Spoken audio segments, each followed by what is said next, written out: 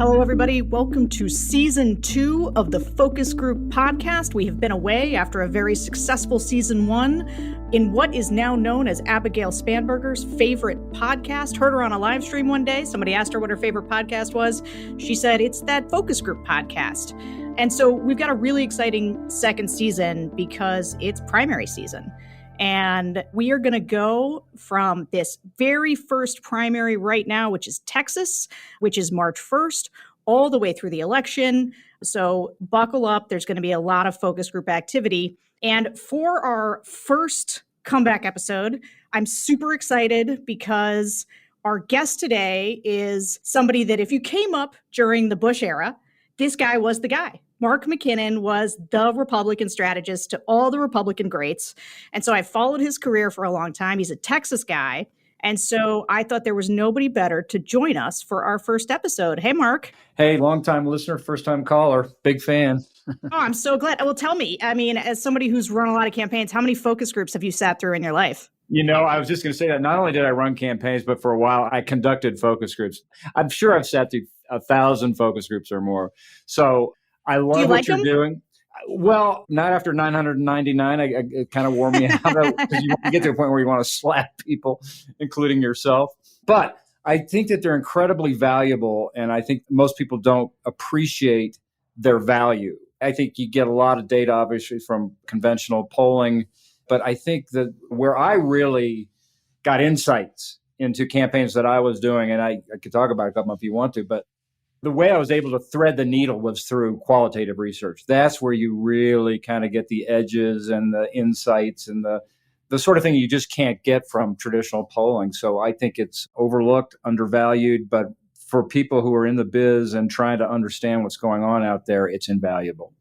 Well, I got to tell you, so I love them. And I actually started doing them in around 2017. I'd always done them a little bit for work, but I started really doing them because I was like, what is going on with the Republican Party? When Donald Trump was the nominee, I was like, I have been living in think tank Washington world because clearly something is going on here I don't understand. And I'll tell you, I started doing the focus groups with Trump voters. And what became clear to me immediately is everything I was missing. Polling will tell you what people think, but it won't tell you how they think and why they're thinking about things. Exactly. And so I love them, and I love doing them in the context of the show so that people can hear that I'm not making it up. I started doing the show so people could actually hear the real voices because I didn't want to be an ambassador and have people be like, I don't know that that's really what people said. And I'm like, I swear to God, you can listen to it yourself.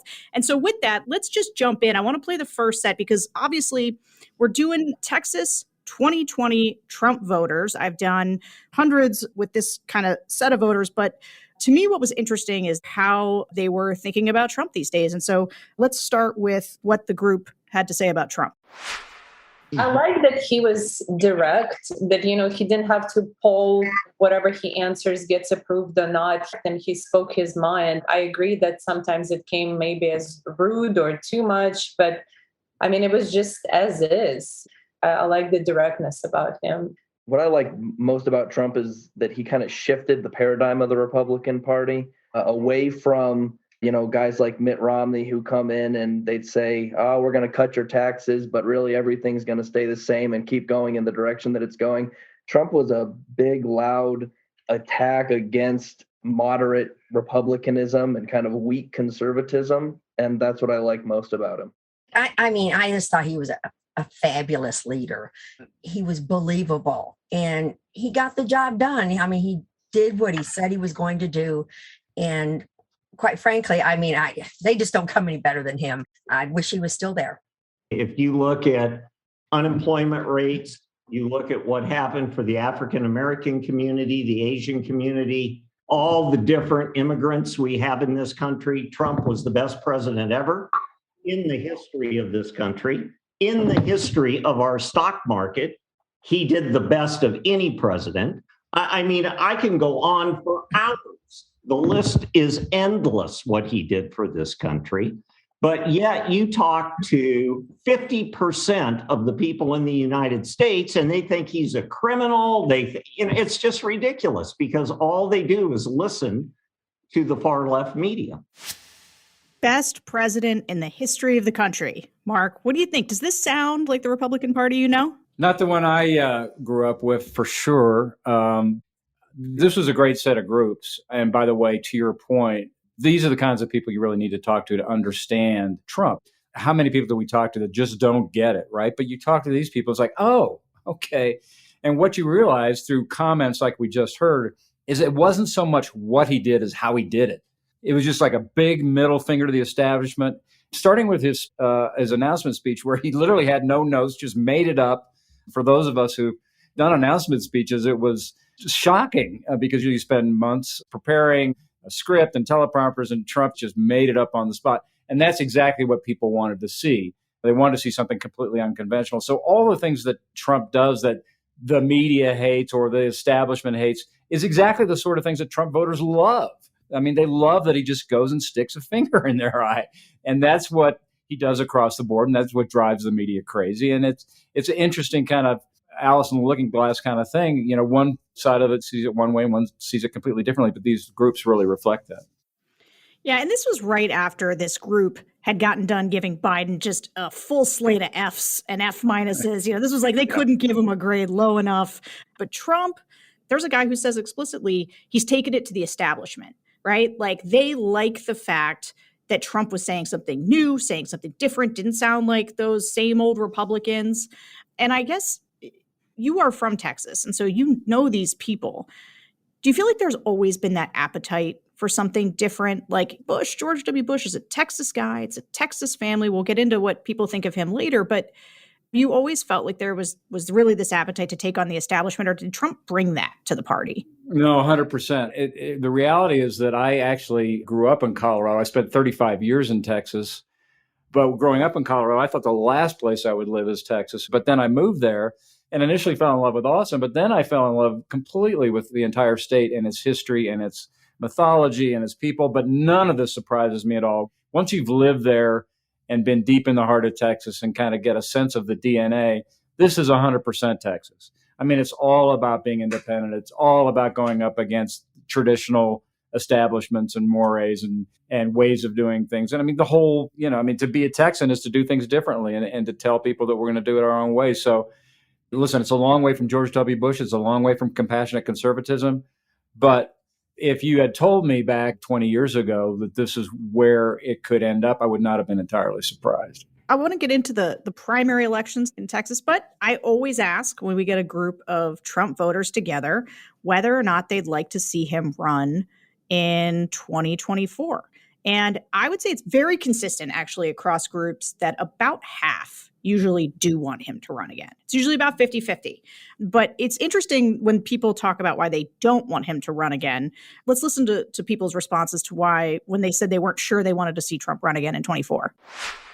I don't think he can win. I hope he can. I would love to see him in office again, but unfortunately, I think there's just too much divisiveness, I guess. All the stuff that's happened in the past, they'll stack the chips against him and use every resource possible to avoid him being in office for another 4 years. Yeah, exactly the same reason. Like, I just don't think he would win, and I don't think we need another 4 years without a Republican. And I think, it would be better to just have a candidate that would have a better chance of winning, even though I may like the guy and like what he did. I think too many people hated him, and people might have voted Republican, but they just didn't like him as a person. So they voted the opposite. So I agree with the other two people that mentioned that I would just afraid that he might lose. I don't mind him as a president at all, and I would have loved to have him. But I feel like if he runs, there are too many people that just hate him that can affect the election results. So, Mark, what's interesting to me about these answers, I think there's part of the conversation among, let's call them elite Republicans, is the idea that actually support for Trump is waning. And there's various polls that they'll sort of point to where Trump is only getting 50% support from the party. But one of the things I've always noticed in the focus groups is that they make this argument that see, people want to move on from Trump. But listening to these voters who don't want Trump to run again, it's not that they want to move on from Trump. It's just that they're not sure he could win. They still like him. Is that how it sounded to you? Yeah, 100%. And I think that was the most interesting thing I took away from these groups. And it was, to me, very revealing. I hadn't seen it in quite this stark revelation. I mean, this was kind of an aha moment for me from these groups. I mean, as you listen to the whole hour and a half of these groups, you really can't find a more dedicated group of Trump supporters, right? I mean, these are diehard Trump fans. You don't get much Trumpier than Texas and much more Trumpy than these voters. And yet, as strong as they were to defend him and support him, they really are pretty practical about the future, which encourages me as, somebody who hopes that the Republican Party ends up somewhere else and evolves. I want them to get Trump off the windshield and onto the rearview mirror, because I think there's great liabilities. I think that these voters see that, even if they disagree with it. I mean, they know that Trump is divisive, that he creates incredible antagonism from the media and obviously from Democrats. But I think that they were much more practical than I usually give voters credit for, which is to say, I love this guy, but I'm not sure he can win again. Because they just realized the thing they love him for is the thing that also creates the problem, right?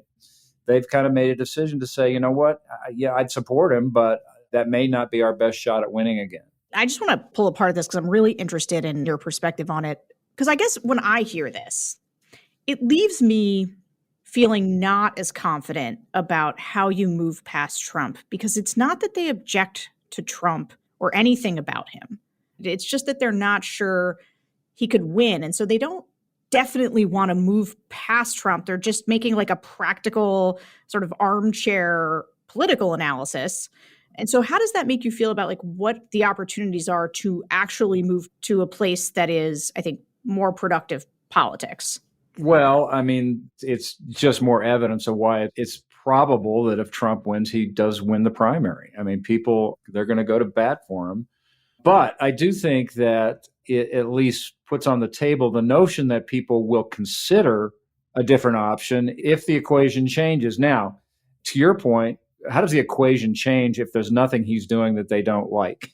Right. But we do have some time before things get formalized. And I think that if staunch Trump supporters like we see in these groups are saying he may not be the best guy to win given the amount of antagonism that he's got, even though I love the guy, it suggests to me that they will certainly consider a different option. And so a year or two from now, if Trump has taken a little bit of a beating, maybe over Ukraine or legal problems or health problems or whatever it is, that they could switch. And once that happens, it could happen pretty fast. Yeah. So those were the people who don't want him to run. But let's hear from people who do want Trump to run again in 2024. And again, I would just say that this split between sort of half saying, I don't think he can win, and half saying, let's do it again, is very consistent across 2020 Trump focus groups.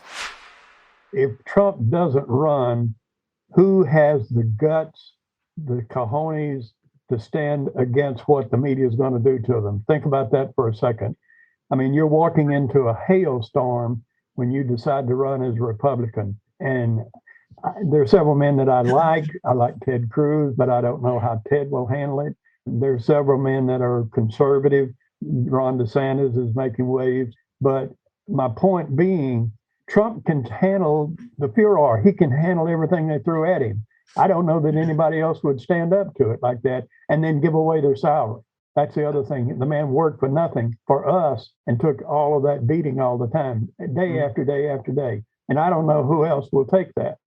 Like DeSantis, like Cruz, I just don't think that they have the wherewithal to get it done.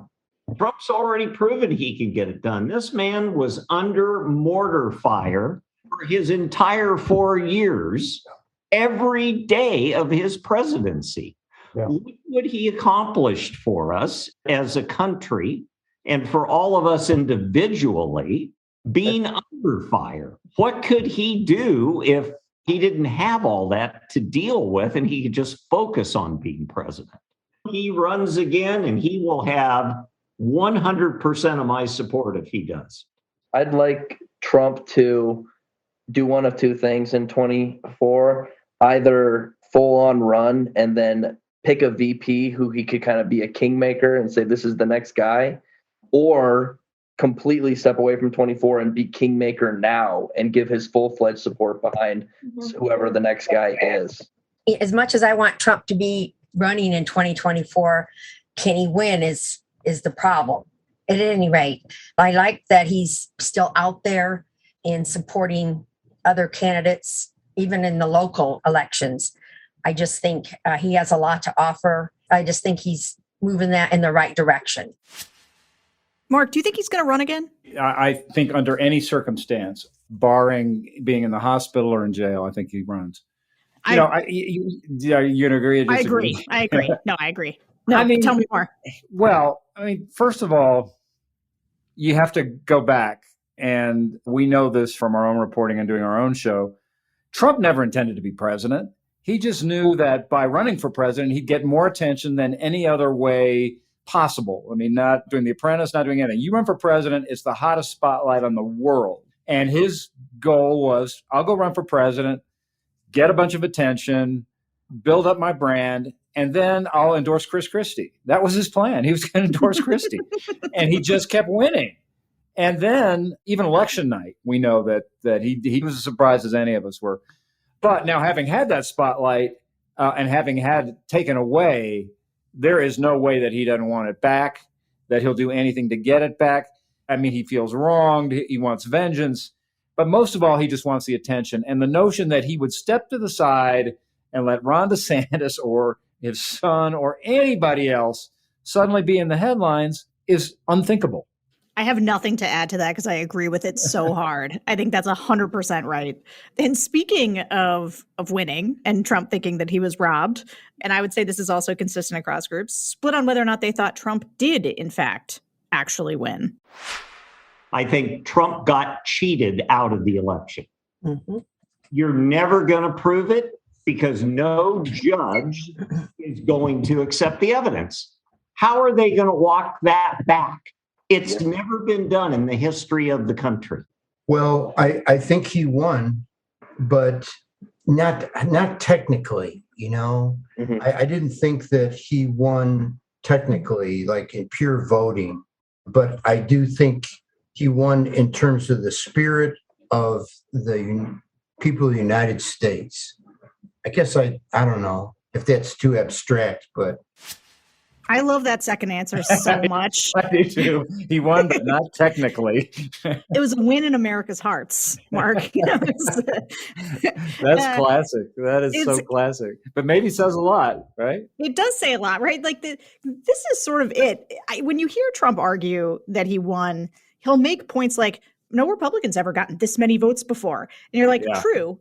Joe Biden still got more. Biden had no crowd, so I won. How can you win and not have crowds? That's right. And you can see how this seeps into people. So there were two people in the group who actually didn't really like Trump that much. There's a woman who was a lesser of two evils voter, and she didn't love Trump. And then there's this guy who actually thought what he did on January 6th was gross, doesn't like him, but still, he's the guy saying he's president in our hearts. And I hear a lot of groups where people are passionate and they will tell you all the ways in which it was rigged and people did this to the voting machines. But for a lot of other people, it's just a feeling that they have. There's just a feeling that he won. Yeah. No, and that was so perfectly encapsulated. He won, but not technically. Listen, we could spend the whole podcast on this, Sarah, but it's the most confounding thing to me I've seen in my political life, the extent to which Trump was able to perpetuate a lie and then convince 3/4 of the Republican Party to support it. That is so deeply disturbing. And yet it testifies, I think, to a much broader sort of psychoanalysis that we could go into about the extent to which people will believe anything enough if they want it badly enough. I talked to people during our show. It's like, oh, yeah, Democrats cheat. Of course they cheat. That's not a question. It's just that's a fact. They cheat. So we'll be studying it for years. The fact that Trump did it doesn't surprise me. The fact that 40 million people believe it is astonishing in the face of all facts and evidence. But this is what I see. You hear people talk about polarization, and it is a sort of a political science term around how people, they have negative polarities, right? It's not even that they love their side. They just hate the other side more. But answers like these are the ones that I find so interesting because they live in a world that the other side could just never understand. These Republican voters are like, well, of course Biden didn't win. Did you see him? Just look at him. And that's their answer. It's just look at this guy. He was in his basement. He didn't win. Whereas you get Democrats frequently who are like, how could anybody possibly vote for Donald Trump? Why would anybody like him? He's a revolting human being. There's no universe in which I could understand a human who would look at that and find it attractive. And of course, you listen to the Trump voters, and I mean, it's like rooting for a favorite team every day. And so polarization to me is the way people live in a place that is so apart from their political counterparts that they couldn't even begin to fathom how they could think the thing that they do. And that's why Trump was so successful and put this partisanship on steroids, is because it became not so much about issues or even ideas as it is about sort of culture, lifestyle, attitude, approach. And that's how things became so much more divided than they had been, I think. Yeah. And speaking of things that people believed, we asked and have been asking all year, all through 2021, we've been asking Republican voters, Trump voters, what they think about January 6th. And let's hear what this group had to say. Oh, gosh, I probably don't even want to say, but I don't think it was Trump's fault at all. Actually, I would like to have gone to Washington, D.C. that day, but not for the kind of reasons that happened. But it was very unfortunate what did happen. Maybe I'm paranoid, but I think there were people inside the group that went into the Congress and the halls there that were agitators. I think that there were people agitating it that weren't Trump supporters. I think BLM and some other Antifa groups and this sort of thing were in there. That's my opinion.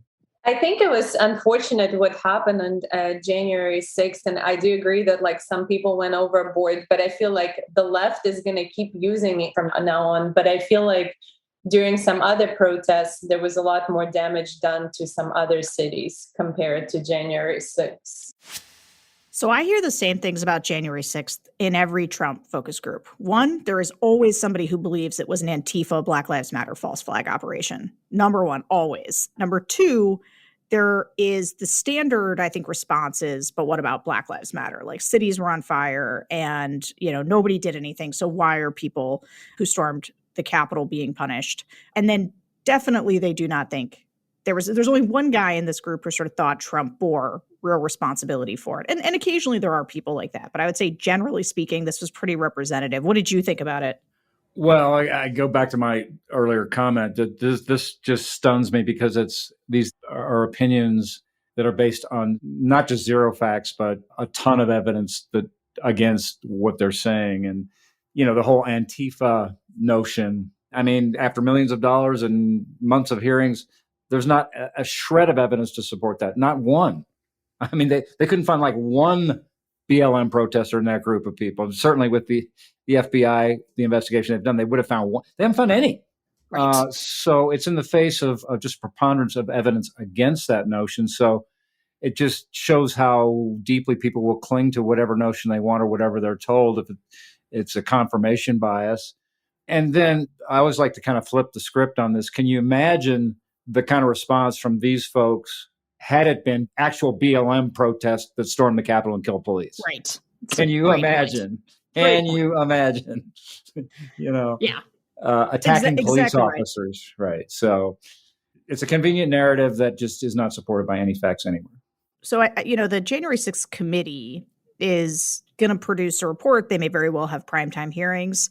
When you hear voters like this, do you think any of that penetrates ever? I'm pretty skeptical.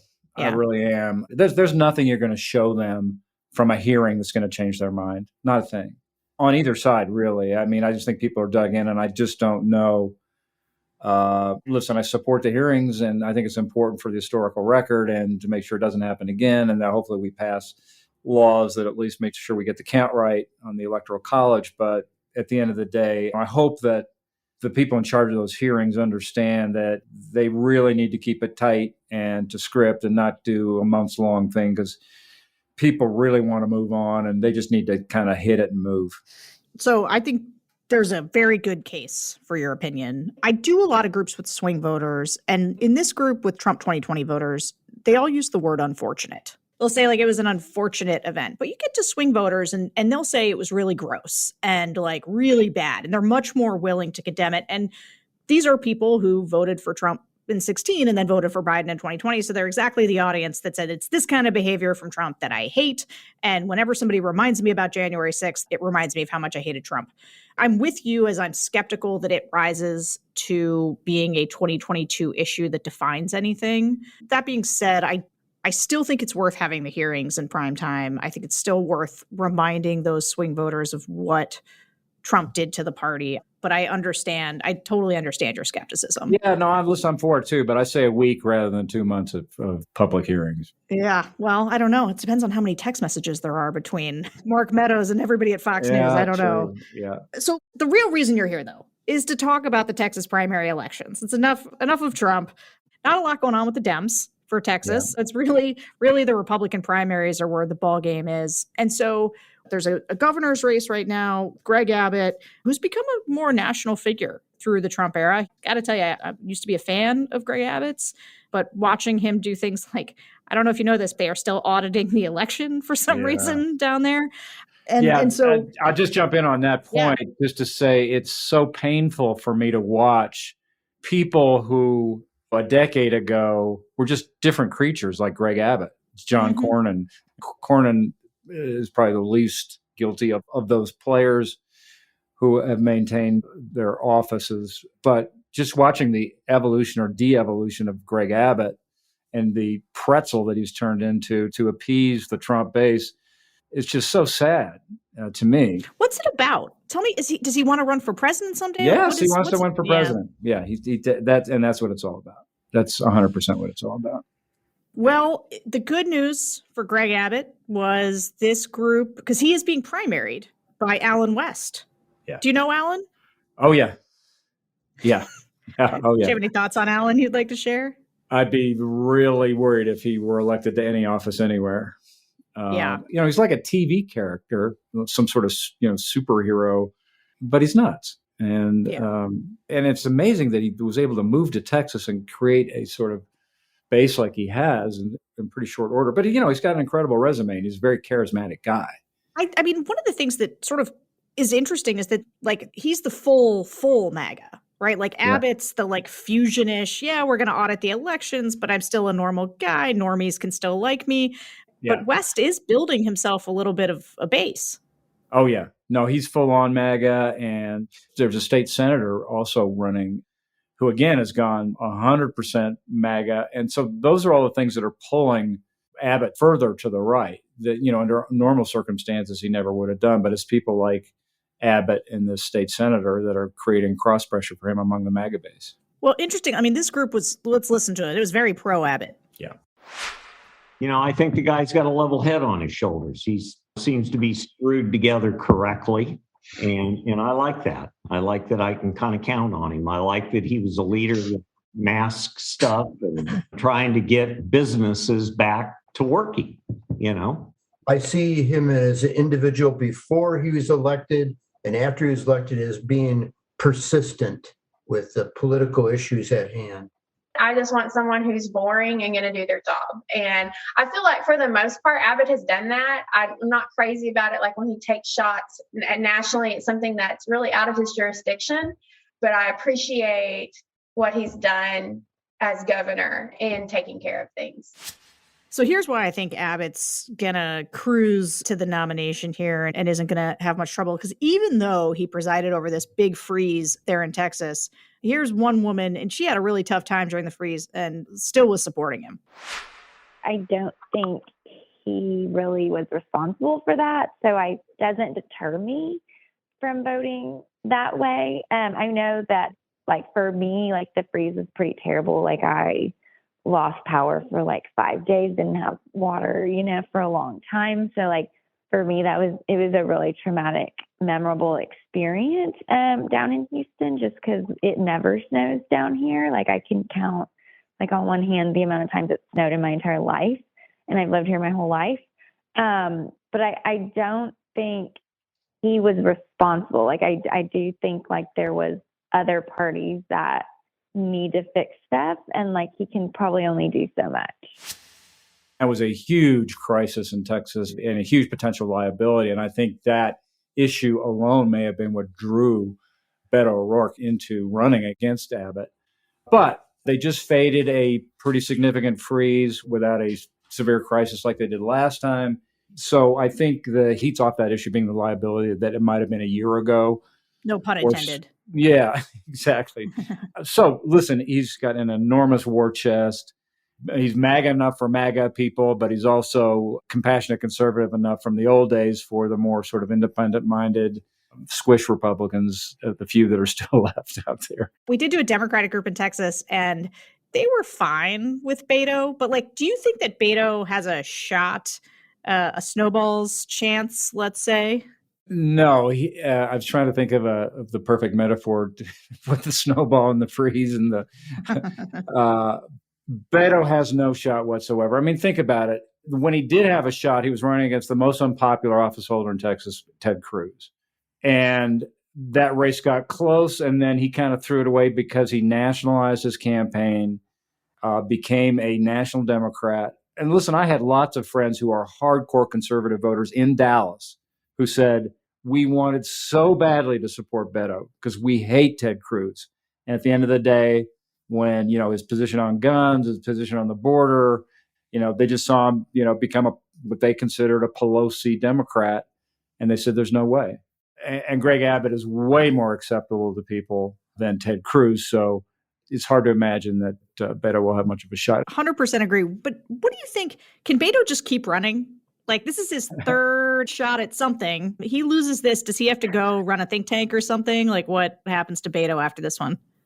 Well, he was kind of doing a think tank before this, sort of a Stacey Abrams version in Texas of, making the state blue, and sometime in the, while we're still alive, skeptical about that. But the reason he keeps running is he's supremely talented. He's sort of a natural. I mean, you watch this guy in person, he's so good. And boy, you just talk about if he had run that Senate race just a little bit differently, I think he could have done it. But that was his shot, and I think he blew it. So I want to ask you actually about that hope, the great Texas hope of turning Texas blue. And what do you think the prospects are for that? It's like Texas is, and Florida, they're like Lucy with the football for Democrats. I don't see it. I don't see it anytime soon. And like I said, maybe not even in my lifetime. The problem is that Democrats and the national media are seduced by this notion that there's a demographic wave that's changing the state. The demographic wave that they're referring to is the increase of Hispanic voters. What they don't get is that many Hispanic voters are very conservative. And Trump got a ton of Hispanic support along the Texas border. So they really misdiagnose what Hispanics are all about, and especially Hispanics in Texas. At the end of the day, Texas is just, any way you put it, is a very conservative place. So unless there's just some really fundamental change in the dynamic of the parties anytime soon, I just don't see it, because yes, the complexion is changing, but the culture and the politics are not. Yeah, I was talking to a reporter the other day who had seen something I tweeted out about when I was doing the Texas Dem group.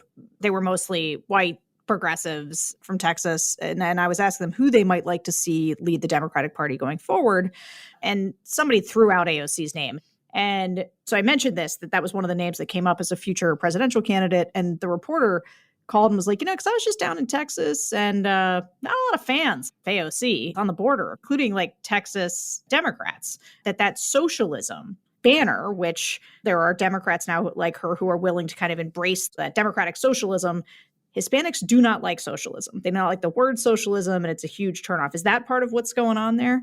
Yeah. I mean, I think that Democrats, largely because of AOC and the squad, there was just a lot of discussion in the political echo chamber 2 years ago, a year ago, about socialism-like policies and defund the police. Mm-hmm. And those kind of things are really anathema to, I'd say, most voters, but especially Hispanic voters. Hispanic voters are very law and order driven. And so this notion of defunding the police, I think that has deeply affected Hispanic support, not just in Texas, but elsewhere as well. So I think the drift toward the AOC agenda has really hurt the prospects for Democrats in places like Texas. Yeah, what's interesting to me, and I think Democrats, if I could channel Democrats pulling their hair out over the Hispanic vote turning more MAGA, would be, but he said they're not sending their best. He called the people, coming across the border, rapists and murderers and drug dealers. Why doesn't he pay more of a penalty for that type of thing down along the Texas border? Well, again, it's sort of counter conventional wisdom, but there are Hispanics who agree with that. Right. They'll say, listen, we came across and we got our papers and we did it right. And they kind of want to shut the door now. It's like, we got here the right way, and we don't like the idea of people breaking the law, and we're real law and order types. So some of that language may have kind of stretched it a bit, but fundamentally they agree with the principle that if you want to come here, get in line. Yeah, I think that's right. So the other race going on in Texas that's an interesting one is the attorney general race. And this is all about the primary. And one of the things that's amazing about this race is that so it's the attorney general race that is between Ken Paxton, George P. Bush, the young Bush nephew, Louis Gohmert, the best dentist in Texas, I don't know, and then a woman named Eva Guzman. Yeah, she's a former Supreme Court justice. That's right. And so what's interesting about this race is Ken Paxton, indicted over the last couple years. They were not hurting him one bit. Let's hear what people had to say about this AG race. I've lived here 22 years. So, in Texas, I pay attention to this stuff. He hasn't done anything to get me sideways with him. Even though Ken Paxton is under indictment, the fact is the other most well-known candidate in the race, George P. Bush, that Bush name is just doesn't carry much these days in Texas. Actually, it's like a albatross around George P.'s neck. I'm disappointed. I voted for George, and it broke my heart when he came out and became an anti-Trumper, and the whole family seemed to go against Trump, and it disappointed me. I voted for both of them, and I lost respect for them after the Trump situation. Political dynasty families in general right now, they're not high on my list either. So not only do most of these voters, they're fine with Ken Paxton, they like him, he seems to be the far and away front runner, but they don't like George P. at all and the whole Bush dynasty. So I know that you were a Bush guy. How does it feel to listen to people talk about Bush this way? Well, it's amazing. I mean, this, as you have noted, is the one race that, at least on paper, looks interesting, right? Because you've got a extremely embattled attorney general under indictment and all kinds of problematic ethical accusations, at the very least, that would be highly problematic for any office holder, much less an attorney general. So I think everybody saw that as the race where an incumbent could lose. And then you stack up a pretty good field of Eva Guzman, who's the former Supreme Court justice, Louis Gohmert, who's a well-known character and big MAGA guy. So he's kind of the, your strong MAGA guy. And then you have George P., who gets the best and the worst of being a Bush. I mean, he gets the name ID and kind of gets on the map by being a Bush, but then it's a huge liability. And so he gets a going and coming. And when I first met him, I thought he was the most talented of the Bushes. I used to call him 47 because I thought someday he'd be a president because he has an enormous charisma and media capabilities. But again, watching him go through the gyrations of trying to navigate Trump world as a Bush has been super painful. And I think that we're seeing the results of that in this race. Although I would say that, unless Paxton gets 50%, there's going to be a runoff. So if George P. is in the runoff, which looks highly possible, he could put together a coalition of the Guzman and Gohmert votes and potentially beat Paxton in a runoff. But I guess the bigger question, look, George P., I think I made fun of him on Twitter a little bit because he came out with like a koozie, like a beer koozie or something with a quote from Trump. And that's the only Bush I like or something like that. I came of age in the Bush era and think that George W. Bush is a very good man. Would have liked to have seen Jeb emerge in 2016. I was somewhere between a Bush and a Rubio person back then. But the Bush name is, they all talk about how disappointed they are. It broke their hearts when he came out against Trump. And the thing is that to me, George W. Bush, and look, if you're a Democrat, you might even say, what is even the difference between George W. Bush and Donald Trump? They're just as bad as each other. To me, there is a massive universe of difference between a George W. Bush and a Donald Trump. They're not part of the same political party or part of the same class of human. And so the idea that there was a deep loyalty, I think, to the Bushes, and now there's sort of an antipathy toward the Bushes in the state, I think to me says a lot about where the party's headed. What does it say to you? Well, it says a ton. I mean, George W. Bush was the compassionate Republican that drew me across the bridge. And I think millions of others, independents or conservative Democrats said, oh, that's what I am. Yeah, I like that. And we have come so far from that with Donald Trump, and it is completely unrecognizable from the party of George W. Bush.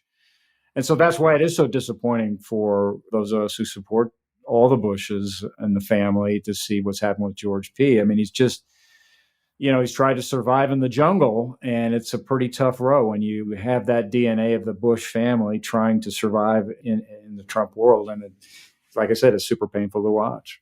I look at Romney McDaniel and George P. and people who say I gotta cast off my family name in order to survive in this, and I don't get it. We need to wrap up here, but was there anything else that you found interesting that I didn't ask you? Well, I'll just summarize that I found it, not surprising the extent to which Trump maintains loyal support among his base, but I was surprised by the extent to which they are sort of looking at this practically to say, as much as I love him, maybe he can't win. And I think that's a little ray of sunshine in there for, hopefully another Republican emerging in 2024 that doesn't have the last name Trump. If it was Ron DeSantis, who is the number one name that gets thrown out beyond Trump, would you feel like that's a good direction for the party to go in? No. No. I mean, part of my concern is that, this is like the most interesting focus group I've seen since I can remember, because it was so well done and so smart and so revealing. But the most interesting poll that I saw recently was a poll that just, did the ridiculous, if the election were today, a hypothetical Republican beats Joe Biden pretty handily. But when they paired up Joe Biden against Donald Trump and against Donald Trump Jr. and against Ted Cruz and against Ron DeSantis, he beat them all, not by a lot, but he beat him 45-43, 45-44, 45-41. And I was like, geez, that's a really interesting thing. But what it says to me is that Biden's not popular, but anybody who's associated with Trump has got issues. And this again goes to my whole thing about Youngkin winning in Virginia. If you can put a Republican up in 24 like that, they can get Trump, keep him at arm's length and get him out of the picture, the upside's incredible. But if you're like Ron DeSantis or if you're like Ted Cruz and you're just trying to be more Trump than Trump, then I think there's liabilities there. So I think Ron DeSantis is just like a Trump on steroids and probably actually smarter than Donald Trump. But I think that his blueprint is to be more Trump than Trump. No doubt about it. Mark, it was so great having you listen to this focus group and talk about it. I'm a big fan. And thank all of you for listening to our first episode. I got to tell you, I had big plans to just go primary to primary to primary, but there's legal challenges all over the place. And so North Carolina is getting pushed back. And so we're going to do a few episodes here on some issues. We're going to talk Ukraine with a number of focus groups, and we're going to talk about where people are on some of the January 6th stuff. So we got a lot of good content coming your way. I hope you will keep up with us every week because we're going to go straight through the election. Thanks so much for joining us. Bye-bye.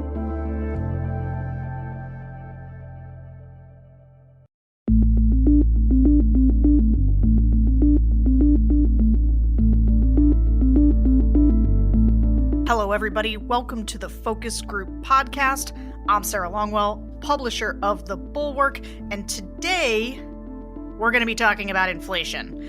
It is the kitchen table issue on everybody's mind, and in fact, one of the number one places it's hurting voters is in the kitchen. This probably sums up how you're feeling about inflation right now. It's ridiculous. It's ridiculous. It's crazy. It's crazy. It's ridiculous. It's ridiculous. Ludicrous. People are not happy about inflation. So over the last 6 weeks or so, we've done a lot of different groups. We've done Republicans, we've done Democrats, we've done folks in Texas, we've done swing state voters, we've done young voters. And while they talk differently about just about everything, the one thing they all sound the same on is how concerned they are about inflation and rising prices. So with me today, I have my best friend and secret podcast co-host, Jonathan B. Last. JBL, thanks for being here for this very exciting topic. Thanks for having me. I'm ready to play. So I got to tell you, just as a background piece of information, originally there were supposed to be primaries right now. North Carolina primary was supposed to be happening. For legal reasons, they have moved their primary. And so I thought we'd get into some issues because these issues are going to be, based on what I'm hearing from voters, they're going to be top of mind going into this election. Sure, unless there's a nuclear war. Unless there's a nuclear war. That's true. So let's hear some of these voters talking about the price of food, which I would say is the number one thing that comes up. I've lately been buying milk at the dollar store and this kind of thing. And I think that it's just my reaction. It's not really consciously, I just look at the prices in the grocery store and whatnot and say, oh my gosh, that's really expensive. And then I go somewhere else and I find a better price. My grocery prices are out of control. I eat at home a lot and cook, and my grocery bills are outrageous. They're so much higher than they normally are. The attitude of America is suffering because we just don't know how to handle this because we've never had this before in our lifetime. So inflation is on top of that, and it hurts because it hurts me. I cook for a living for another family. They pay me and the prices are growing up. So how much profit am I going to get now? So JVL, prices are rising at the fastest rate in probably 40 years. And Joe Biden is stuck in the low 40s, high 30s, depending on what poll you're seeing. Although I did just see one from NPR that has him jumping after the State of the Union up to 47%. But my question for you, and with, as you mentioned, the war going on, which is likely to potentially increase prices as well, how do you see this playing in the upcoming election? I suspect inflation, as you said, is probably going to be part of the main case against Biden and Democrats for reasons which don't make a ton of sense. When people say, my grocery bills are out of control, which is one of the things we heard, I understand things have risen. The consumer price index rose 7.5%.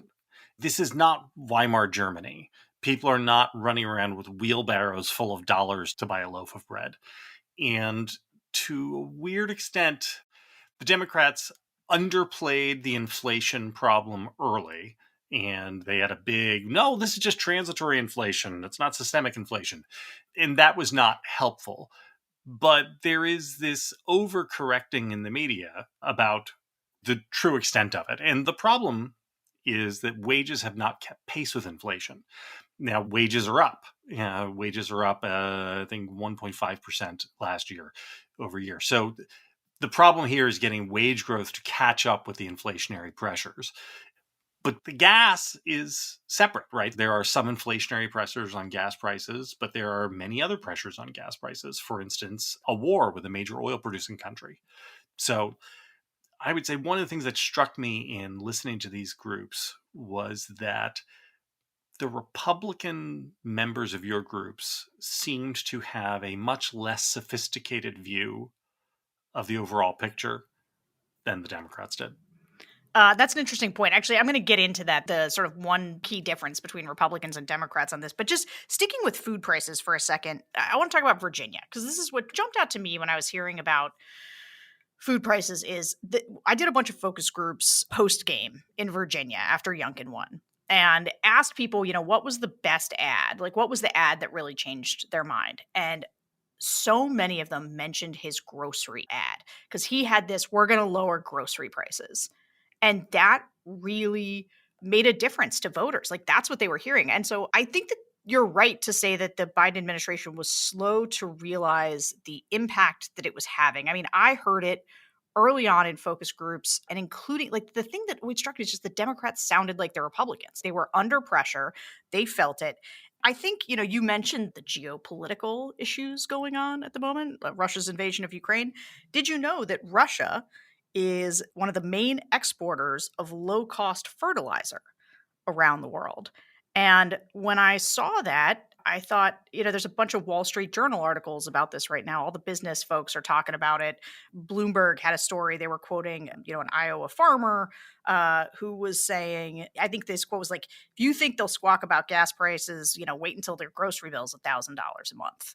And so like, this is a real pain point for people. And my question for you is, how much of it would you say, like, does Joe Biden have any control over this? Minimal control, I think. Because what this is all really about is a gestalt sense of how everything is going. Let me just tick off some numbers for you, okay? About the actual economic reality in America right now.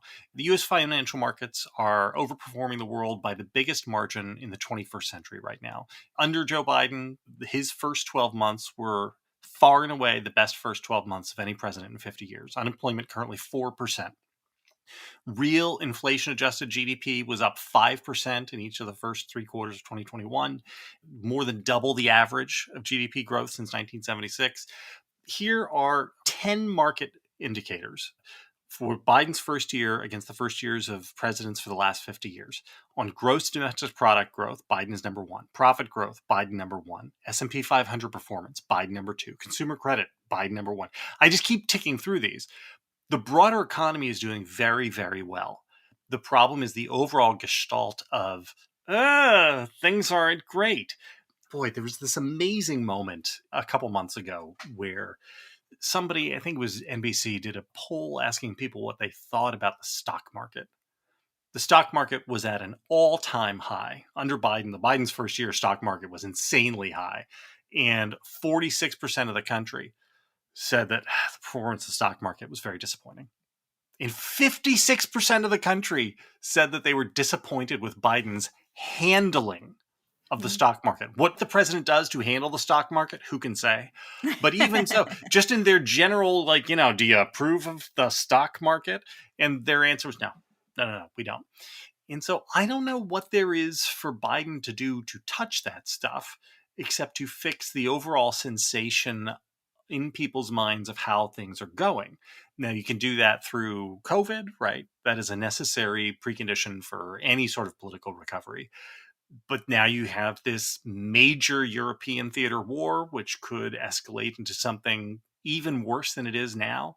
And for now, the best case scenario is probably just that it is a gigantic humanitarian disaster in the heart of Eastern Europe. Those things are going to be hard to fix, and they are going to contribute to the overall sense of what are things like under Joe Biden.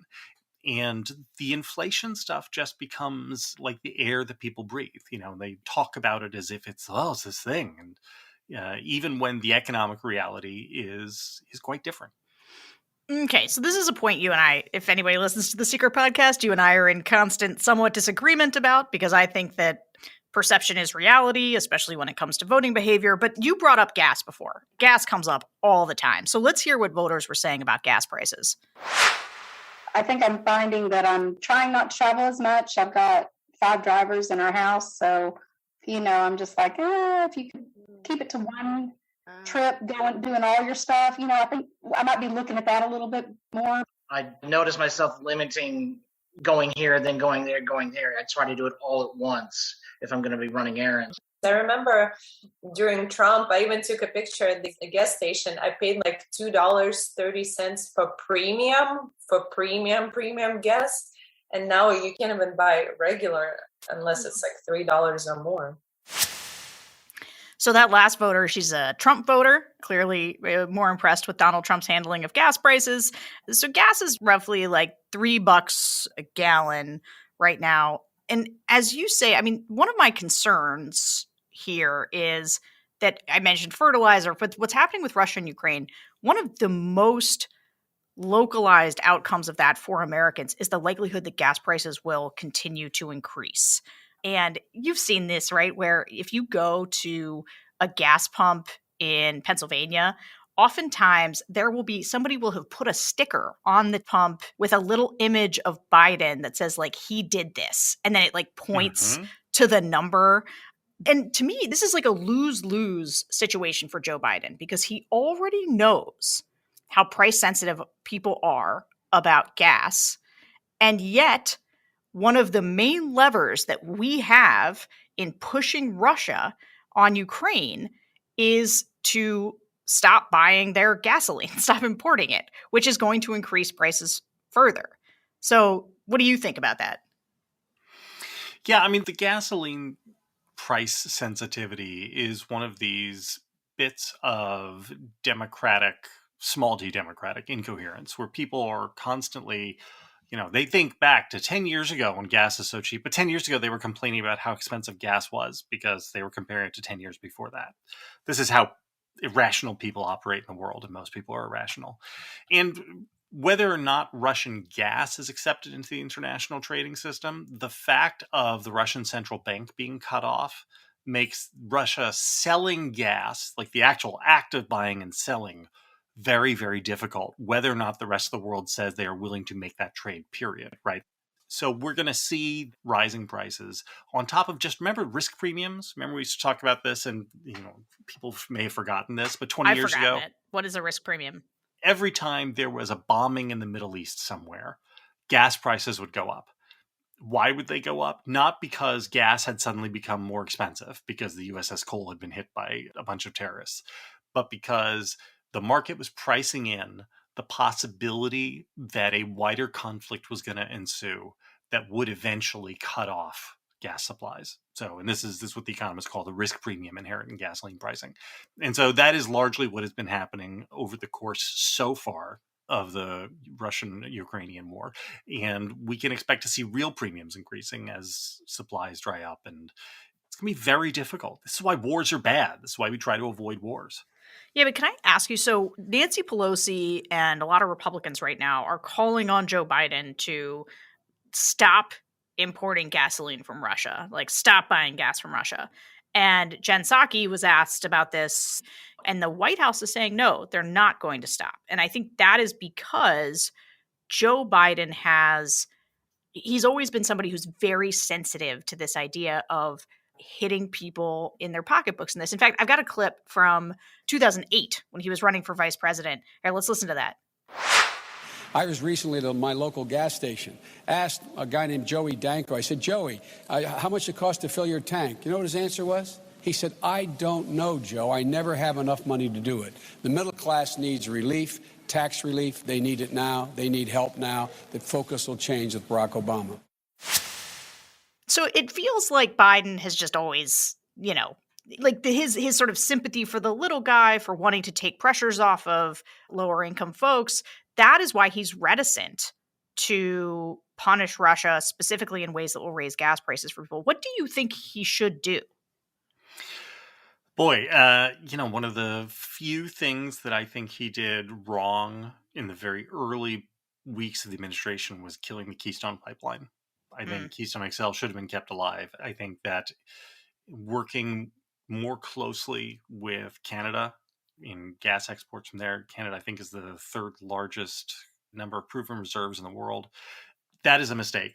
And it was a mistake at the time. And it was politically a mistake. The Keystone Pipeline was pretty popular, just not among Democrats, which was the problem. It was deeply unpopular among Democratic voters, which is why that was one of his sops to his own party. What Biden is doing here is very, very clearly understanding the link between political viability at home and the ability to project power abroad. He understands that all the tanks and all the missiles and all the airplanes in the world are absolutely useless if the voters in the democracy don't support involvement in a conflict. And he's trying to take care of that in ways that I think are quite responsible, and for which, again, I expect him to get almost no credit from voters. So the three things I hear about on the economy and on prices going up, it's food, grocery store prices, it's gas, and then the third thing that I hear a lot of, especially for people who are in their late 20s and 30s, is rent and housing prices. I feel it on the daily, that with anything from going to the corner store to going to the grocery store. And then right now we're living in a smaller place because I'm trying to save to buy land. And even looking at land in other places, it's just crazy how everything's gone. And then with the pandemic and everything else, it's just jumped and skyrocketed on everything, even small plots, quarter acres, stuff like that. It's went nuts. Okay, like you used to be able to get like an acre of land, you might be able to get one for $1,000 if you look in the right place. But nowadays you're looking at an acre for like 10 grand in some places. My rent went up in 1 year, and I'm living in the same place like year after year is crazy. Like, I've been looking to buy a house sometime like in the next couple years, and it's almost impossible. Like for reference, like one of my friends bought a house before COVID, and it was like a moderately priced, let's say it was like $450,000 house. Now, like the same houses are selling for like $600,000, $700,000. So home prices are scaring me. Our old house that we bought, it tripled in price. You can't find anything the moment that something goes on the market. You know, it goes over $50,000 to $75,000.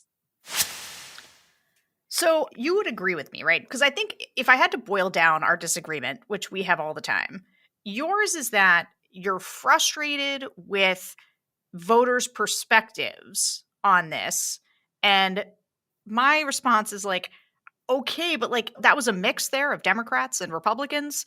Mm-hmm. The pain is real, right? The reality of the situation is that they are feeling prices go up at the pump, in the grocery store, where they live, like in the places that are the most essential to their lives. And I just don't see, whether they're not thinking big enough about the broader economy, like, you know, rich people care about the market. These are people trying to figure out, like, do they have to drive less so that they can afford gas? Like, to me, that just seems like the kind of thing that is deadly for the party in power, regardless of whether or not the party in power is actually to blame. Yeah, I think that's probably correct. And the real estate thing, I really flagged all of that part of these groups because the understanding, especially the gentleman talking about the plot of land, right? The acre that you used to be able to buy an acre of land for $1,000, now it's $10,000. This is a guy who I think does not really understand what's been going on, right? So this current surge in real estate prices goes back about a decade. It begins with the actual recovery from the last housing bust, which went from 2004 to 2009. And it has increased a lot over the last 3 years for a couple reasons. One of which has been the persistence of low interest rates, even under the expectation that the interest rates were going to start rising. The increase of remote work, which has liberated potential buyers to start looking in diverse places. The giant increase in the corporate buying of residential properties. So you've had a lot of big groups coming in, buying up residential properties and turning themselves into landlords. And finally, the decreased supply of properties as people are becoming reluctant to sell. So what you look at, you see housing inventories all across the country, way, way down. And that this is why prices have gone up. Now, somebody else in one of your groups here said that he really wants to slow things down. That was his response. This was a Republican. No, I'm sorry. One of the Democrats said they really wants to slow things down. I promise you that when things slow down, it will be because interest rates are rising and that these same consumers will not like it at all. When interest rates rise and the price of getting a mortgage goes way, way up, and all of a sudden the people who are sitting on homes and want to sell, can't sell them, they're going to look at it and say, well, see how terrible this is. My point is that a lot of this stuff is kind of zero sum. And if you are sitting on a house right now, you're super happy with the housing bubble. If you're a first-time home buyer, it's really frustrating and scary. And everybody who's sensible looks at this stuff and thinks it's not sustainable. But when the correction comes, nobody ever likes the correction either. And so I'm so glad you brought up this point. I think it's a crucial point. Interest rates are starting to go up, right? They're going to have to start to go up. And this is they already are. Right. It's already happening. And so that is going to happen under Joe Biden, you know, whether he likes it or not. Those interest rates are going to have to start creeping up. And, you know, things that people talk about that they care about economically, like the debt. I remember a Republican in one of these groups telling me. Yeah, I had that written down. Telling me, like, I was like, oh, well, she said the debt was really important to her. And I was like, well, how do you think Trump's doing on the debt? And she said, well, I really think he's chipping away at it. And I remember being like, no, he's not. He's spending a ton. And I do feel for Biden in this, because I do think so much of this is completely beyond his control. And in some ways, we could have been raising interest rates years ago during Trump when things were really good, when we had a red hot economy, but we didn't. We kept everything cheap and flooded with cash. And worse. The time to manage an overheating economy is when things are going good. It is exactly analogous to the argument that you see from Republicans sometimes, which says, more people have died from COVID under Biden than under Trump. Isn't that interesting? Without any recognition that the reason so many people have died is because of the way Trump managed the beginning part of the COVID and allowed it to go out of control, and then botched the vaccine rollout and then polarized the acceptance of vaccines. And the same thing is true on the economy, where when things were going well and some brakes could have been applied to it to make it more sustainable, Trump kept throwing coal into the furnace, or pumping it full of sugar, whatever metaphor you want, because he wanted the economy super sweet for when he was running for reelect. And I don't know what the answer is, but there was one voter in your Texas Dem group who really impressed me. And she said, it's like we're in the same storm, but all in different boats.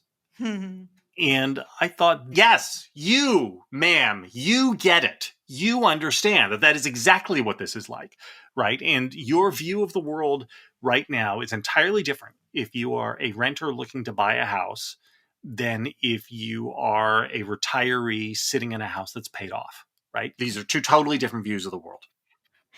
Let's take a break. And when we come back, we are going to get into who blames Biden and who doesn't with these groups. We'll be right back. So do you ever listen to a Bulwark podcast but wish you could also weigh in with your comments or your questions? Join us for Thursday Night Bulwark. Every Thursday at 8 o'clock Eastern Time, join a rotating cast of Bulwarkers on Zoom to talk about the day's news or go deeper on topics that don't get their due in the fast-paced news cycle. Political news today is a lot of things, but it is not boring. And our team is here to help you make sense of it all. Thursday Night Bulwark is only available to Bulwark Plus subscribers, so join us at plus.thebulwark.com. All right, JVL. So what was interesting to me listening to these voters across the political spectrum talk about inflation, gas prices, grocery prices, housing prices, they sounded exactly the same as they would talk about sort of the pain points.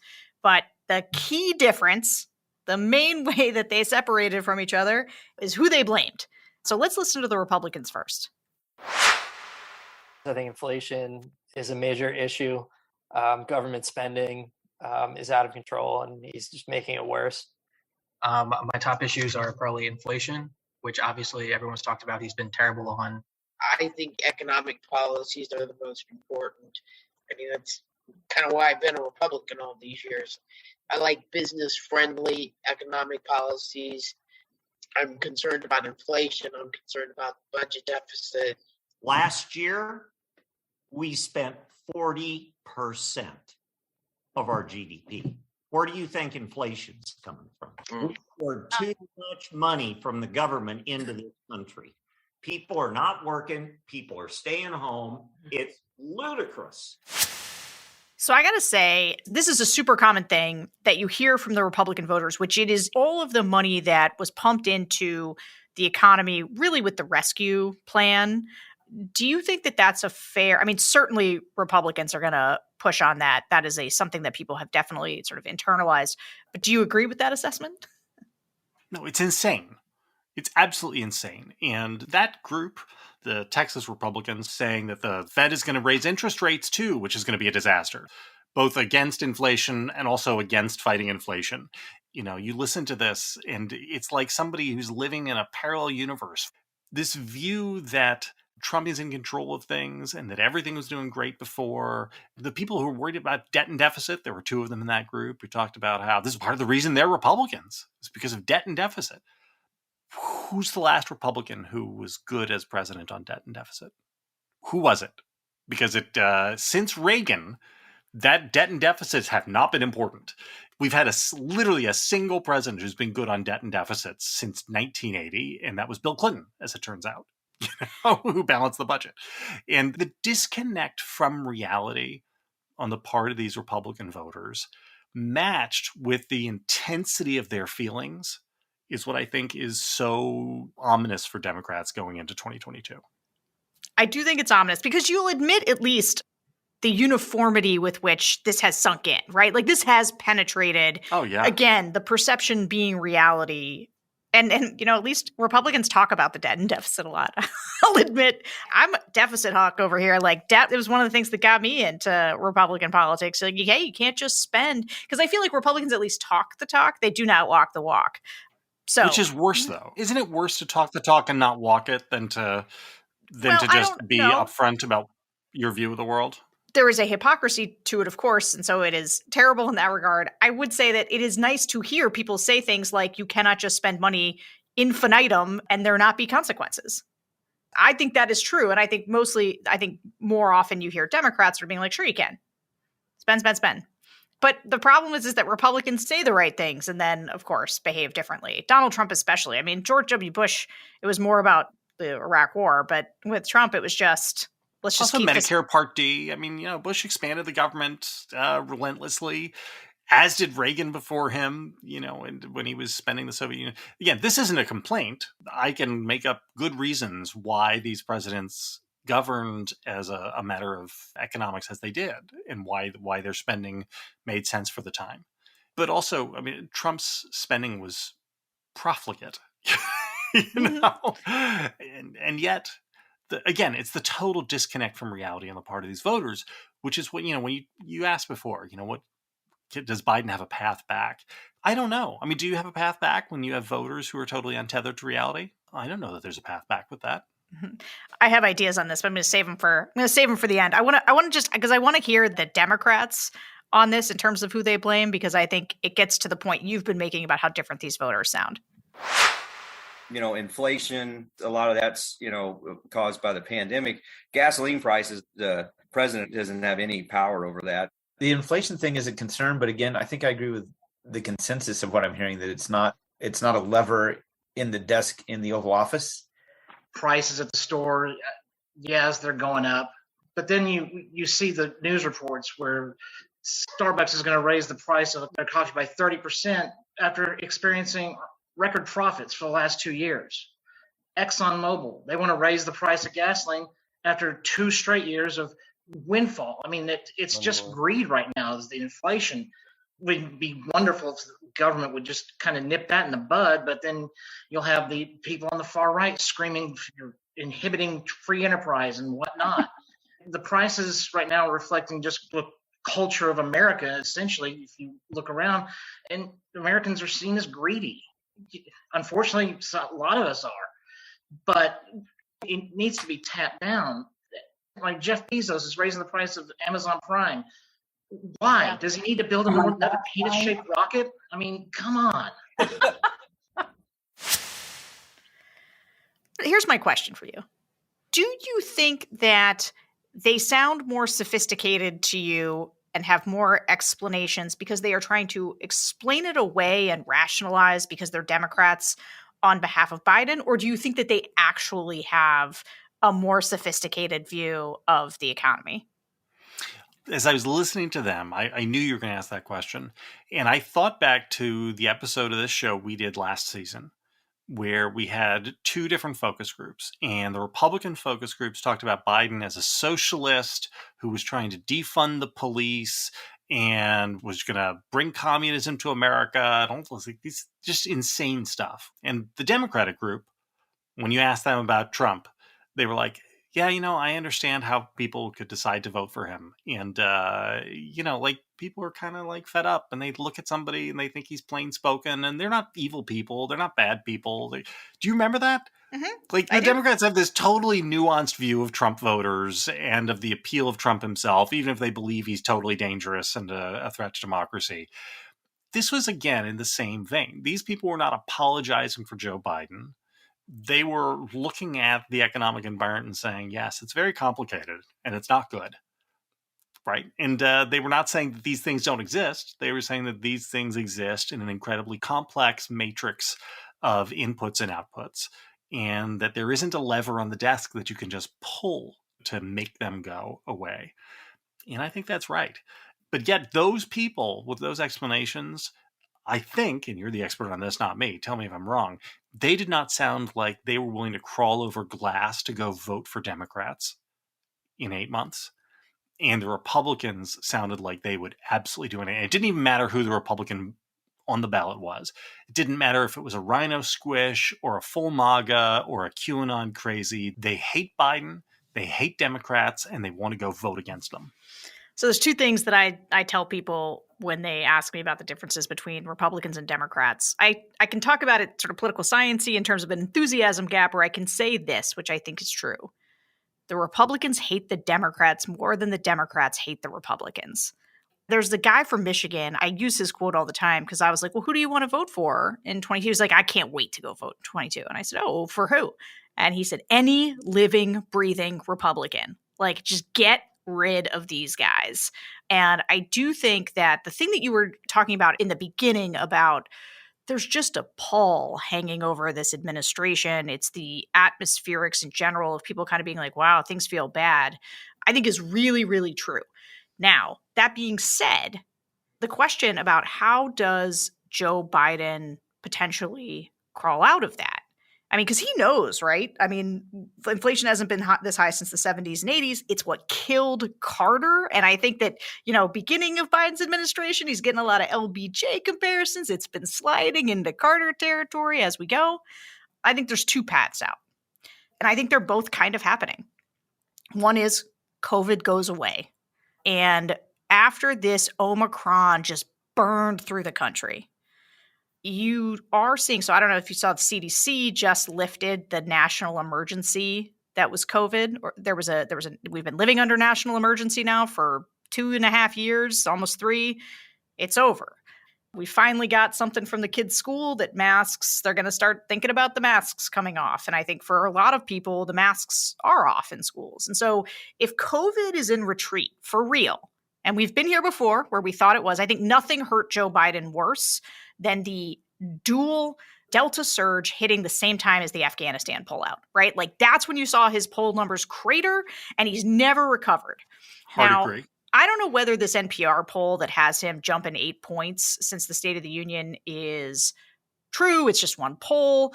But I would not be shocked if we started to see his numbers go back up based entirely on conditions improving around COVID. And I do think that a lot of these inflation, they have been attendant consequences of COVID, supply chain, labor shortages.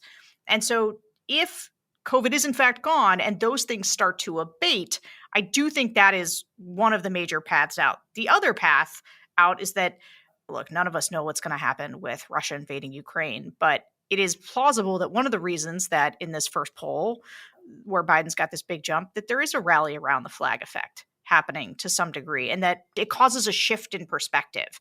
And you get, just like Afghanistan and Delta had the dual cratering effect, that you get rallying around Zelensky and the Ukrainians, people feeling like Biden's handling that well as COVID going away, that starts to lift him back up. Plausible? No. Oh, I just don't. I'm sorry. I just don't think so. The Democrats are going to lose the House. And the only real question is whether bad candidate selection on the part of Republicans in the Senate can cause enough of avoidable losses in order for the Dems to hang on to the Senate. The bump we're seeing right now is largely Democrats coming home, right? Because the reason Biden was at such a nadir was that he was losing Dems on those polls, and he's getting those people coming home now. And so we should expect that, right? I think his natural floor is probably like 44%, 46%, not like 42, 41 where he had been. So 38. 38 and some. Yeah. No, I mean, you saw that, right? I think his natural floor is a good bit higher than that. And if things start to go well, he'll creep up to that natural floor. But the polarization is not going to go away. Look at the way elected Republicans are treating this crisis by running around and calling Biden weak, calling him a liar. Donald Trump put out a statement. No, not a statement. I guess it was on with Maria Bartiromo the other day, and basically encouraging China to attack Taiwan because of how weak Joe Biden was. Our polarization is so deep that I cannot imagine a rally around the flag effect happening in any meaningful way for Biden on anything. Not war, not COVID, not nothing. Yeah. So I take your point that it is Democrats and independent Dem leaners coming home. I think you're absolutely right about that. My position has always been that it is not that people hate Joe Biden, but that it is a lot of these conditions that are dragging him down. And my frustration has been that, look, while he can't do much about those conditions, he could do a lot about how he's communicating about them, how visible he is on that. I mean, one of the absolute through lines in the focus groups, especially among Dems, is how little they see of Joe Biden.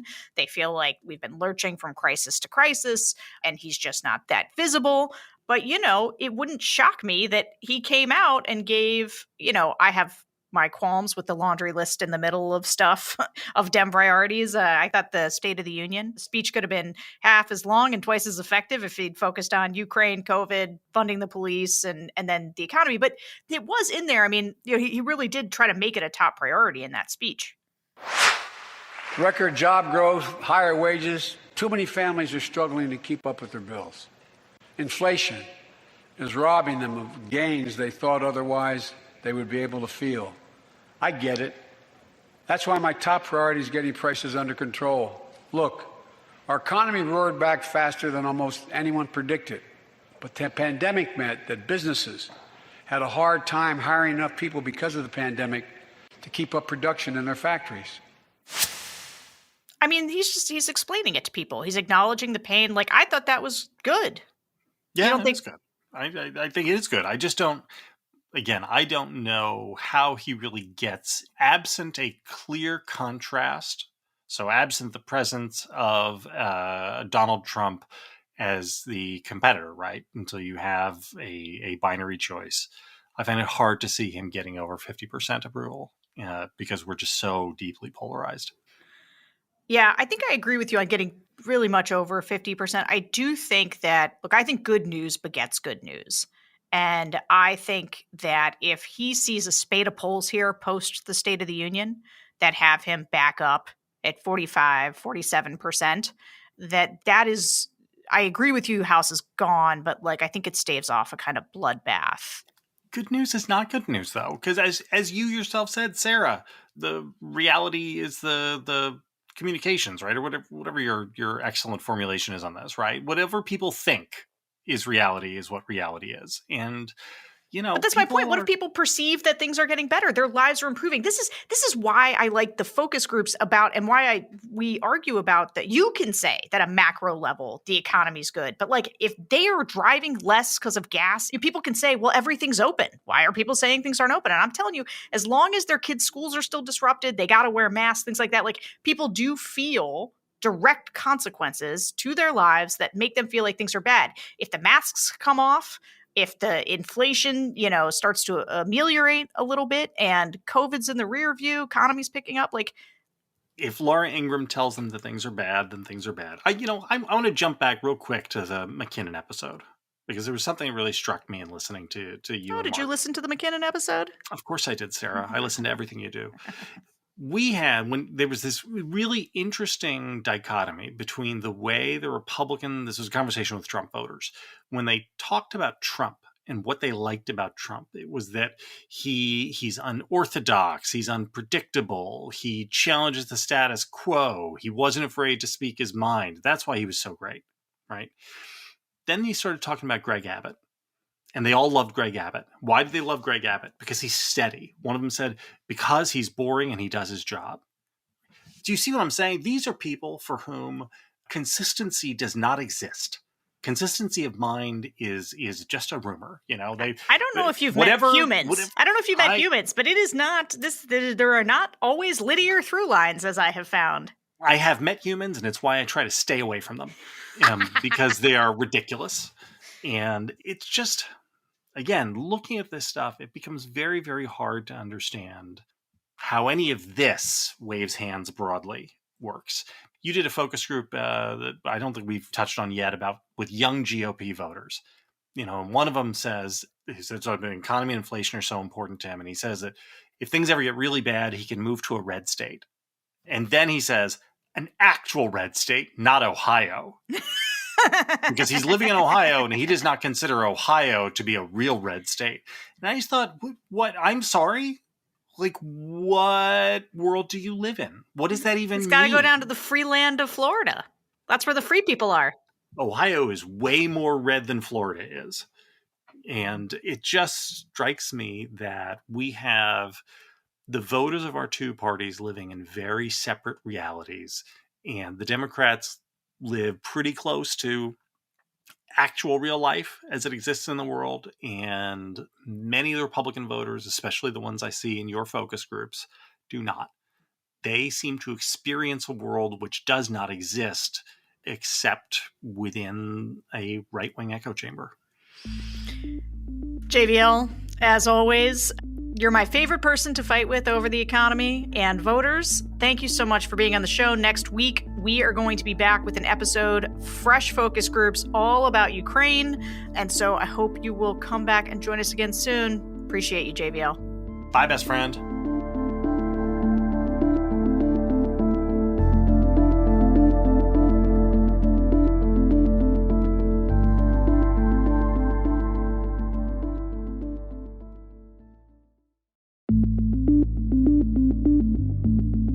Hello, everybody. Welcome to the Focus Group Podcast. I'm Sarah Longwell, publisher of The Bulwark, and today we are talking about Ukraine. We talked to two groups this week, both in swing states. One group was Trump 2020 voters, and a group of what we call internally flippers, people who voted for Trump in 2016, but voted for Joe Biden in 2020, and they generally identify as moderate Republicans. To break down these groups this week, I am super excited because Lieutenant Colonel Alexander Vindman has decided to join me. Alex, thank you so much for coming on the focus group. I'm actually super excited. I think I'm more excited. I think the show is terrific, and I am a big admirer of yours. So I'm a big admirer of yours. Well, then that works out well. It does. Amazing. So listen, both swing state Trump voters and the Trump 2020 flippers, they showed no love for Vladimir Putin, which is noteworthy because polling before the invasion by YouGov and The Economist found that Republicans were far less likely to say that they view Putin very unfavorably than they were to say the same of Biden, right? They actually viewed Biden more unfavorably than Vladimir Putin. Additionally, Trump has refused to criticize Putin. Tucker Carlson's been essentially rooting for him as he brings the war to Ukraine. And there's been a vocal Putin fan club in MAGA world. If you remember back in 2018, you'd see at some of the Trump rallies, there'd be people wearing T-shirts that say, I'd rather be a Russian than a Democrat. But let's start out by listening to some of the MAGA voters, and then we'll talk to some of the Trump Biden voters. The most concerning issue at the moment is Putin going into the Ukraine, war crimes. Putin's just crazy, and I think we have to be careful. It could escalate very quickly. Putin's about as sane as Biden is, and that's not saying much. He's already gone off the rails and invaded a smaller country. Who's to say that he wouldn't use nukes? The guy's a maniac, and he wants to grab power, as Trump tried to grab power. To allow some tyrant to just start, and you've got this whole domino effect of all these former Soviet republics that finally have their own identities.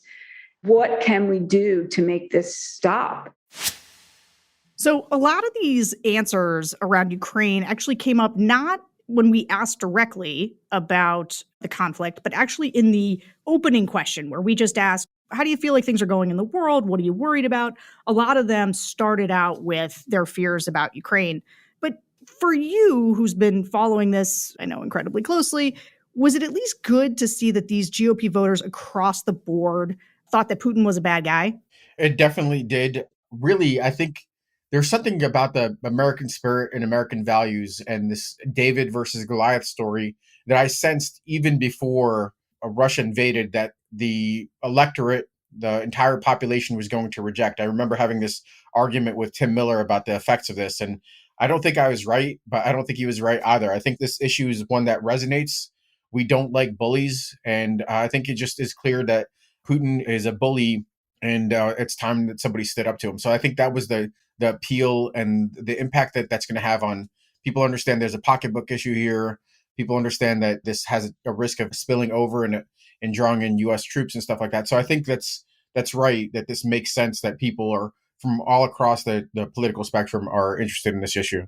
Yeah, I mean, no matter how much, because, there were differences in the groups in terms of how critical they were of Biden and certainly where they were politically, but they were sort of universally pro-Ukraine, like in an emotional way, you know? And I felt like I was kind of heartened by the way that it seemed to juice their love of democracy. And as you say, yeah, being on the side of the underdog, don't like the bully. And so I was heartened by that. But the MAGA voters that we talk to, they don't support Putin, right? But they do see Putin's invasion of Ukraine as more of a raw power move driven by Trump no longer being in office. And they were highly critical with their takes on how Biden is perceived by Putin. Here's some of those clips. Putin called him out the other day, said our sources are aware that you're not the one in charge. You're not the legitimate president. Now, if Putin knows it, and I'm sure we know it, everyone else knows it too. I also think when Trump was in office, he kind of subdued Putin and Kim Jong-un or the other guy in North Korea. Like, I think he knew how to like keep them level-headed more so, where I think DC Biden is just this weak idiot and now's the time to strike, where I don't think they would have done that when Trump was in office. I think Putin doesn't view Biden as a strong leader, and he also knows Biden isn't the one calling the shots, and so he acted, which is really unfortunate. If Trump was president, Putin would have never invaded. So, Alex, what do you think of this clearly internalized talking point on the right that Putin only invaded Ukraine because Biden is so weak and that Trump would have been so much stronger? Well, I think it's absurd, frankly, based on my study of it. I think for me, there is a just completely solid logical thread between the damage done under the Trump administration and the opportunity that presented to Putin to attack Ukraine. So this idea that half of the electorate, half the political elites, the Republicans, were going to take a soft position on responding to Putin's aggression presented a major opportunity. That explains the why now of this operation that Putin's conducting. But I think from these folks that were speaking, my impression is that they've invested so heavily in Trump that there doesn't make a difference what he said even hours before the invasion, even if he was kind of cheerleading for Putin, that wasn't going to be enough. There needed to be something more significant. I think until something more catastrophic happens, like the U.S. gets involved, or unless there's a humanitarian catastrophe, something like that might cause a break. But right now, there's just not enough there to indicate that it didn't happen on Trump's watch. It happened on Biden's watch. He's the one responsible. So I think it's easy to kind of draw the line there, even though it doesn't make a huge amount of sense to somebody that pays attention to this continuously. Yeah, I mean, I guess I wondered when this first started, like, oh, would this cause people to rethink this? Because the first time people heard Zelensky's name, it was in the context of Donald Trump being impeached for refusing to send weapons without Zelensky agreeing to dig up dirt on his political enemy, Joe Biden. And I guess I had wondered, like, would it cause some voters to remember that every Republican who are now standing strong with Zelensky, they are in fact trying to beat up Biden for being too weak, that they were the ones who let Donald Trump skate for leveraging Zelensky when he was just trying to protect his country. But it appears, maybe not shockingly, that people immediately found a way to frame what was happening through their own political prism. And for Democrats, they're like, of course they didn't invade when Donald Trump was there. They were getting everything they wanted out of Donald Trump at the time. And so Putin didn't need to invade. Whereas Republicans are saying, well, there was only 4 years where Putin wasn't actively being aggressive. You know, he was aggressive with Obama and now he's aggressive with Biden. It's because they're weak and Trump was so strong and so tough that they didn't invade then. Yeah, except for the fact that he still conducted chemical assassination attempts and the war in Syria was ongoing, a whole bunch of other things that don't kind of jive with that. But I was thinking about this and they were all pretty consistent, the MAGA voters. But I still think that Trump is his own worst enemy. He has this kind of pie and he continues to section off portions of his electorate continuously without accumulating numbers. To me, he did that with January 6th and then with toadying or cheerleading for Putin. And now that there's a major war and a humanitarian catastrophe, some subsection of the MAGA voter is affected by this. So instead of like expanding his numbers when he's already kind of 7 million votes short, he keeps shrinking them. So I think there's something to be said about the fact he's reduced his base even more. And this hasn't played out. We haven't seen the end result here. We're only 2 weeks into the war. it's going to get a lot worse. And if there's a consistent effort on the Democratic side to remind people of the complicity of people just days before cheerleading and frankly undermining President Biden as President Biden was attempting to deter this war. You have President Biden warning about disastrous sanctions, and then on the other hand, you have the Republicans and Tucker Carlson cheerleading and impeding the ability to pass a sanctions bill. So maybe some of that just hasn't played out yet, and we're just in the early days. Maybe, but to your point about how it has the potential to cleave off, these swing voters, right? These are people who voted for Trump in 2016. We asked why they voted for Trump in 2016 and then why they switched. And typically it was what we hear all the time from these groups, which is, well, he was a businessman. I thought he'd do something different, but then, he was just too much. He was out of control. He was an egomaniac. I couldn't take it anymore. So I voted for Joe Biden.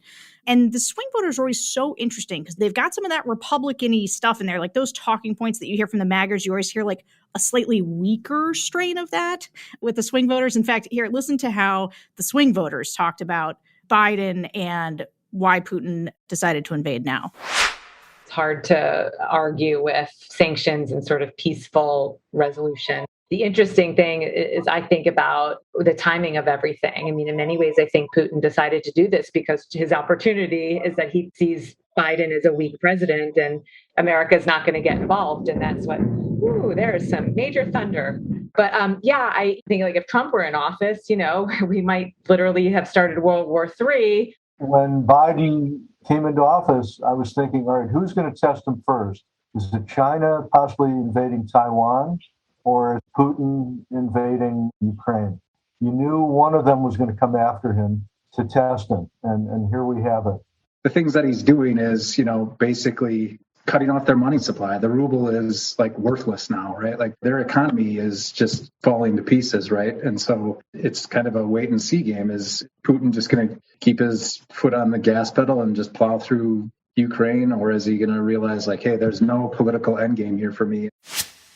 So when you hear the swing voters, they're so interesting because they generally think Biden is handling things well. They approve of the sanctions. They're glad we're crippling Russia's economy. They're less susceptible to the idea that Trump would have been better. They're like not sure. Like, well, maybe Putin wouldn't have done anything because he's crazy, or maybe he would have started World War III. Who's to say?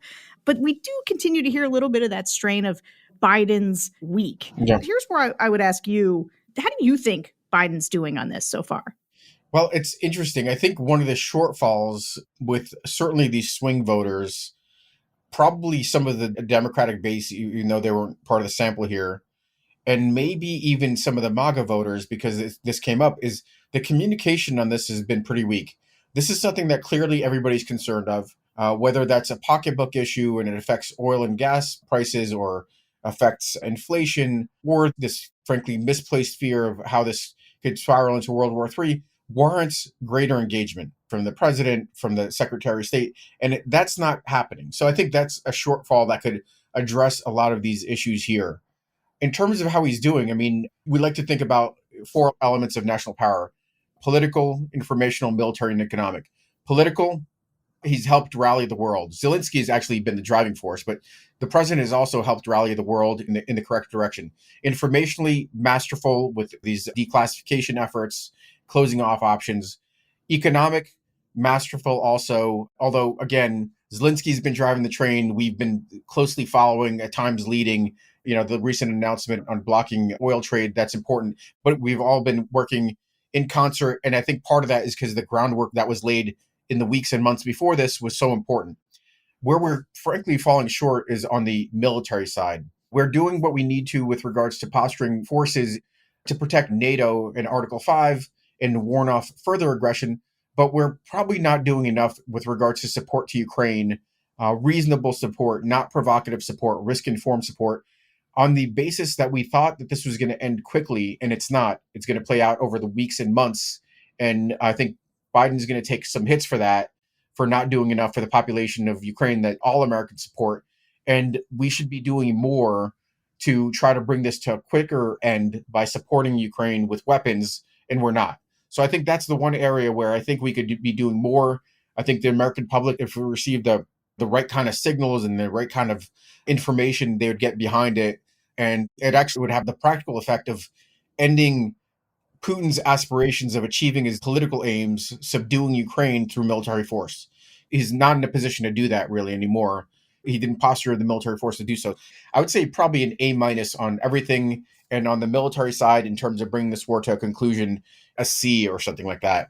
Interesting. You brought up something at the top of your answer that was both in the swing state group, very clear, and also clear, I would say, across the board, both in Democratic focus groups and swing voter focus groups that I've done, which is one of the main things that you hear that they ask for is just to hear more from Biden.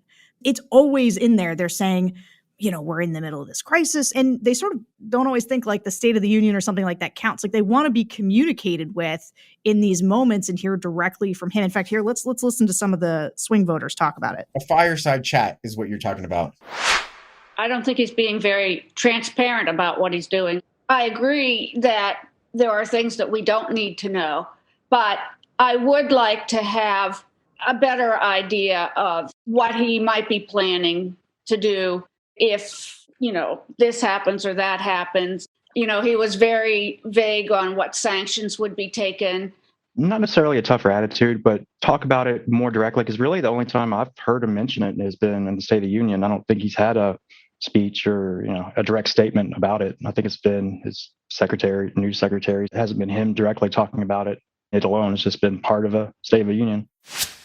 Now, it's not quite true, right? Biden did make televised remarks about banning Russian oil, gas, and coal. But, he tends to do these conferences like at 2:00 in the afternoon. But in your ideal world, if Biden was communicating about this effectively, how would you like to hear him communicating? Like you just said, fireside chats. I have, in fact, I always said a fireside chat podcast would go a long way. Even if people had to opt into it and they weren't necessarily listening to it, something where people felt like they were being told directly seems like it could go a long way. What do you think? Well, I think that we should recognize that we've now basically permanently in a state of a Cold War with Russia, and we're trying to avoid a hot war. And this is a time for leadership and for the president to step up and rally the American public, both to ease the blow of the economic fallout from this, but also to warn what is going on, what's at stake. And to me, I think this is just a tragic missed opportunity for the president to bring the American public together on an issue they feel that, they might not like his leadership, or there's still a divide between Republicans and Democrats, but everybody supports Ukraine. Everybody supports Zelensky. Everybody understands what's at stake with regards to freedom and democracy, something that seemed a little bit more conceptual just weeks ago. This is a huge missed opportunity for American leadership, and it could be in the form of fireside chat. It could be a weekly engagement on primetime news or something of that nature. It doesn't have to be long. Something where he's talking to the American public, where everybody's tuning in. Fox is actually covering the stuff too now, is important. And then maybe even a rally. Would be great to see kind of the president participate in a rally for democracy, a rally for Ukraine, and just move America away from some of the partisanship that we've experienced over the past several years. Because I think there's a lot of unity around this issue. Yeah, it's interesting. The MAGA voters are probably never going to give Biden much credit, but if he was out there talking to people more directly, I do think it might blunt a little bit of what it's just replete through the Trump focus group, which is them saying that Biden is a puppet. There is somebody else controlling him. I hear this in the MAGA groups all the time, where there's this idea that like Joe Biden's not really in charge. And I think that this is a real opportunity for him to demonstrate that leadership that you're talking about. Can I just say one point on this? Zelensky, nobody knew him. He was a foreign leader, and their initial impression, if they ever heard of him, was bad. I think this is actually something that could move maybe even some MAGA voters. I mean, there are some folks that are going to be way out there and not care, but engaging and showing some leadership here, again, could slice off pieces of that pie and make this portion of the electorate less, I guess, antagonistic. I still see that opportunity. Totally agree. We're going to take a quick break, and when we come back, we're going to get into some of those comments that Trump made around Putin's genius. And we're back. So Trump has said that Putin was a genius for invading Ukraine and declaring certain portions of it independent. And even after some pushback, he doubled down, came out and said how smart it is for Putin to be taking over a country for $2 worth of sanctions, and American leaders are dumb. And yet, the group of sort of diehard MAGA voters here, they saw no problem with those comments. In fact, they thought it was the media's fault for misreporting the way that Trump talked about it. Let's listen. He's called Mr. Putin intelligent, a genius. By all accounts, Putin is intelligent and is a genius and is a tactical master. So he's not praising him. He's merely stating facts. It's like saying Hitler was a great leader. He was a great leader. So was Mussolini. They weren't the nicest people. I'm not inviting them to lunch this week, but he's not praising Putin. I'm bothered by the way the media twisted it to make it, oh, it's Trump supporting Putin. That's how they're trying to make it look. And here's what voters who flipped from Trump 2016 to Biden 2020 had to say. Trump's not even president. He's not the president, and he didn't win. And he makes me feel good that I voted for Biden, right? Like he's just, something happens in the world, a freaking war, right? And he thinks it's his duty to give his opinion on what a great strategic leader Putin is or whatever. There's no consistency in that guy other than self-gratification through this power that he thinks that he has over people. Like he loves being seen as the world leader. I can't imagine Trump saying that as president. Like, wow, what a military genius. Like they're killing people, right? Like it's horrible. I think his comments are disgusting. If you look back when he was in office, he praised Putin several times along the way. Nobody could really figure out why. If you remember John McCain, who was our senator in Arizona, McCain called out Putin years ago, calling him a thug and warning about him. And there's actually a street named in one of the Ukraine cities for John McCain. They considered him a hero. So he warned us about this guy. And Trump, of course, hated McCain, belittled him, even though he was a war hero. So I think any of Trump's comments now are disdainful. So this is super interesting to me because among the swing voters, Trump calling Putin a genius, smart, appearing to praise him, they hated that. They thought that's like to your point earlier, these are the kinds of things that cleave those voters further away from Trump. Now, again, they identify as Republicans. They mostly identify as moderate Republicans, but they had always been Republicans historically. But this is where they just think Trump is gross and disgusting. But the MAGA voters, they won't hold Trump accountable for anything, right? And so when he calls Putin a genius, they are quick to tell you, nope, it's the media twisting things. What did you make of that? I'd say that seemed to be consistent, but I was looking at the expressions of people as that question was being answered. And it seemed to me that that was just kind of the extreme. And some of them were kind of a little bit more dubious. And so again, it's part of this thing where Trump always is his own worst enemy. And this is one of those things that's going to have legs. This is not going away for weeks and months. And certainly the Cold War, the economic isolation of Russia, that's going to go through the 2022 election cycle. So I think this is one of those things that the Republicans that were touting Putin are going to have to deal with for the foreseeable future. And of course, to me, it's clear that Donald Trump, Tucker Carlson, Mike Pompeo, Ron Johnson, all these guys have blood on their hands because they are the ones that nurtured this idea that there would not be a lot of consequence to attacking Ukraine. They basically wandered into an ambush because in their world, in La La Land, things don't have consequences. But frankly, what American politicians and statesmen say matters. And it's being picked up by the Russian state media and stuff like that. And they thought this was going to be no big deal. And I think that they've dug a hole and they're going to have to lay in that hole. Yeah, I would say that if the thing about Hitler and Mussolini, the biggest thing is you just don't want them at lunch. That's, that was something. They're okay. They're I wouldn't want them to lunch, but yeah. But smart guys. I will say though, there was a couple of guys in the MAGA group, as there often are, and a few women, just intensely connected to Trump. These people clearly watched a lot of Tucker Carlson, happy to apologize for Trump. And yet, to me, the silver lining was that they're Trump apologists, but they weren't Putin apologists. And I found that good, heartening. What about you? There was another silver lining, actually. When it came down to their thoughts about the Ukrainian people and aid, all of them, every single last one of them were supportive. 6 out of 8, by my count, thought heavy sanctions were important. One person was kind of ambiguous, and another person was like, let's leave headroom for escalating sanctions. And that's in the MAGA group. That's in the MAGA group. That's in the, Yep, yeah. right. And then when it came to this question about refugees, what to do with the Ukrainian population, there was a deep admiration for this group, and they were like, welcome them in. Maybe it's the right kind of population. That's unfortunate.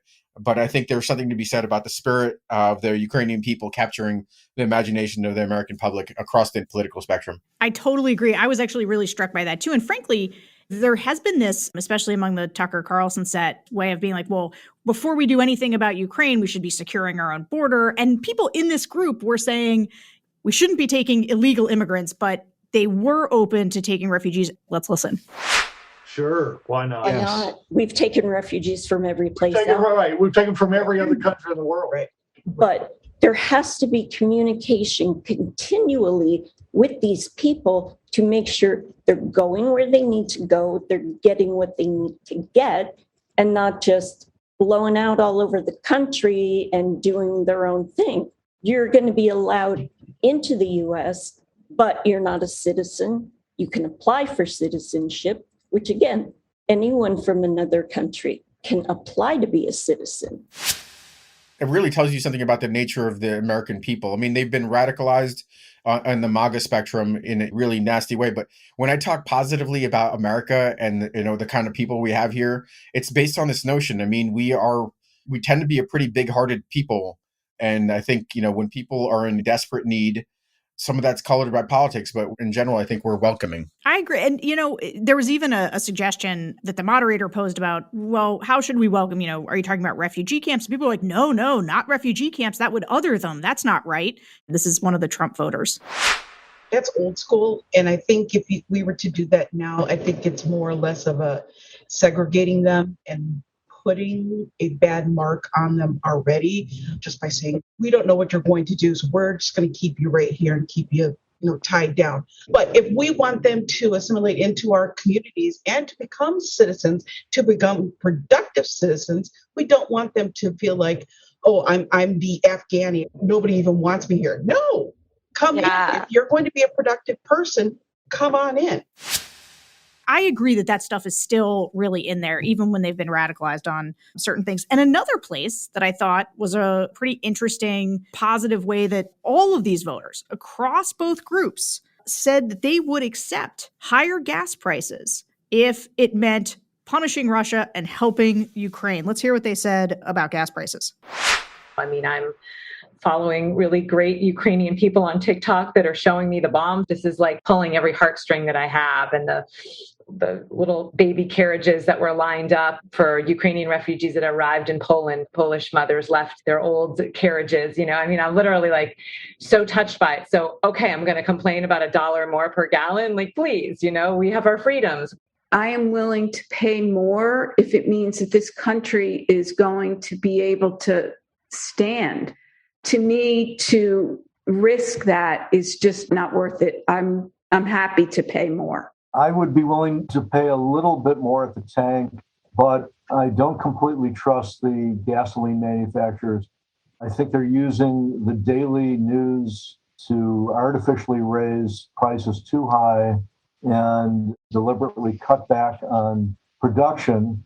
I totally understand and respect paying a little more to protect the Ukrainian people. I also understand as if I don't want to pay the higher gas prices, I can choose to stay home, and that still is helping to relieve some of the pressure and use those resources elsewhere. So, I fully support being helpful, and there's things I can do without even knowing it. What's amazing to me is just last week, our episode was on economic issues, inflation, gas prices, housing prices. And we had just done a bunch of groups where we had talked about, those pain points. And when you ask people what they were concerned about, inflation and gas prices were way up at the top of people's lists of the things that they were concerned about.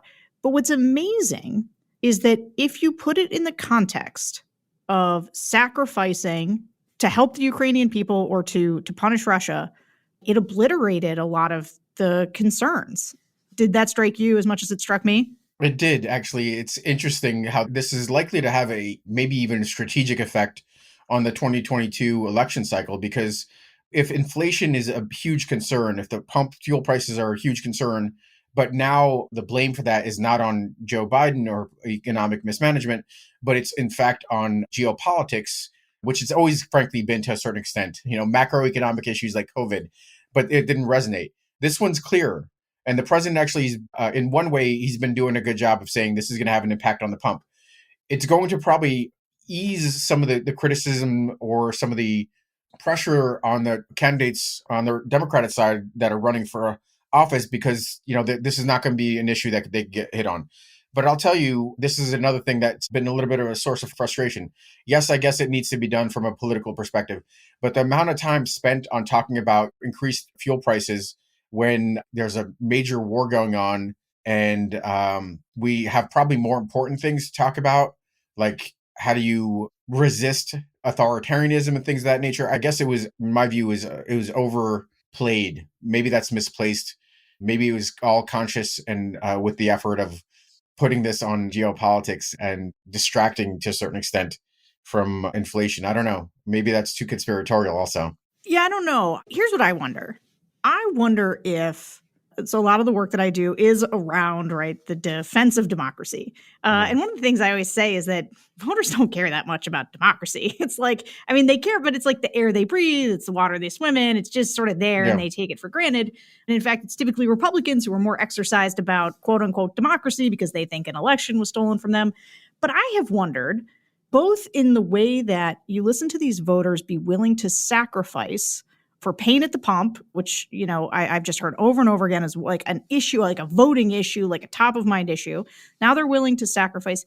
Is it possible that what's happening in Ukraine provides context for Americans around democracy? Like, does it change that conversation? I think so. I mean, this is something that, again, this is why I thought that, just watching these fools in the MAGA world, the president and Tucker Carlson talk about it. I mean, I was talking about this fact that this war was all but a certainty, and just watching these guys wade in there talking about, how we should be supporting Putin instead of supporting the Ukrainians that are going to be taking the brunt of this seems like a fool's errand.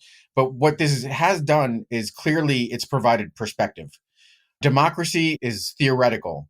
We don't really understand it because, as you pointed out, it's everything around us. We're in it. Now we have context about a struggle for democracy, of people that are fighting for freedom and for liberty, for democratic values, for the ability to have a say in their future and not be subject to a tyrant. Now there's perspective on what this really means. And I think this is, in fact, kind of, I still think, I wish Tim Miller was on here so I could, push back on him. But I still think this is going to be one of those things that it's a game changer in a lot of ways. I will carry your notes to Tim. I will be sure to let him know. Yes. Well, here's the thing. It was so clear across both groups that the Ukrainians have captured the heart of the American people. Just listen to some of these comments. I love them. Absolutely amazing, especially when a 60-year-old woman can stand there and tell a soldier from Russia, I'm going to put seeds in your pocket and then kill you. And then the seeds will grow flowers over your dead body. Right. When the Babushkas take AK-47s. There you go. Yes, exactly. I think President Zelensky is a phenomenal leader, too. And I mean, when he said, I need ammunition, I don't need a ride. Like, that was such a powerful line. If Joe Biden had 1% of his spine, America would be okay. So obviously some of those voters using it as an opportunity to punch Biden, which they never missed an opportunity in that discussion to do. But people are genuinely inspired. I mean, at a time when it feels like nothing was going to inspire, we're so polarized and people are so blah, and we've been in years of COVID, and there's a little bit of bloodlust in there too. But they feel this. It's in them. There's something about it that really does resonate with Americans. So, it's interesting. This is one of the things there's something to be said about political elites. They're very insulated. They talk about, what they think the voters want. They talk about how fuel prices are going to be affected by this, when instead they should be focusing on capturing the spirit of the public. The spirit of the public is behind the Ukrainian people. The spirit of the public is to push back on authoritarianism, to support democracy. I don't understand what this administration is doing, passing up this opportunity to try to bring the American public together. I guess they're just not seeing it the same way. maybe they need to listen to this podcast and learn something from here. I do think Joe Biden should listen to my podcast. It's been a strong contention of mine. So just as kind of a final piece of this conversation, this is like what I really wanted to ask you. So you listen to these voters and they're basically willing to take the pain at the pump. They want to send money. They want to send guns. They want to arm the Ukrainian people. They basically want to do everything except get involved, right? There's very little appetite for boots on the ground. You have been somebody who has been advocating, maybe as strenuously as anybody I've seen, for more American involvement. Now, I'm not saying you definitely think we should have boots on the ground, but more American involvement. Tease that out for me, like where you are and where you heard from them. So, I mean, I think I'm consistent with the public. I saw this crisis coming for months, and I thought we needed to do a whole lot more to try to prevent it. I thought we needed to do more with regards to these forced posture changes that are going on now, tens of thousands of U.S. troops pouring into Europe. And that would have been a way to warn off, to deter potentially this war. I thought that there was more we could do with regards to arming Ukraine beforehand. I even thought, frankly, not U.S. soldiers because it's provocative, but this kind of idea of a tripwire force of NATO in Western Ukraine might make sense. Of course, now we're in a completely different paradigm. There is a war. Putin calls it a special military operation, but it's a war. And to put U.S. troops in Ukraine now would not make a great deal of sense. It actually, in a lot of ways, it would violate the fundamental rule that kept us out of World War III during the Cold War, which is we avoided situations that put U.S. and Soviet forces at odds with each other directly. I mean, that's outside the covert space, but we did not say the U.S. Army's here, we're going to fight the Soviet Union. So we need to stick by those rules. But the space between doing that and what we're doing is vast. And I'm with the American people that there's just a hell of a lot more that we could do to arm the Ukrainians to fight this. And that doesn't include necessarily a no-fly zone. I think that's also violates my ground rule. But we could help the Ukrainians establish a no-fly zone. We could give them these Soviet aircraft that are in Poland that we're frankly too scared to provide right now because we think it's provocative. We could provide them with our drones, our armed drones, these unmanned combat aerial vehicles. We give them air defense to knock out Russian planes. We could even the score, or even the playing field rather, so that they could win this on their own. So I'm actually right there. I think at this point, our options are narrowing. And several weeks from now, when this war is continuing, they'll be even more narrow. And we need to make some courageous, risk-informed decisions now, like the American people are suggesting, before we find ourselves drawn into boots on the ground, because the humanitarian catastrophe has become so vast that the outcry from the American people that support the Ukrainians is just overwhelming. That's what I fear happening. We get drawn in, we creep into a war instead of helping to try to bring this to a rapid conclusion. Yeah, I think that especially we did a lot of focus groups around Afghanistan, and I think obviously there's a big lesson there for the American people. There's a lot of fear and trepidation about engaging. We don't want to get in a hot war with another nuclear power, but I do think that having done now a number of groups and listened to people talk about Ukraine, actually, I'll tell you one interesting thing. I did a group right at the very beginning, or maybe like even right before the invasion. We did 2 groups in Texas, a Republican group and a Democratic group. And I remember being really struck because we just asked the boots on the ground question of both groups. And the Democratic group was much more willing than the Republican group, which I just found fascinating from a political realignment. Everybody's switching sides these days. But I think that you're right that Joe Biden runs a risk potentially of seeming to do too little, not necessarily too much, short of direct engagement. It was clear in these groups that people were like, anything we can do to help, and we'll sacrifice for it, which was interesting to see. I think he's missing that. And his political advisors are overthinking this potential for escalation when in fact, as I've said, I mean, I'm not sure if I said it here, I've said it so many times, the Russians have no interest in a confrontation with the U.S. when they're already bogged down fighting Ukraine. So the threshold for us to go head to head is quite high. There's a lot of room for us to continue to help and satisfy the American people's desire to help. Well, listen, Alex, it has been such a pleasure having you on today. I appreciate you watching the focus groups. I appreciate you listening to the show. I appreciate you coming on. But most importantly, while I have you here, I just want to tell you that the very first time I saw you was the same time most Americans saw you, which is when you testified for the first time. And I remember listening to your opening speech. you just telling your dad you were going to be okay, you talking about how right matters. And it was one of the most inspiring, moving things. It gave me fuel for months.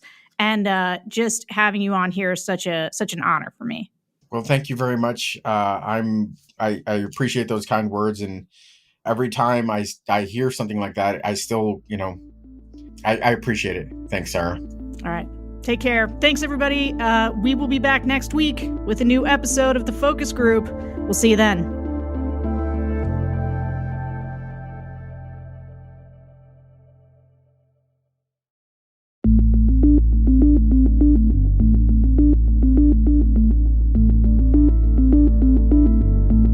Hello, everybody. Welcome to the Focus Group podcast. I'm Sarah Longwell, publisher of the Bulwark, and today we are talking about COVID. Remember COVID? It's the virus that has consumed our lives for the last 2 years.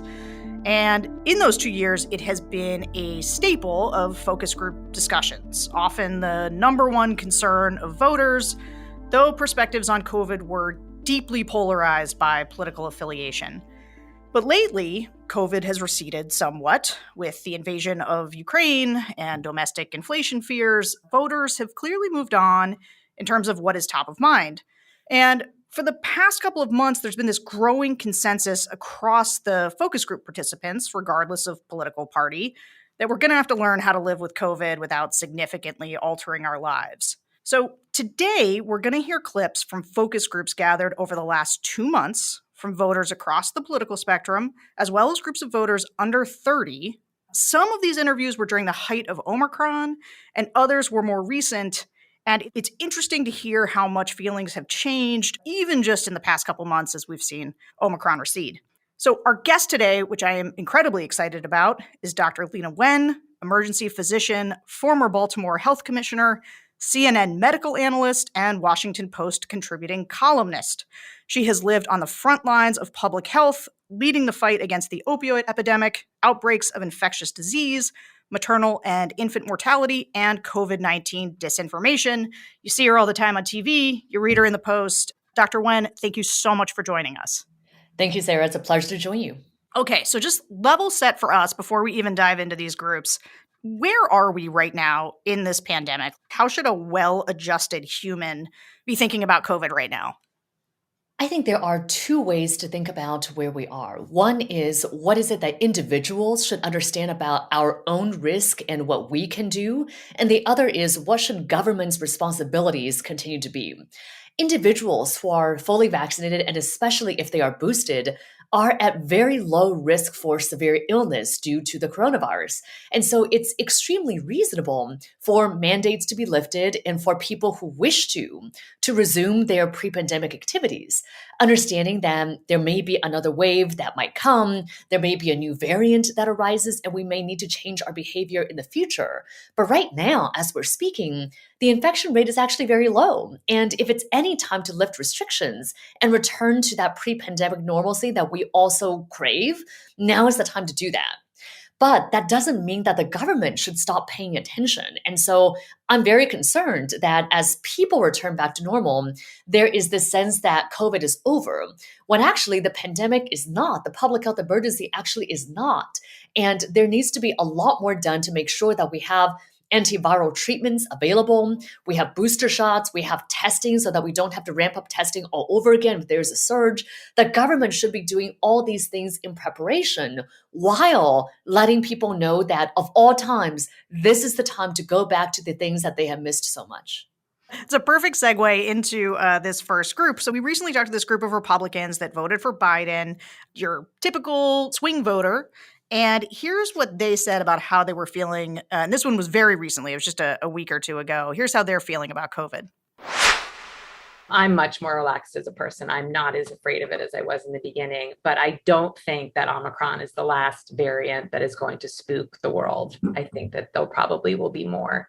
So I just think we're like in a sweet spot right now. I think that we will have some other variant pop up that will cause alarm. But I do think that more and more people are getting vaccinated and boosted. And so that helps. I wear masks in grocery stores, and I'm one of the few out here who I see is doing it. but I'm still going to continue to do it until I know this thing is at zero or close to it. So you can hear the uncertainty in these answers. You know, these voters they're feeling better, but they're not totally sure that we can really, move on. And so with COVID surging again in Europe, China, and South Korea, are people right to feel like this is just a temporary reprieve? Yeah, so it's interesting, Sarah, because when I heard those clips and heard that interview, I didn't get uncertainty from those individuals. I actually got a very good sense that they know where we are. Actually, I agreed with everything that these people just said, which is that we have this relative lull right now, and we should enjoy this period while we can, understanding that this may not last. And especially as you mentioned, we are now seeing increases in infections in Europe. We're seeing lockdowns in China. There are places where variants could very well arise because of high infection rates. And there could be something coming our way. But that isn't uncertainty. That to me is an acknowledgement of the reality of where we are going forward, which is that there probably are going to be these periods where we don't have a lot of infection.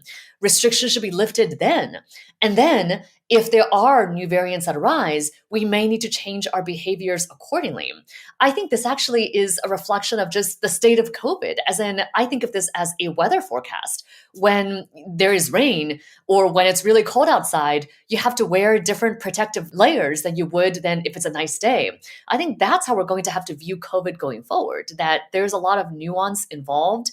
And I do think that it's time for us to shift to individual choice. You know, what's interesting about swing voters is sometimes they tend to be the most tuned in. So I get it that you think that they've got their finger on the pulse. But let's turn to young voters, because one of the things that I've been arguing for a while, going back before the somewhat shocking elections in Virginia and New Jersey, is that politicians, especially Democratic politicians, were underestimating how much COVID fatigue there was among voters, especially young voters. And I know that you as a doctor are not thinking about the political implications of this, but just listen to how these young voters talk about where they are on COVID. I'm just so over this. I was over it when it started. And my big thing was COVID. I think it's becoming ridiculous at this point.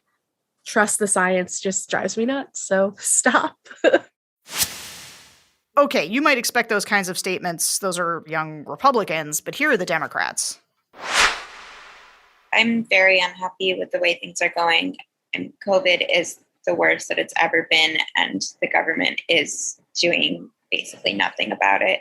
I mean, nothing else has really changed, so I'm very disappointed. It just seems like things are super bleak right now with the pandemic just continues to be at the same point we were at last year around this time, or I guess around 2022, so over a year ago. And so it's just kind of hard to seem hopeful at this point. And look, COVID's been hard on everyone, but in some ways I've always kind of felt the worst for younger people, you know, teenagers, college kids who are missing some of life's major experiences and milestones. And there was a guy in one of these focus groups, he was a doctor, and he said something like, it made sense to shut down when we didn't know anything, but as soon as we realized that COVID was disproportionately dangerous for older and sick people, but not young, healthy people, we should have changed our approach. Do you agree with that? You know, should we just let young people live their lives or no? Yeah, it's really interesting because listening to the focus groups, what struck me so much is that people have very different realities. There are the individuals who are young and pretty healthy and vaccinated and boosted who still think that there is great risk to them, even though there isn't. And then there are a lot of other people who probably are quite vulnerable, who are saying that even at the beginning of the pandemic, that there were too many restrictions put into place. I think one thing that we have to keep in mind is this concept of change, that we have seen the evolution of COVID through the course of now. We're now entering year 3 of this pandemic. And so something that's true now wasn't necessarily true 2 years ago or even a year ago. As in, at the beginning of the pandemic, we didn't know exactly what was going to happen. We had plenty of young, healthy people who got sick and died. And so to say that, well, if you're young and healthy, just do whatever you want, that's not appropriate at the beginning of the pandemic. But now we have vaccines that work extremely well. We also know about one-way masking, the concept that if you are wearing a high-quality mask yourself, an N95, K95, KF94 mask, you are very well protected even if others around you are not consistently masking. And we also now know that Omicron, our dominant variant, is a milder variant than previous iterations. And so the combination of that makes it such that right now, I think it's true that if you're young and healthy, you should go about doing your normal life. And really, for you, COVID may not exist as an existential threat. But if you are immunocompromised and if you're elderly, you should still be hunkering down. I think that's true now. Was it true at the beginning of the pandemic? Certainly not. Was it even true a year ago? I don't think so either, because at that time, the vaccination rate was so low. We didn't have vaccines available for children, and we had a worse variant than we do now. And so what that physician said, I partially agree with, but only when it's applied to where we are now, not where we were a year ago, and certainly not where we were 2 years ago. I'm glad you brought up the vaccines. Let's talk about vaccines, because ever since we've gotten the vaccines, especially in the Republican groups, often in the younger people groups, the amount of misinformation that you hear about the vaccines is catastrophic. Lots of mostly GOP voters talk about things like listening to what Candace Owens says about the vaccines. But there's also like a recurring theme where people have kind of like a do-it-yourself approach to how they get vaccinated, how many shots, when to get boosted. And it's not entirely relegated to sort of the MAGA or Republican groups. I mean, it happens among Democrats too, but let's listen to a GOP group first. I mean, I got the one and I feel like that was good. I don't necessarily know if I need to get a second, but I might. I don't know. It just kind of depends. I'm not opposed to it, but I really just don't want to do too much that I don't necessarily need to. So my biggest problems, number one, is COVID. Again, I think there's just not enough science out there about what's going on with these vaccines, the long-term and short-term effects. So you just kind of have to let people do what they want to do. Yeah, it's an option. I'm not saying I won't get vaccinated ever. I think maybe next month, maybe in a year, maybe never, but I guess I don't see the rush of doing it right now. As far as that next booster coming up, I know 3 people right now that had the 2 shots and the booster and are sick as a dog. But I'm not understanding that if these boosters are supposed to help us and not make it worse, no, it's bad. That last voter was actually a Democrat. So, we hear so much skepticism about the science from voters. It can be a little scary to hear how little people trust the medical community on issues like vaccines. I mean, it's not like these focus groups were right after the vaccines came out. They were all within the last month or two. And so vaccines have been around for a while. Where do you think all this misinformation comes from? Is it the junk being put out by people like Tucker Carlson's or Joe Rogan? And how do you, I know you're an expert on misinformation, how do you think about the information that's getting to people around the vaccines?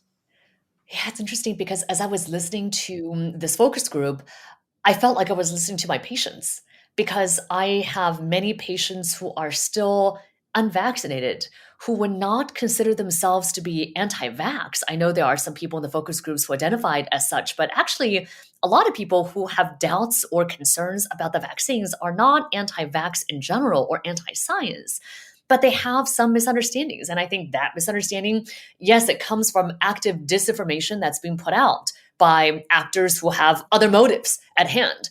But I think that I just was struck by this overwhelming sense that I wanted to talk to these individuals, as in they have real concerns that are best addressed in a one-on-one conversation, which is what I do with my patients. I mean, I have plenty of patients who don't understand why it is that people can be vaccinated but still get sick. And then I have to talk about, well, what if they did not get vaccinated? How much sicker would they have been? Or individuals who are concerned about long-term consequences. And what I would talk to them about is, what about the long-term consequences of COVID? And the fact that we actually now have so much data from hundreds of millions of people who have gotten these vaccines and don't have long-term consequences, right? I mean, all these are reasonable concerns. We may not agree with them, and maybe because of bad actors and misinformation, that's why people have these concerns, but they are legitimate. And so validating these concerns, talking to individuals, that's how we overcome that vaccine hesitancy. 2 other things I wanted to mention here. One is that a number of people talked about how they got vaccinated because of mandates. that they had to get vaccinated in order to keep their work or to go to university because it's required. And I actually think that that's proof that mandates do work, that there are a lot of people in that middle group, if you will, who actually aren't that opposed to getting vaccinated and who are not going to fight it, but they need that additional push. And maybe some people even need to be able to say, oh, I wasn't going to get vaccinated, but, because maybe their social circle, many people are against vaccination. But maybe if they can blame somebody else and say, well, I had to get vaccinated because it was necessary for my college, that's a way out for them. Another thing, too, is you were talking, Sarah, about the importance of having this do-it-yourself approach, if you will, which I actually think is a good thing. Because I do think that we should be personalizing recommendations to the individual. Somebody, for example, who got one dose of the vaccine, but then got COVID, do they really need to get another dose right now? That's an open question. Or what about somebody who was fully vaccinated and then got COVID? Do they still need to get a booster?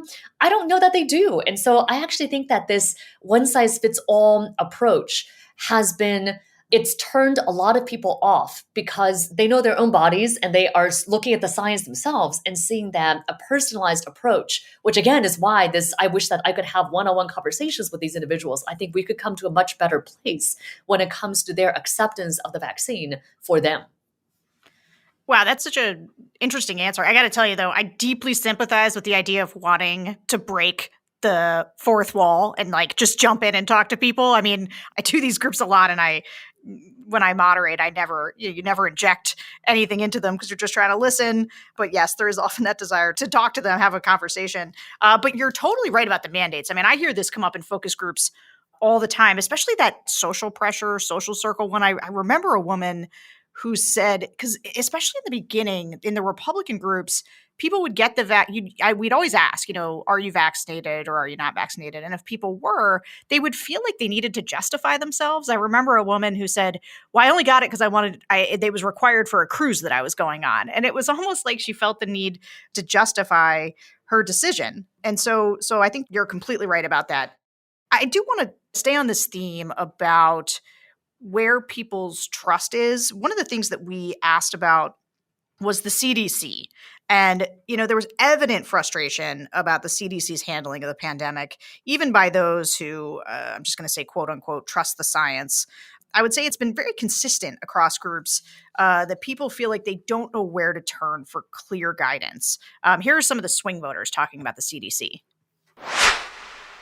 I trust the CDC in general. I think their communication strategy throughout this has been absolutely abysmal, changing the recommendations virtually on a day-to-day basis. Sure, absolutely trust the science, but we're going to change it from 6 feet to 10 feet, from 10 feet to 3 feet, not on a whim necessarily, but it seems like a lot of the times that they've had updates that it almost created some of this mistrust in the government systems that we have in place. I think their communication has not been effective. My mom worked at a hospital in Chicago, and she would constantly tell me in Chicago, it was always mask mandates. In Phoenix, there are some for 2 months. It's hard to know who to go by, what to say. Recently went to Disney World. Me and my husband were the only ones in masks. So I just feel like there's not a concrete set of rules that we all can kind of follow. Just wanting to have a more united front to combat it, I guess. They're the ultimate purveyor of science, and I do respect what they are offering. And I just wish those channels of communication offered enough articulate detail about what's going on. And so people are enriched and empowered to make the final call on whether or not to participate.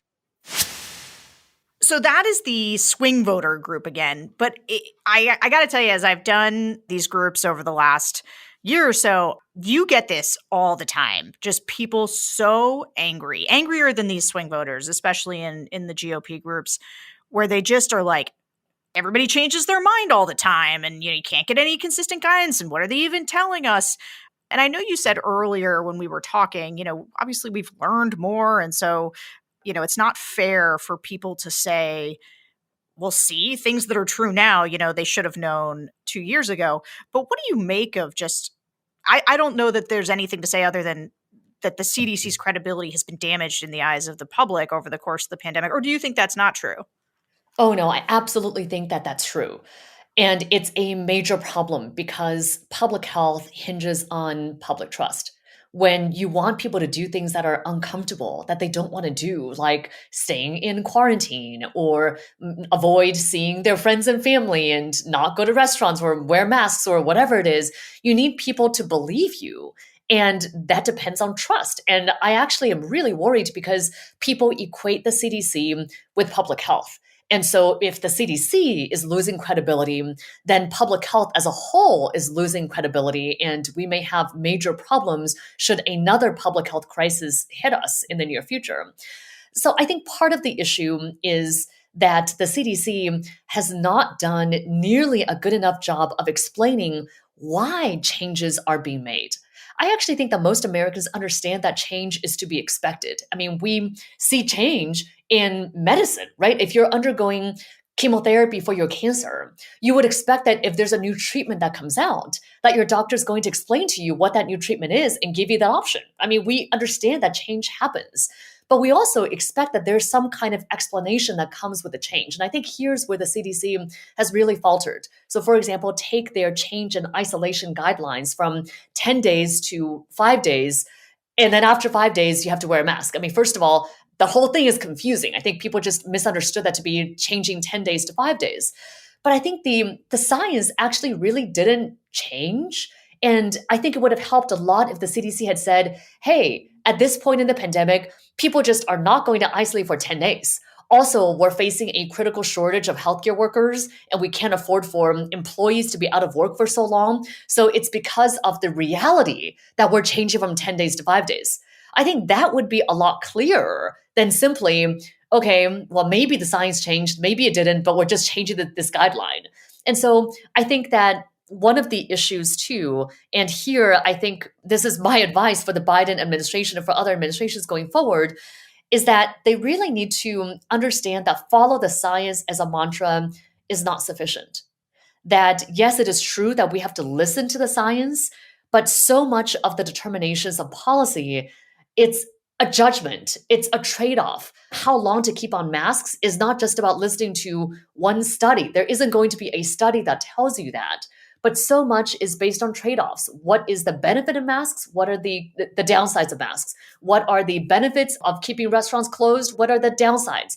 And I think that's where I hear a lot of frustration from people in the focus group is they don't know how decisions are being made.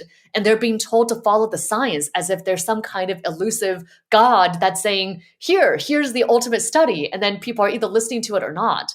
But there's no such clarity.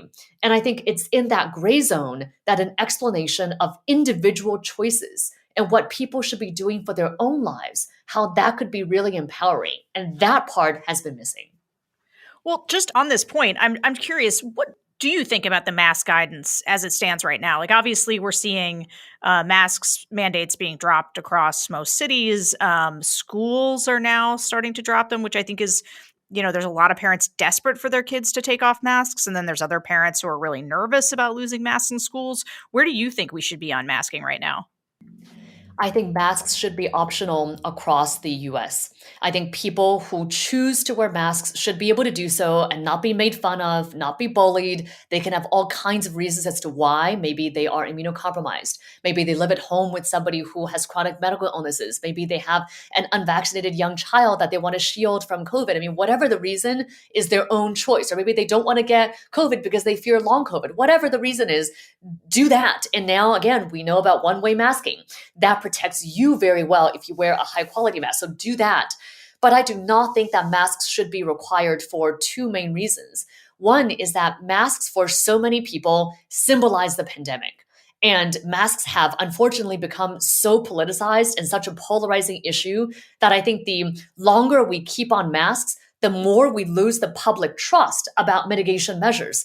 So many people, as we see in the focus group, do not think that COVID is an issue anymore. And so if you keep saying you have to wear masks, that goes against their understanding of where we are, and we're losing public trust every time we're trying to impose something on them that they don't want to do.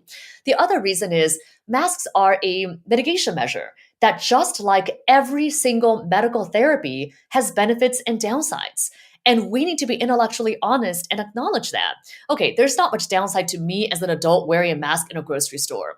But my 4-year-old going to preschool and in perpetuity wearing a mask, that could impact his language development, his emotional development, his cognitive development. I mean, we have to be intellectually honest and say two things can be true at once. Masks can be useful and are useful to reduce virus transmission. That's the benefit. But there is a real downside, especially in children. And again, I think this is where so much of the rhetoric has been lost, that mainly Democrats have been basically saying, we need a mask in perpetuity without recognizing the downside. And maybe Republicans are saying masks should never be used. I mean, the truth is somewhere in between. And we need to allow for that nuanced conversation to occur. Yeah, I mean, I don't know if anybody out there's got young children, but if you do, I mean, when I take off my 3-year-old's masks, like it is sopping wet. It's so gross. You know, these poor little kids just like drooling into their masks. You make a really interesting point about the public trust and how we keep it. And one of the things that's interesting to watch is the evolution of the way people have felt about Dr. Fauci in particular. He was this like emblem early on. I would hear how much people loved him in the focus groups, including in many of the Republican focus groups. And now this is how Trump voters talk about Dr. Fauci today. Dead or alive. I mean, we don't close the country down during flu season. The only reason we had to do it this time is because Fauci constructed this Chinese flu to infect the world to be, just continued mayhem. Obviously, some unkind words about Dr. Fauci, but you're somebody who's been like a public doctor during COVID. You try to help people make sense of this. And people like Dr. Fauci, people like you, people like Dr. Jha from Harvard have become sort of critically important to the public, trying to have a direct line to doctors who can explain what's going on to them. I mean, how do you think about your role as kind of a public doctor? And what do you make of the way that the public has kind of shifted on Dr. Fauci, who maybe was like the most emblematic of these public doctors? Yeah, it's interesting because I think what Dr. Fauci has been able to do that other people in the administration have not been able to is to give personalized information that people can use in their daily lives. So many others in the administration, and understandably so, I mean, both within the Trump and the Biden administrations, they're towing the line. They're saying, here's the policy, right? Here's what the CDC is saying, but they're not necessarily then following that up with, well, here's how you should interpret that for your life. That's what I see as my role in answer to your first question, which is that I don't work for the government. I know what it's like to work for the government and how you can't stray outside your box. But my role is as a doctor. So I talk to the public the way that I would talk to an individual patient, as in, given what we know, here's how you can think about making decisions for your life. It's not realistic to expect that people just are not going to see people or to see their loved ones in perpetuity. So how do you make things safer? How do you weigh your own risks and benefits? I mean, I think that's what I've seen my role to be in the same way that I would be speaking to my patients. Dr. Fauci, though, is in a very different position because he is seen to be the mouthpiece for the administration. He was really cast into this very negative light during the Trump administration, and that's carried through in the Biden administration so that he is now emblematic, wrongly, but he's emblematic of lockdowns or restrictions or things that people don't like about the pandemic. I mean, I think it's the classic example of shooting the messenger, if you will. And he has had so many death threats to him and to his family. I mean, all of that is extremely upsetting. What I will say, too, is that listening to the focus groups, what struck me perhaps the most is that masks and vaccines seem to mean something other than what they are to both the Democrats and Republicans, if you will. And this is obviously not every Democrat and every Republican, but just it seems like there are two groups that are at a very significant extreme when it comes to understanding masks and vaccines. To one group, masks and vaccines are understood as control, that somehow it's the government trying to control you by making you do something that you don't want to do. And then by the other group, they understand this as respect. As in, you do this, you mask to protect others, you get the vaccine to protect others, that it's a sign of respect. When actually, I think another way to see both masks and vaccines are it's a way for you to protect yourself and the people you love around you. And so it's interesting to me that this scientific intervention, just as we have interventions for controlling your blood pressure, your diabetes, or treat your cancer or something else, it's understood as control or respect, something other than what they actually are. This is such an important point, and you may have noticed, but we live in kind of a tough timeline where literally everything is politicized. And so when you do a lot of these groups and you talk to Democrats, you talk to Republicans, they live in different worlds when it comes to COVID, and they have for a long time. I mean, early on in the pandemic, you could really hear everybody kind of experiencing it in the same way, which was in a hard way. But at some point, and I think it probably has a lot to do with President Trump, Republicans decided we're out on this. Like, this isn't a real thing. It's the flu. We're not participating. And Democrats went far the other way, and it's been politicized ever since. And that's been a real tragedy for the country. And actually, speaking of Donald Trump, I just want to play for you because we have asked people kind of all along how they think Trump did with COVID. And let's listen to both some Trump voters and some Democratic voters. As best as he could, because it was such a foreign thing happening in our lifetime. I think he did a great job with that. I think that was what needed to be done, and I think that's what a business guy does. Yeah, did a good job, except for hiring Fauci. Yes, I agree with that. No question. Trump is responsible. Came out, called it a hoax, wasn't wearing his mask around his own staff. I remember when Ebola first came out, and we actually had a case of Ebola here in North Dallas. I never had any concern that I was ever going to catch Ebola or be near anybody because it was taken care of. They got the person into the hospital. They treated them. They contained the virus. I mean, it's just Trump, Trump, Trump, Trump. It ought to be called the Trump virus. His approach was like, this is fake. This is not real. This is something that everyone is making up. And then you're seeing people dying left and right. So I don't like how he handled it. Now, once he finally realized that it was real, and then he started implementing the vaccine and things of that nature to try to kind of help with that, then that's a different story. So, I mean, you can just hear it clear as day. Republicans think Trump did an excellent job. Democrats think he did a horrible job. What do you think, looking back, how do you think COVID was handled? Do you think things would have gone differently if we'd handled it differently from the beginning?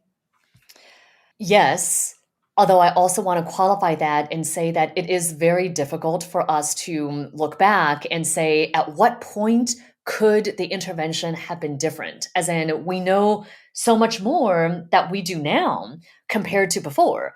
So I think at the very beginning of the pandemic, when the issue was lack of testing, I don't know that that was something that you could specifically blame on Trump. Or even a couple months in, you could still say, well, we didn't know how bad this was going to get. And so his whole push to reopen, somebody else who was reasonable might have also pushed in that direction as well. But I do think that over time, there were numerous things where he directly went against the advice of public health experts, also made things really confusing. We talked about miscommunication and mixed messaging. That very much was driven by the president himself. And I think that certainly contributed to the polarization that we're seeing. And I think the backlash that you mentioned, I mean, I think part of what happened is a lot of Republicans who followed the path of President Trump in basically not acknowledging that COVID is a real issue. And Democrats went the opposite extreme, even to the point that many people still cannot seem to let go of masking, even though we have really low levels of COVID. And so I think we're in this extremely polarized position where there are two extraordinary extremes, right? People who talk about COVID in the past tense and don't even think that it was real to begin with, and others who, even though they are vaccinated and boosted, cannot go about their daily lives. I actually think that most of the country is in the middle, and as with basically every other issue, feel left out and feel as if they're confused and they're, shouted at for just trying to live their lives. Let's talk about Biden for just a second. I think that some Democrats in these groups, just as exactly to your point, they think that Biden should be pushing harder to end it. But the Republicans, to some degree, especially early on, they were actually giving Biden some credit for handling it well. Lately, it's been less so. But let's listen to some voters talk about how they think Biden's doing. He's trying, but he's not pushing forward enough. I feel like he needs to come with a little bit more. You know what I mean? Especially with the vaccines and the masks and stuff like that. We need to get this over with. We need to figure out what's going on and really handle something with this. There's got to be some way to really control this. You're willing to push it forward. In terms of how I would rank it, I'd say probably a B-C. But my biggest issue is less of what he has been able to do than what the divided country has allowed us to be able to do. And yes, he thought he could solve the pandemic, but then you've got all these people who are unvaccinated and you've got all these other strains coming. So it's a tougher nut to crack, I think, than anybody thought. But I would say that most of the issue is the inability to move forward because of the divisions that we have. He came in on his horse promising to solve the COVID issues. I know that's virtually impossible, but I don't know what he's done. Do you think that Biden overpromised in terms of what he thought he could do on COVID? You know, I wrote a column last month, I think it was maybe 2 months ago, where I said that the biggest problem right now with the Biden administration is that it's really unclear what is their goal. I don't actually think it's overpromising in the beginning because things change, right? When at the time that Biden came into office, the main goal was getting vaccines out. He delivered and did that exceptionally well. But then the question is, what's next? What is our goal? As in, I think there are two paths for the US. One path is to continue trying to reduce the level of the virus, trying to control infection, making sure that we're still doing contact tracing and isolation and quarantine, basically trying to suppress the level of COVID, even if we're not aiming for a zero COVID strategy. The other is fully saying we're going to live with the virus. We don't care what the infection level is, as long as our hospitals are not overwhelmed and as long as vaccines continue to protect us well against new variants. Who cares if the infection is out there? We don't need to keep people home, even if they're infected, because we should be treating this just as we treat colds or at worst the flu. We don't make kids quarantine and isolate for 10 days if they have the flu. And so I think it's not clear as to where we are. South Korea, Germany, the UK have basically come out and said, even though we have escalating cases, we don't care. We want people to live and we see COVID like the flu. I wish the Biden administration would come out and say that because their policies are basically going in that direction. But because they haven't articulated it, there are a lot of people, including his own supporters, who are saying, hey, you're not doing enough because they think he is trying to do path number one. They think he's trying to control COVID, which he's not really, and we're not succeeding at that. That's why they think he's failing. And on the other hand, if he said, we're actually doing path number two and we're trying to let people live, I think a lot of Republicans would be really happy to hear that. They might say, oh, he should have listened to us sooner. But I think they would agree with that path. And so I think just articulating where we are and being bold and taking a stance, because that's really where he is anyway. So just say it. And I think the country will come along with him. I'll tell you, anybody who listens to this podcast knows that the number one critique of Biden these days, especially coming from these focus groups, is that he doesn't come out and just say things enough and people don't know clearly where he stands. Okay, one very last question before I let you go. Personal privilege. You and I, we both have young kids. What are we supposed to do about kids under 5 in terms of, is there a vaccine that's going to come out? And if it doesn't, how concerned should we be about young kids? Because I know a lot of the studies show that they're not nearly as susceptible, obviously as older, sicker people. So how should we be thinking about young kids who can't be vaccinated yet? It's really hard. And this is another one where we need to give people information and then let families make the best decision for themselves. So I have 2 little kids under 5. I mentioned my 4-year-old earlier. I also have another baby, my pandemic baby, who was born in April of 2020 and so is about to turn 2. Congratulations. Thank you. But we, for almost 2 years, were extremely careful with our kids, initially because I had an infant, but also because I just didn't want to take the risk, right? We just didn't know what was the impact on young children. I thought, look, let's try to hold out until there's a vaccine available for them. I was really hoping that we might have a vaccine by the end of last year, and I thought we could hold out for that long.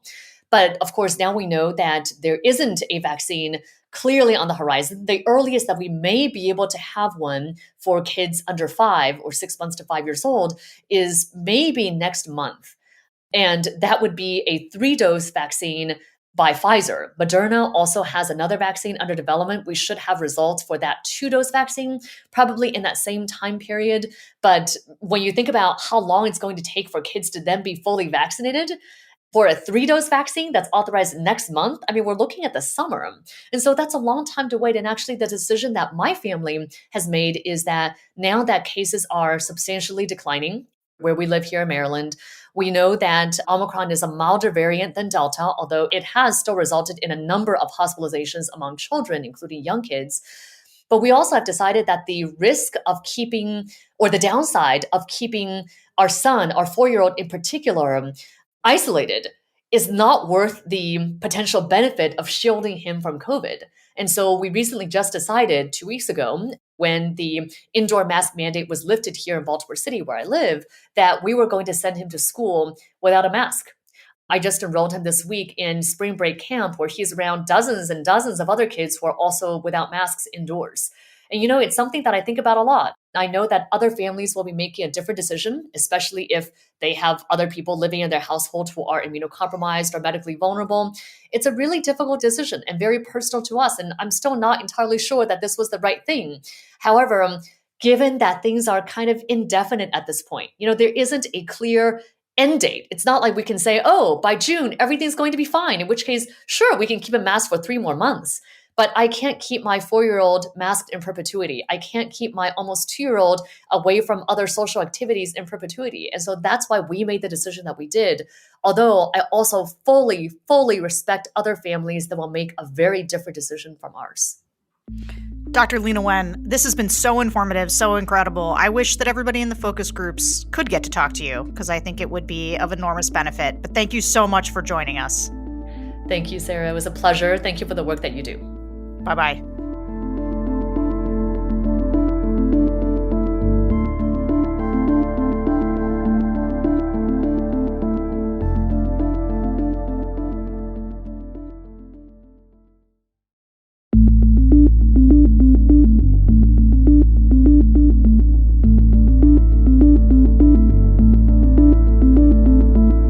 Hello, everybody. Welcome to the Focus Group podcast. I'm Sarah Longwell, publisher of the Bulwark, and today we are talking about the big lie. The big lie is why approximately 30% of the country believes that the election was rigged. It is Donald Trump saying that the 2020 election was not free and fair and that the outcomes were rigged by Democrats. Over the last couple of weeks, we've asked 2 different focus groups about the big lie. We have a group of Trump 2020 voters and then a group of voters that we call on this podcast flippers, people who voted for Donald Trump in 2016 and did not vote for him in 2020. My guest today is Ben Ginsberg. So Ben was a fixture on the legal teams of George W. Bush and Mitt Romney during their presidential campaigns. He even worked for Bush during the 2000 Florida recount. But in the 2020 election, Ben found himself speaking out against efforts to undermine confidence in our elections. And lately, his research at Stanford has focused on health and credibility of voting in elections. Ben, thanks for being here. Thanks for having me. Great to be with you. Okay, so you and I just were together on this New York Times sort of roundtable on the health of democracy. Ostensibly, we were the conservatives at the table, but we were both, we were kind of pessimistic about the state of the Republican Party. It actually, if you haven't read it, it's a good conversation. It's the cover of New York Times Magazine. But how did watching these focus groups make you feel? The focus groups I thought were really interesting. I mean, I am mostly interested in what the big lie, the Trump reaction to the 2020 elections means for the future institution of voting and the democracy itself, because voting is such an integral part of that.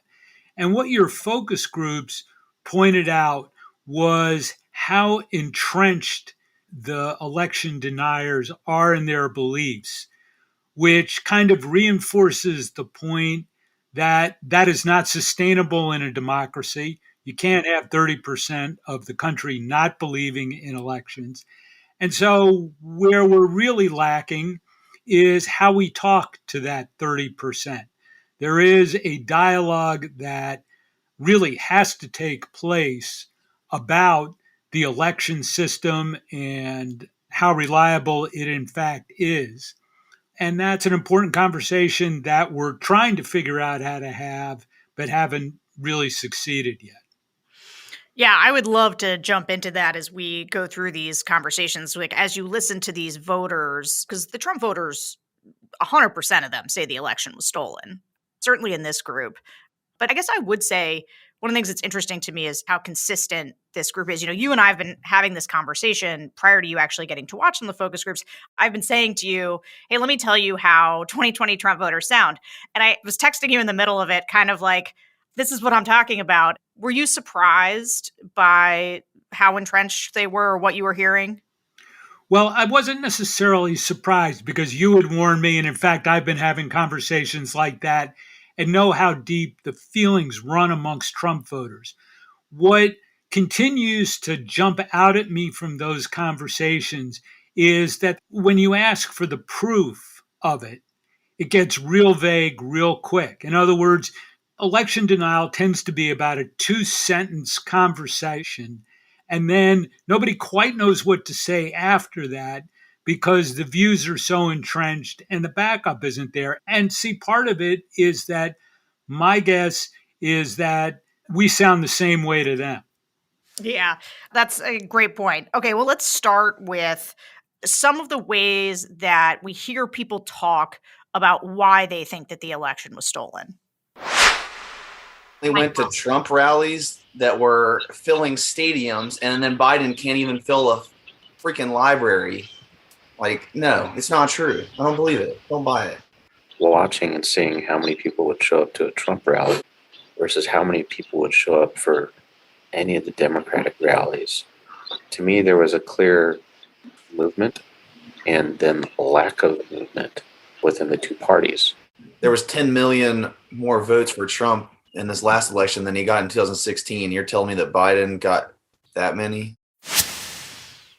So this is a popular one, right? The rallies, the number of votes that Trump got, that is evidence that the election was stolen. And Biden had COVID as an excuse for why he wasn't holding big events. But I think if we're being honest, it's doubtful Biden could have filled a stadium the way that Trump does. So you can sort of see how people who love Trump are kind of flabbergasted by Biden winning. They kind of do the same thing with yard signs. They're like, but everybody around me has a Trump yard sign. How does this bozo Biden beat Trump when there's so many yard signs? To me, though, it's more of a testament to how polarized we are socially and geographically. People just can't believe the other guy won because they themselves don't know anyone who voted for him. It was sort of similar in liberal circles when Trump won. They were like, but I don't know anyone who voted for Trump. What do you make of this? Yeah, you're really right. There's a great book by a University of Texas demographer named Bill Bishop that was written 15 years ago, and it's called The Big Sort. And it talked about the then 35-year-long trend in the U.S. for us to be living in more homogeneous communities, to be living more with people like ourselves. That's only grown stronger in the last 15 years. So that doesn't have to do with politics. It has to do with much deeper social forces. But it is certainly true that we spend much more time generally with people like ourselves. So you don't hear the other side. I mean, as for the rallies, I find that fascinating. I go back to the 2004 election, and 3 weeks before the election, Bruce Springsteen had a huge rally for John Kerry in the Ohio State Stadium. And they filled that stadium. And we all thought, oh man, that's it. We're going to lose Ohio in 2004. And of course, that didn't happen. George Bush won Ohio by 115,000 votes. And that just told me, don't pay attention to rallies as real indications, because they may be 100,000 people, but there are going to be 2.5 million or 3 million people voting in Ohio. And rallies make a candidate and his supporters who are in the stadium feel like there's no way they can lose with that much of a crowd, but yet election after election after election, it's not who has the larger rallies who necessarily wins. It's not an indicator of successful elections. Well, tough to sell that to some of these Trump voters, especially the ones who had attended the rallies. But let's hear the other number one reason we hear from voters, which is the Trump was winning when I went to bed, and when I woke up, Biden was winning. Let's hear some of those. Looking at some of the states that were so last to come in with the results and then all of a sudden flip to a Democratic state, I think that some of that is just very far-fetched and hard to believe. I mean, when I went to bed, Trump was so in the lead, and then I get up and he's not in the lead. I mean, that's crazy. I saw this infographic a couple of days ago and I saved it. So I just pulled it up. It's between 3:30 and 4:30 a.m. They found 140,000 mail-in ballots for Biden in Wisconsin. Between 3:30 and 5 a.m., they found 200,000 mail-in ballots for Biden in Michigan. Between 2 and 4 a.m., they found 1 million mail-in ballots in Pennsylvania. All for Biden, none for Trump. Nothing to see here. Mm-hmm. And all of a sudden, we just stopped counting the votes. That was it for the day. And you wake up the next morning, and like you said, there was all these votes for Biden, and it took, I think it was upwards of a week for them to actually figure out for sure that he won. It was just unheard of in a presidential election not to know, other than maybe Bush in 2000. All right, Ben, I want to go deep on this point because I got to tell you, I just hear this over and over and over again in focus groups. And to your earlier point about how the evidence is a little thin, but this is what people say. I went to bed, Trump was winning. I woke up, Biden winning. Therefore, fraud. And you hear one of the gentlemen is talking about an infographic. Just somebody put a meme up and he's reading this meme as though they found 140,000 votes. They found these votes. If you go back and try to remember the 2020 election, the media tried to prepare people for this. The mainstream media was talking about a red mirage, how it was likely that the in-person voting the day of was going to be in favor of Trump. But as they counted mail-in ballots, that those were going to skew more Biden. They tried to tell people, right, the pandemic was happening. And so the election was going to look different. And there were a bunch of states that refused, despite attempts to do so, to open the ballots and start counting them early. And so as a result, they were counting throughout the night and at some point had to take a break and start counting again. But this is the nub of where people think the fraud was, right? But how do you convince somebody who just believes they found the votes, not that they were counting the votes, but that they found them, that what they believe is wrong? Well, I think there's a long-term answer to that, which is to let people understand the way the election system actually works and the way you count ballots. But I think the reason for this phenomenon was what you mentioned before, which is how polarized we are and how the red team is listening to one set of media outlets that was not talking about the blue wave and the red mirage, and then the mainstream media that was talking about it. So the reason you have this split in the country, I think, is that we're on different islands on media outlets where we're really getting our election information. I mean, it was totally predictable that Trump would be ahead on election night because those were the election day votes that were being tallied, and that Biden would pull ahead in states where they weren't starting to tabulate absentee votes until the polls closed. Now, one of the crazy things about this is that those states where Trump was ahead and Biden was behind had, I think, really sort of self-destructive rules that prohibited their election officials from counting absentee ballots until the polls closed. There were more sensible states that recognized that in 2020, especially in a pandemic year, there would be lots of absentee ballots. So they should be not counting the ballots, but opening them up, preparing them, and then putting them through the machines with all the other ballots on election night. So there are questions of election administration processes that really kind of determined which states counted late after election day and which didn't. Can I ask you about this? Because I've long wondered. Pennsylvania was one of these states that refused to start counting, and that's my home state. Donald Trump, I think sometimes people don't remember how much spade work he was doing before the election to lay the predicate that the election was going to be stolen if it didn't go his way. And it always seemed weird to me that places like Pennsylvania didn't open the ballots. Like they almost wanted to have a situation like the one we saw so that they could help sow doubt.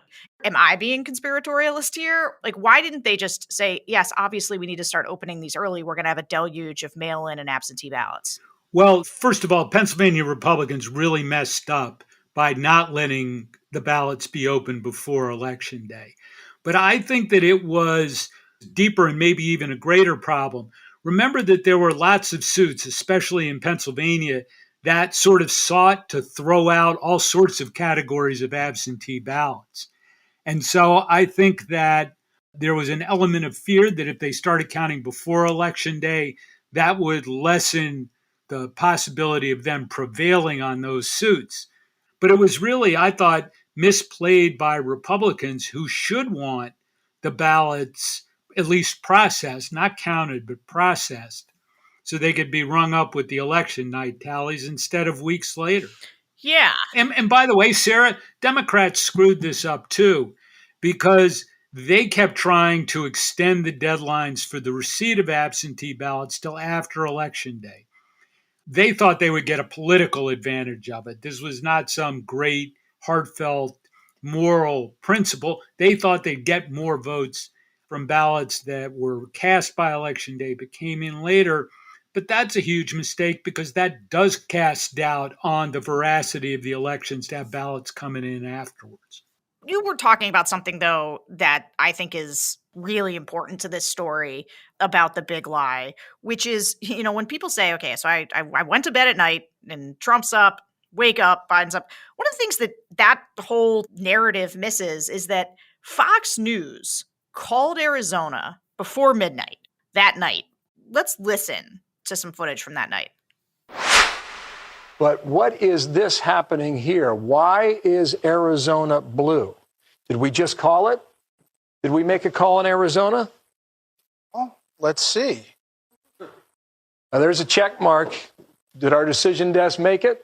Arizona, 11 electoral votes? Yes, we can. Okay, if that's the case, then, guys, when we come back, we'll fill this in. Okay, time out. This is a big development. Yeah. The Fox News decision desk is calling Arizona for Joe Biden. That is a big get for the Biden campaign. Okay, so this is a pivotal moment, not just for the election and who was going to win, but a big moment for Fox News. Okay, so Fox calling it for Arizona was the biggest indicator that Biden was going to win.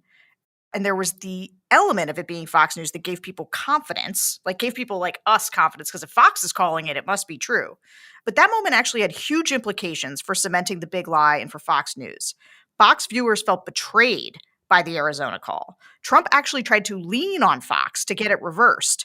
They stood firm at the time, but then as they saw an exodus of viewers going to Newsmax and OANN, they started to change their tune. In fact, they even fired their political editor, Chris Steyerwalt, who made the call that night. And after that, they sort of began flirting with the big lie more and more in order to not be outflanked by these rivals willing to go sort of the full election trutherism. So listen to how some of these MAGA voters talk about Fox News now. If I want to listen to the trash side, I'll go to Fox News and stuff like that. The only person I like on there is Tucker. I mean, they called Arizona for Biden with 20% of the vote count. This kind of talk has become a staple of the MAGA focus group since the 2020 election. And it can't be overstated how much media consumption correlates with belief in the big lie, in my opinion. So, Ben, what do you think? I mean, to me, the big story here is that Fox News, by calling it for Biden, that was seen as a betrayal, and people stopped trusting Fox News. And so they went to these other news stations that were like all in on the election lies, and they became a much bigger deal because people wanted to be fed that. Just how do you see the media's role in all this? Well, I think the media role is a really tough definition these days because I think that the media itself is so splintered. But one of the other things that your focus group showed is that it's not only cable TV that's the leading edge. mean, on any given night, Fox has maybe 3 or 4 million listeners or viewers.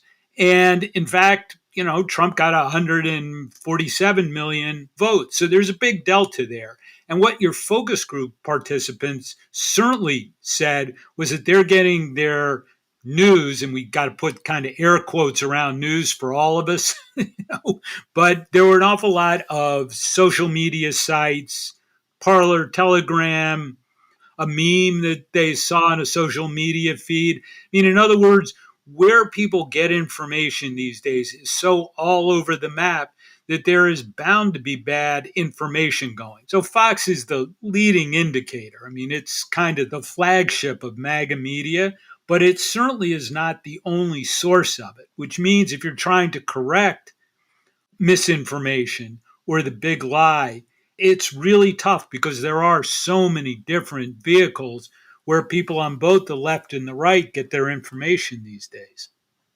Yeah, but this is kind of my point. Like, what was striking to me about the Fox News situation was in the early days, they didn't want to lie and they wanted to stand by their decision desk call. But the problem is that the voters would not abide, right? Their viewers would not abide being told the truth. And so they went to seek out a more comforting narrative about the election being stolen from all of these other news sources. And that created a competition or a pressure on Fox to try to hold on to people. And I would say, look, Fox has been in the tank for Trump the whole time, but I think you saw an even bigger lurch into sort of the conspiracy theories out of a market competition with all of these people that were outflanking them on the election trutherism. So what I really want to understand from you in all this, on this theory, is how you get from the 3 to 4 million viewers that Fox has to the massive influence and credibility that election denial has. And so while Fox is instructive for the behavior that they had to show to keep their place in the market, it ain't that big a market. That is my point, though. My point is that there's all this other stuff. Like, people say Fox as though Fox is the culprit.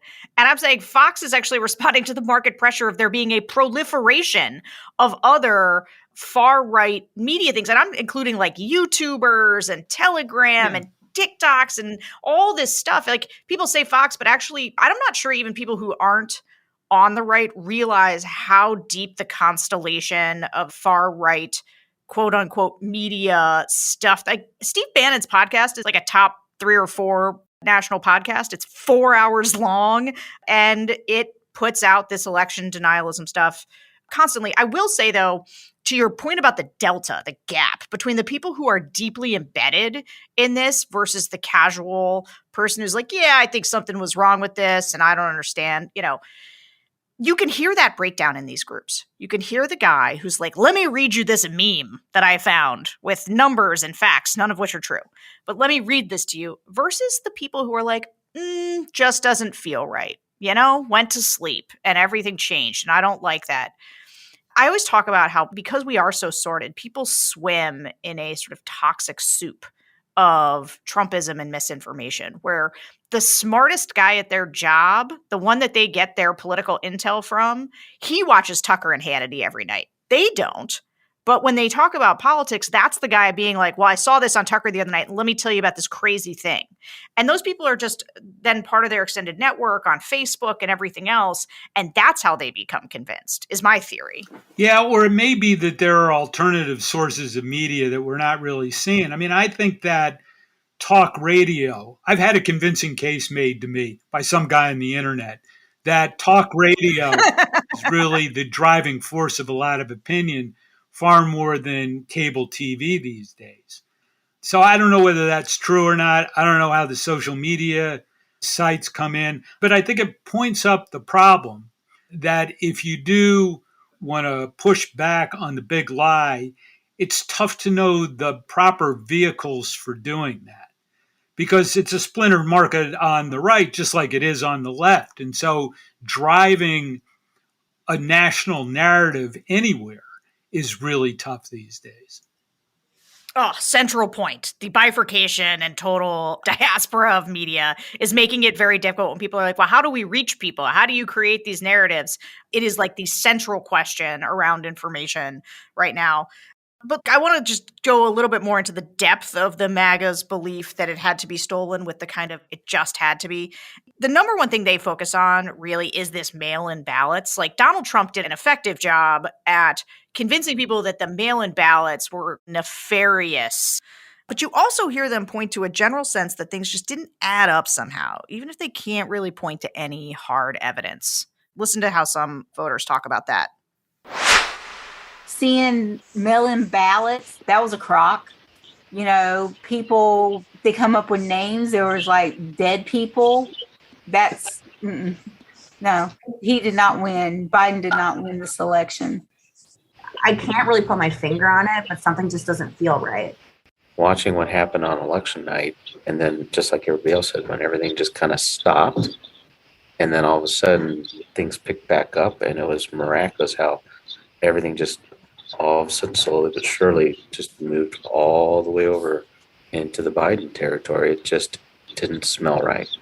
I think what convinced me more that the election was fixed was how vehemently they have said it wasn't, how they've gone after everybody and anybody who dared to say or infer that it might have been fixed or there might have been some shady goings on, and that they're still trying to continue to smear Trump. They're so afraid that he might run again and win. All of those sort of things convinced me that they didn't get there honestly and that they're worried still that they might be found out. So that last person's evidence that the election was stolen is that people like us keep telling them that the election was not, in fact, stolen. And why would we be so vociferous in that if there wasn't some shady thing going on? But here's my question. Like, you've spent your career in the legal trenches of Republican politics. And so for our listeners who, I assume, haven't, is it even possible to commit the kind of fraud that these people think was committed? Like, have you ever seen fraud on a scale that would cause you alarm about the way our elections are run? No, I think, look, I spent 38 years doing election day operations for Republican Party committees and candidates. So I have watched polls and done sort of roving squads encompassing many precincts on election day. I've done the nationwide boiler rooms. And we're always vigilant. We always tried to find that. The truth was we never did, and you have to be honest about the evidence, which is why I took exception to what Donald Trump was saying. But it points up a fact that there needs to be a lot of educating about the election system and the safeguards in it. The truth is you could not possibly commit fraud in the way that they're saying on a nationwide basis or even on a statewide basis. It would require an unbelievable number of people keeping a secret, which goodness knows we never do in this country about anything, let alone about stealing an election. So no, this couldn't have happened. But if there's one way to deal with the 2022 and 2024 elections, it is being sure that the people who run elections explain all the safeguards in the system so that there is at least more evidence in the record about why you could never have a fraudulent election in the way Donald Trump says. So I think that should certainly be one of the priorities.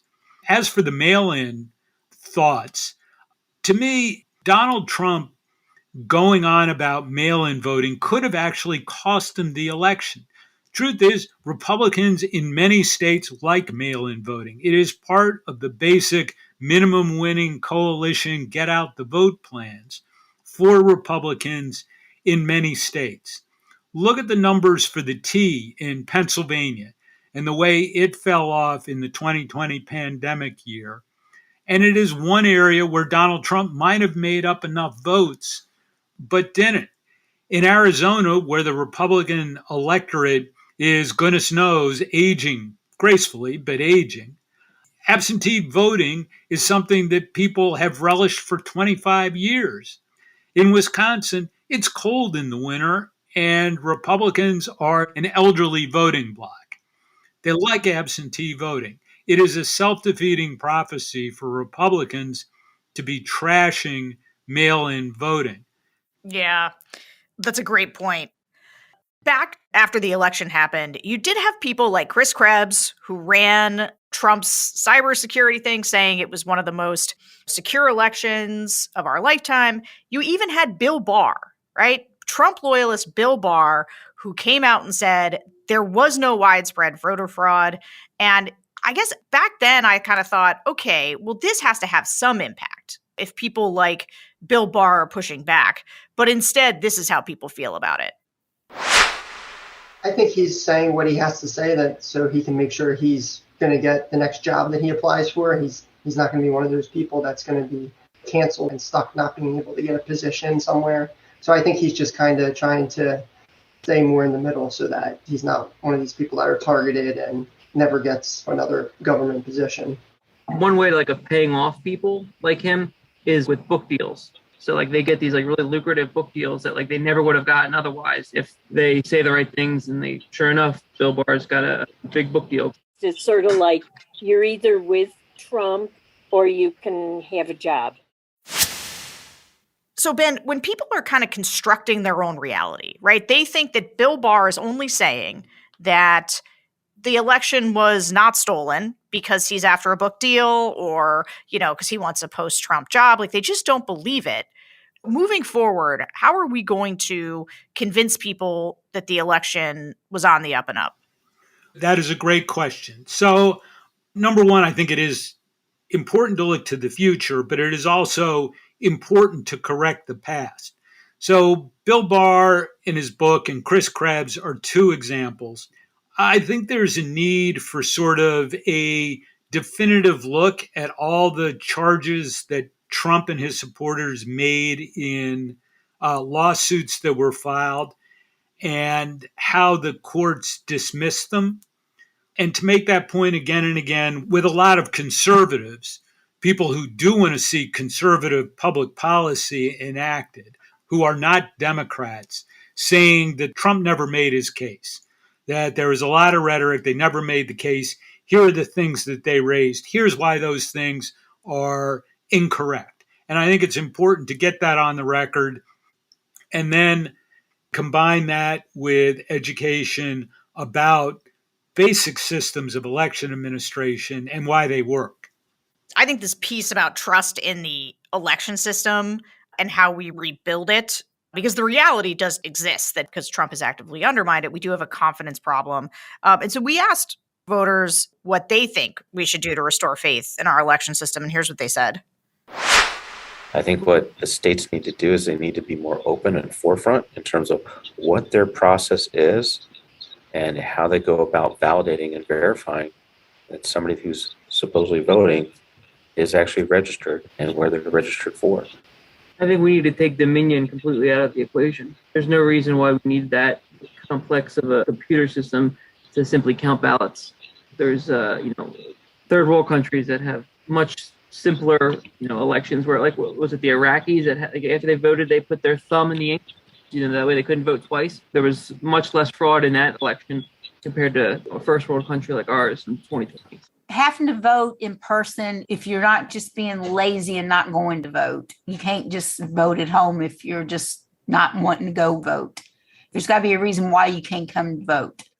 Having time frames that have to be set, so all the votes have to be placed and count by a certain time, and none of this 3 a.m. We're going home for the night. Everything has to be done by a certain time. I don't know, Ben. Do you think that we should be more like third world countries in how we count our votes? Obviously, some of these solutions are things that are built in or that Republicans actively rejected in the 2020 election. But, we've seen a rash of bills from Republicans that are built on this idea of election integrity and restoring faith. They all fail to mention that the reason that people's faith has been shaken is because Donald Trump has actively undermined it. But what do you make about some of these bills that have come from all kinds of Republican legislatures saying that they want to make elections more secure? Oh, I think they are wrongly getting bunched up in one big pile. And I think there are different types of laws that are being proposed. It makes sense to me to have a series of laws in a state that go to the appearance of credibility in the election results. And I think that there are nuggets of that in the state laws. What I mean about the sort of everything's getting lumped up in one big pile is that a lot of the crying from the left is things like reducing 2 days of early voting in Georgia, which would give Georgia 24 days of early voting, and it's a reduction. So people yell and scream. However, you do have to remember that Connecticut, New York, and New Jersey, all blue states, and Joe Biden's Delaware only allow 10 days of early voting. So that I think things like early voting and drop boxes and mail-in voting is more political tactics than great constitutional challenges. So I put those in one bucket. And some states, Georgia, Texas, Florida, have some provisions that can actually sort of negate the popular vote. And I think those election subversion laws are really dangerous. And that's like criminalizing the activities of elections officials. I think is really, really dangerous. There are ones that give state legislatures instead of election administrators the ability to sort of refine the final certification of the vote, just taking things away from professionals and giving it to politicians, which I think is a bad, bad development. And some states have created additional leeway for partisan poll watchers to do things in a polling place, which I think can cause the disruption of voting in ways that can be harmful. And I think those are really dangerous. So I think there actually are laws that can be passed that increase the credibility. And the debate over all the election laws, I think, has got distorted in a little bit of hyperbolic rhetoric that overall doesn't help much. You mean you don't think that the Georgia law was Jim Crow 2.0? Well, I think that there were some parts of it that were real, real bad, but I think it generally got a bad rap for the wrong reasons. In other words, reducing the number of days for early voting, I think, was a tactical fight between the parties. But when Georgia says we're going to weaponize poll watchers to give them more power, while at the same time saying, well, you can't give water to people standing in line because they may be too politicized by somebody giving them a bottle of water, I think that's real wrong and real bad. And I think kicking Brad Raffensperger as the Secretary of State off the state elections board is bad. Yeah. But I think there was no nuance in the overall debate over the election laws passed in the states. It's almost like we're having a little trouble with nuance these days culturally. Yeah. All right. Well, let's talk about swing voters, where there was a slightly brighter picture. So these voters are people who voted for Trump in 2016, didn't vote for him again in 2020, mostly voted for Biden. These guys, they're interesting because they certainly don't think the election was stolen. Like, you ask them, no hands go up. They think that Joe Biden legitimately won the election, but they're still like, kind of murky on it here. Let's listen to some swing voters. There's definitely probably some fraud, but probably not more than normal. So I don't feel like it was any different than any other election that happened. So I don't know if it's really considered fraud, right? Yeah. If anything was impacted, it would have been human error because of the mass implementation of a system that hasn't really been tried before for the mail-in ballots and all that. So the swing voters are always like really interesting groups because they're super thoughtful. I shouldn't sort of opine on how I think they're the most rational ones just because I tend to agree with them on a lot of things. But what's interesting to me is that there's always this like weird responsible position that gets staked out. And Fox News kind of did this where it was like, there's always fraud, but not enough fraud to change the outcome. And fraud becomes definitional. I mean, there are things like the North Carolina congressional election in 2018 where the authorities investigated and found there was fraud by a Republican campaign. But Heritage has been trying for years to keep a fraud database. And if you go up and look at what they define as fraud, there are, number one, not enough cases, even if you lumped them all back from 2000, to like show truly fraudulent elections. There are a few examples of people who vote in one primary in one state and then move and vote in a second primary in a second state. Well, that's illegal. That gets lumped into the category of fraud. You know, somebody dies 3 days before election after they've cast a ballot, the ballot gets counted. I don't know, that gets lumped into fraud, even although nobody broke any laws. There are instances where an individual has died, but their surviving spouse mails the ballot that they filled in before they died. Well, technically, that's fraud, and it gets lumped into that in some countings of fraud, but to be charitable about it, a one-off violation. Yes.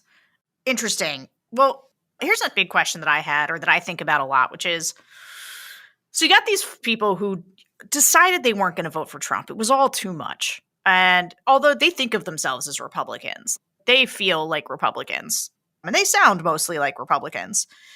But as they think about elections going forward, I always want to hear from them. I always want them to be like, obviously, I wouldn't vote for somebody who's going around saying that the election was stolen like Trump did, but it's not quite so clear cut. It may or may not be a deal breaker. It would be very hard to vote for someone like that, I think. I would have to really dig deep in what their other stances are and see what they're pointing at. It wouldn't be an immediate deal breaker, but I would absolutely have to investigate. And it could very well be a deal breaker after that. Probably not, because there are probably hints of maybe a little bit of conspiracy thought process in them. I mean, it definitely wouldn't be a deal breaker, just because when you look at Republicans, you go in for every Republican vote. And I would probably try to sell them if I was a Republican candidate. So why not? Because there's lots of them. And so the thing that I hear is there are some people who are like, yeah, you can't just keep telling this lie, and I'm not going to vote for candidates who put forward that lie. That makes sense to me. But there's a lot of other people that are like, I don't know. These guys, they talk about their friends and family. They're like, I don't know. Lots of people think this election was stolen, and they've got to appeal to those people too. So no big deal if they buy into it. Yeah, I mean, it's an interesting phenomenon. It almost seems that, at least in some Republican primaries, it's kind of the ante amongst Republican candidates that you can't say Joe Biden won. You don't have to say all elections are rigged, but you got to say something about how the election was messed up to be able to survive in a Republican primary. So then you get your swing voters trying to deal with that. So let's pick this apart, because we're taping on Wednesday. And so the political news today is that Trump has unendorsed Mo Brooks in Alabama, right? Mo Brooks, who stood on stage with Trump the day of the insurrection and says, today is the day American patriots start kicking ass. And, he's right there with Trump.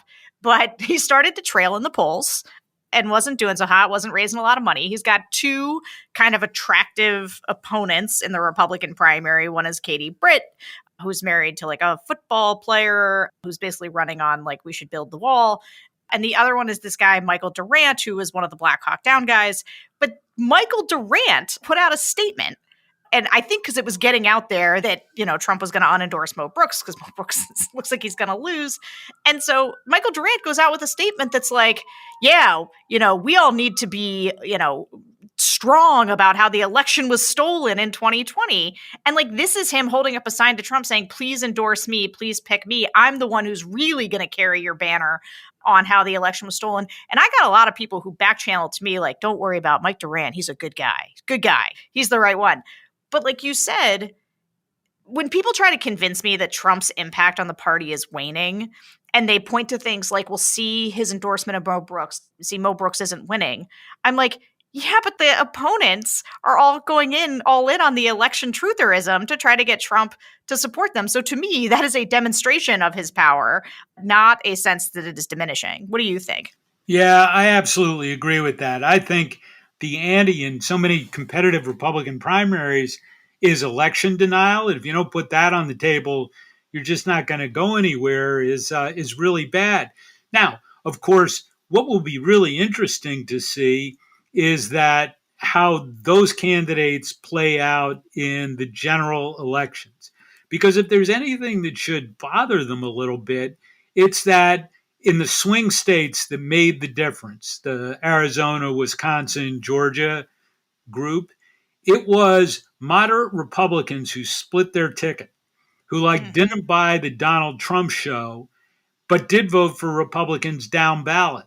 But if those candidates you're talking about in 2022 are leading the ballot with election denial, is that going to turn off those swing voters who were so crucial in 2020?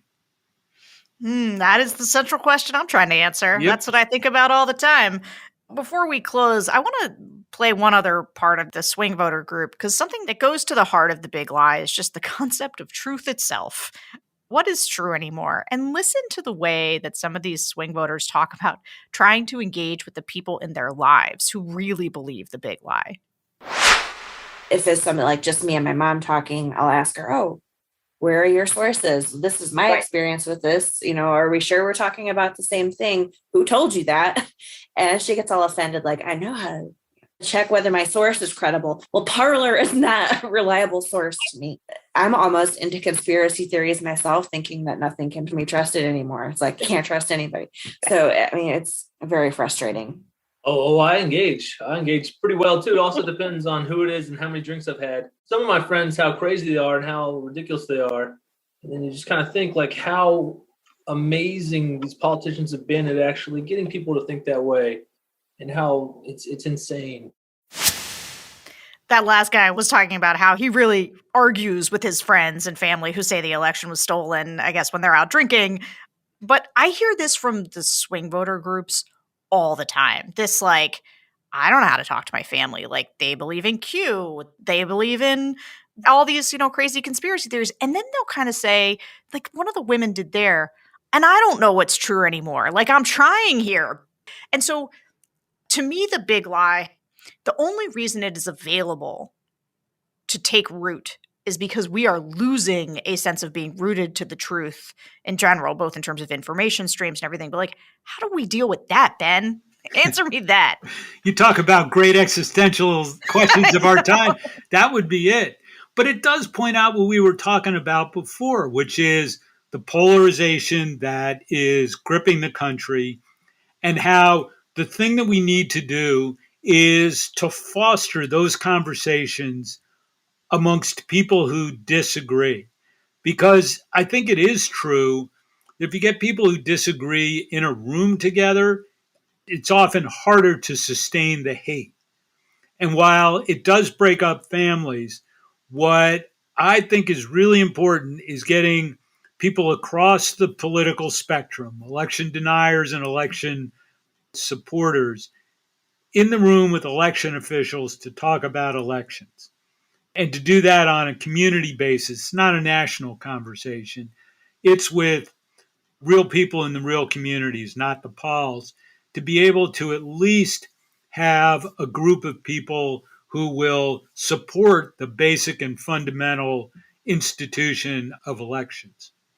I really agree with this. Like, when people are like, well, what's the solution? First of all, it does have to be hyper-local, because the breakdown of trust, it can't come from national sources. It has to be from people like them, from their communities that they know. And I think that one of the pernicious things that's happened in elections is that people do feel intimidated. All this stuff with poll watchers and the anger. And what you don't want is for people to kind of opt out of this civic ritual that we have around voting because they're afraid or because it gets intimidating. And so going into 2022 and certainly 2024, I would like to hear from a lot of the poll workers themselves, the people from the communities, talking about how seriously they take it and how they stand side by side with other people who disagree with them. But they have been doing this together for 20 years. I mean, a lot of them are like little old ladies, who live down the street, who always do this because it's something that they do for their community that they love. That to me is like trying to inject some of that civic virtue back into it. This is like a process that we do every 2 years, where we tend to our democracy, and that it is good and part of civic hygiene. I don't know. What do you think? Yeah, I completely agree with that. I think it's got to be local. I mean, look, if you need an example of why the national approach doesn't work, for the past 15 months, the mainstream media, every organization on it, has repeatedly talked about the big lie. Like, any element that used to be in the news media of we're going to present both sides of the story is not there when it comes to elections. It is all about the big lie. And as you know from your polls, the number of people who still don't believe that the elections were accurate has not budged one iota in those 15 months. If anything, it's gone up. And that just tells you that the national messaging from the big media outlets is not getting through, and people do not believe the national entities. So that's why I think we got to start going local. And the communities where you got to go first is pretty self-evident. All right, Ben Ginsberg, thanks so much for being here. We may circle back and do this one again after 2022, because I will be real interested to see whether or not, if Republicans do well in 2022, if some of the lie narrative starts to fade away. But Ben, thank you so much for joining us today. And thanks all of you for listening. And hey, listen, if you love this podcast, do me a favor, go and rate the podcast on iTunes, help other people find it, share it on Twitter. I think that there's nothing more interesting, I guess to me, that's why I do the podcast, than listening to these real voices. So anything you can do to help push it out there is appreciated. And we'll see you guys next week.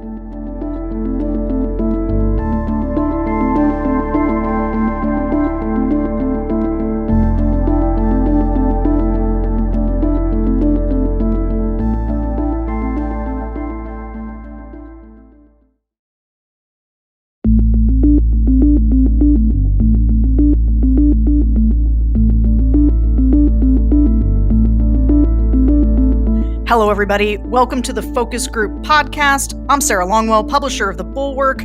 This week, we're talking about January 6th and how voters are thinking about the ongoing investigation into what happened that day. You probably remember where you were and what you were doing when you heard that a mob of the president's supporters was storming the U.S. Capitol in an attempt to overturn the 2020 election. I, because of the pandemic, was working from home, and when I saw what was happening, I was so sure that this was finally it.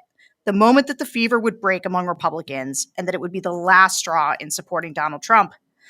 But as we all know now, spoiler alert, that is not what happened for most elected Republicans or Trump voters. But it was for my guest today, Congressman Adam Kinzinger of Illinois. You may know him along with Liz Cheney as one of the only two Republicans on the committee to investigate the January 6th attacks. Hello, Congressman Kinzinger. Thank you so much for being here.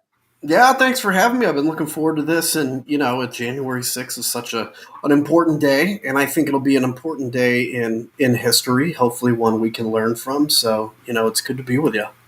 So some people might be like, why are you talking about January 6th? It's not the anniversary. We had that a couple of months ago. But I really wanted to talk about this because since January 6th, I've been asking every focus group how they feel about it. And I feel like it's really important for our listeners and people in general to hear how Trump voters and then also swing voters think about January 6th and how it might influence the 2022 election. But also, I'm so interested to have you here to think about, will the January 6th committee make a difference to how people view it? Because obviously it's become as polarized as everything else.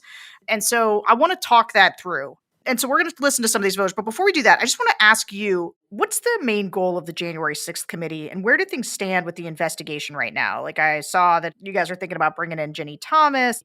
There's this big story about the 7-hour gap on the White House call logs. Just tell us what's happening.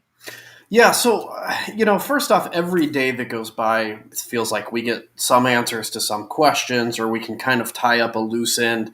What was this person doing or that person doing? What was this person's goal, et cetera? And then a new kind of front to that opens up, a new question. So as has been reported, I can't confirm or deny too much with the Ginny Thomas stuff, with the 7-hour call log opening.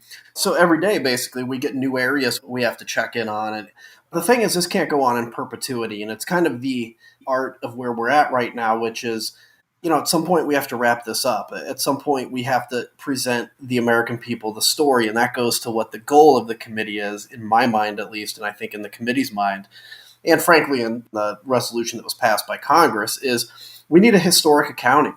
We need to be able to know that in 5 and 10 years, the history books that are being taught in school, when they read about that period, is reflecting accurately what happened. And that, the people that were responsible, even if they aren't ultimately held responsible criminally by DOJ, but they're at least held responsibly in the public eye. And for me, I look at it and I say, regardless of if anybody is interested today in the January 6th committee, I know that the impact to history will probably have more of an impact than anything I've done in Congress. And I think that's kind of how the committee sees its role by and large.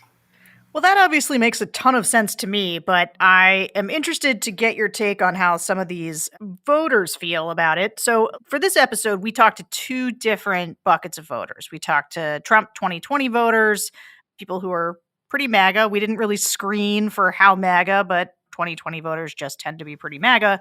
And then we also talked to some swing voters, people who voted for Biden in 20 but had voted for Trump in 16. So let's start by hearing from the Trump 2020 voters, because there are 3 main responses we get from them when we ask how they feel about January 6th. And I want to explore each one of them. So the first one was it wasn't that bad bucket. Not that big a deal. Stop calling it insurrection.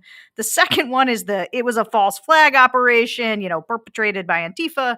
And the third bucket is the whataboutism. What about Black Lives Matter? So let's start with the first one, it's not that bad. It was very unfortunate what did happen. I think it was unfortunate what happened on January 6th. It's just kind of unfortunate. When Fox started saying that the protest at the Capitol was an insurrection, I never watched them again after that. That was the last straw. So unfortunate is the most common word that we hear. It's like, unfortunate is like when you bust your March Madness bracket in the first round, not when a mob tries to overturn an election. But it is indicative of something I hear a lot from Trump voters, which is a real commitment to minimizing the events of that day. And this is something your colleagues do as well, where they kind of fight the language of insurrection or domestic terrorism and lean into something softer, like a protest that got out of control. What is that about? So it's about trying to have your cake and eat it too. Now, from a voter perspective, as I can kind of tell, so somebody that would say, yeah, it's unfortunate, but let's move on. It's kind of a way of acknowledging that it shouldn't have happened, as kind of giving a nod to the fact that it was a Trump-inspired insurrection. But now let's pivot to defending ourselves. And we defend ourselves by saying, yeah, it was unfortunate, but not a huge deal.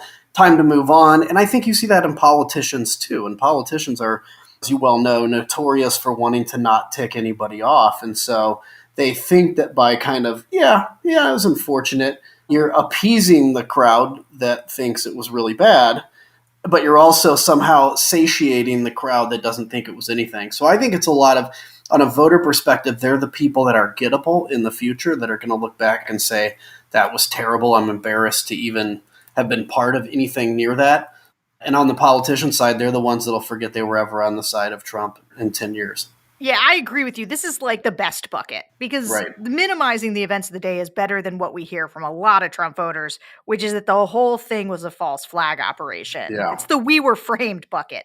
I think the FBI was behind it. Ray Epps, I'm sure you guys all heard that name. He was on the most wanted list for the people there. And then they just randomly took him off. I think that there were people agitating it that weren't Trump supporters. I think BLM and some other Antifa groups and this sort of thing were in there. There were some known Antifa people there that actually was there leading them, disguised as the Proud Boys or whatever, to frame them. I definitely believe the Democratic Party was behind it. I think that they were just trying to give the impression and have it look like the Republicans were involved and orchestrated it. As far as why, help demolish the Republicans and make all of us look even worse, like framing us, essentially saying we did it. I believe it was yet another way to disparage Republicans. We're all the deplorables, as we've heard. And they also wanted to set Trump up to be the bad guy. FBI, Antifa, Black Lives Matter, Nancy Pelosi, the Capitol Hill Police. Where are people getting this stuff? Man, I mean, it's on the internet. It's out there. And it's not even just like on the dark corners of the internet anymore. I mean, the Ray Epps conspiracy which is something I've personally taken on because I know who Ray Epps is now. I know the story of Ray Epps, and he was a guy that basically ended up at the protest, and none of us have said that the 30,000 people there that didn't go into the Capitol didn't have a right to be there. Of course they had a right to be there. I believe they were misled. And that's what the Ray Epps situation is. And he was taken because he's a retired Marine, kind of looks like a G-man a little bit. He has become the focus of this really dangerous conspiracy theory that has been put out by Ted Cruz, been put out by Marjorie Taylor Greene, by Massey in Kentucky. I can't wait, by the way, soon there's going to be more information to come out to prove that Epps is not some FBI agent. And by the way, why would the FBI even put Ray Epps on their poster to start with if he was an agent? But these are the groups of folks that get radicalized on the internet.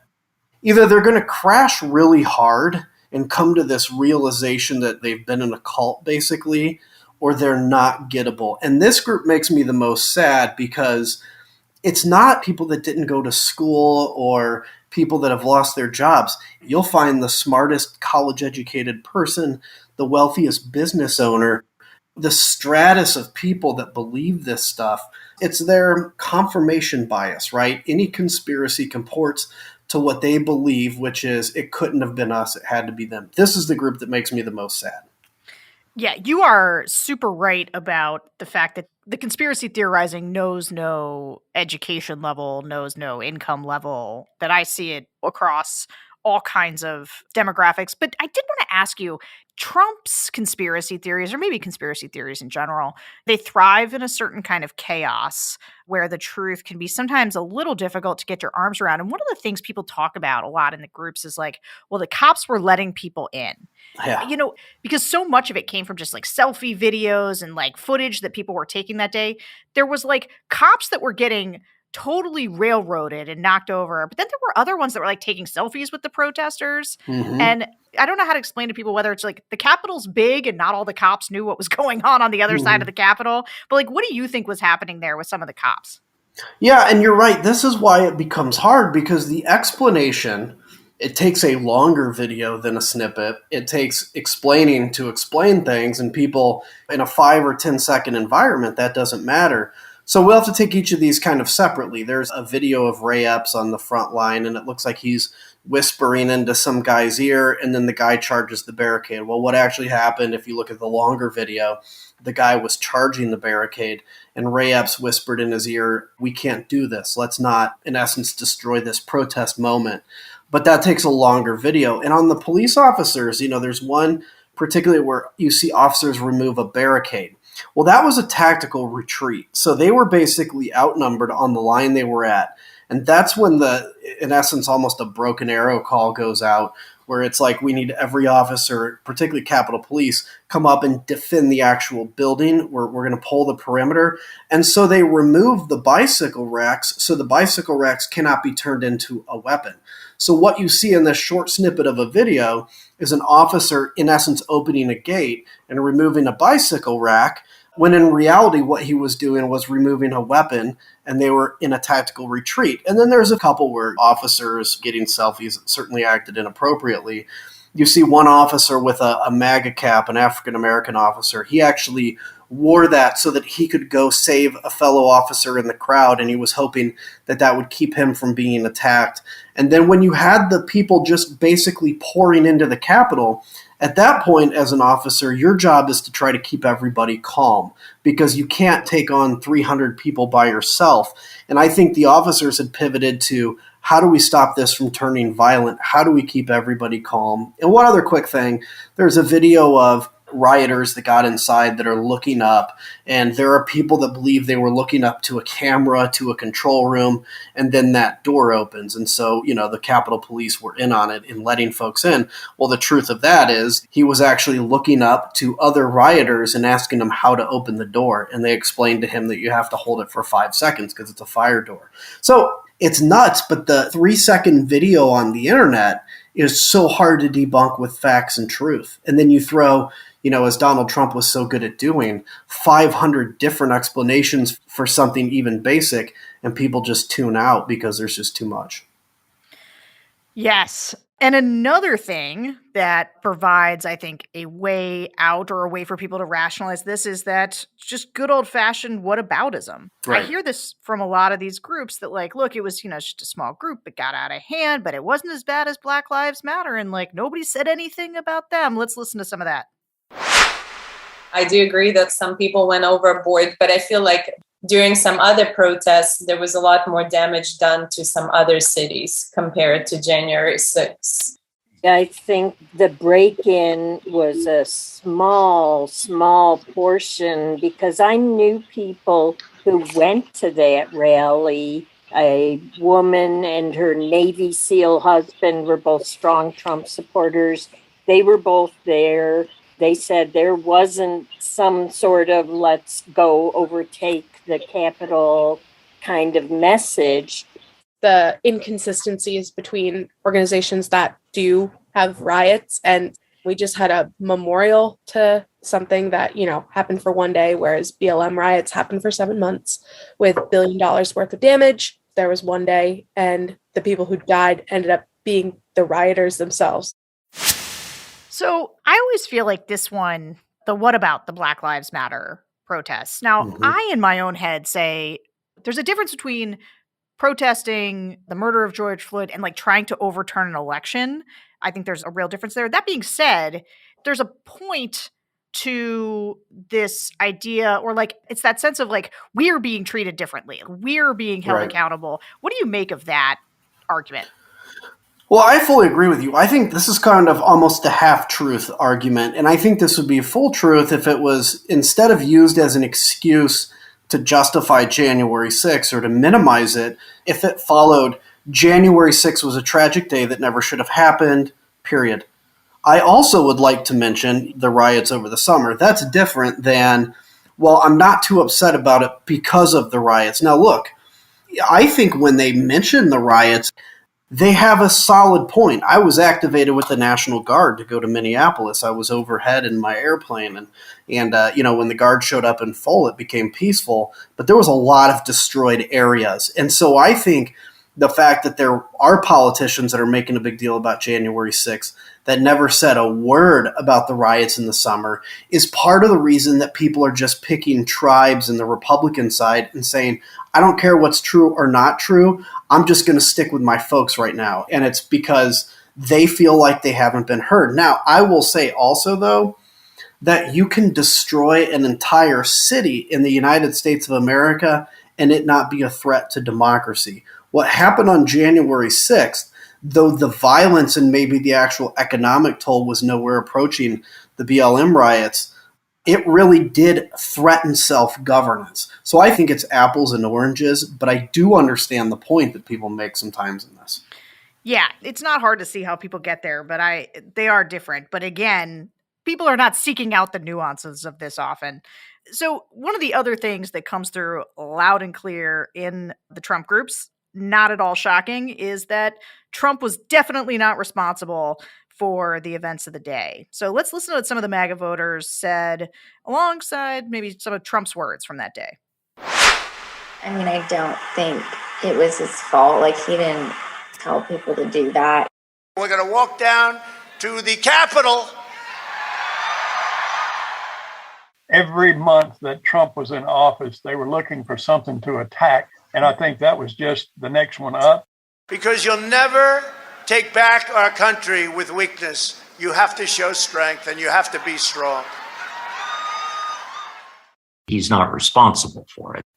We have come to demand that Congress do the right thing. I don't think it was Trump's fault at all.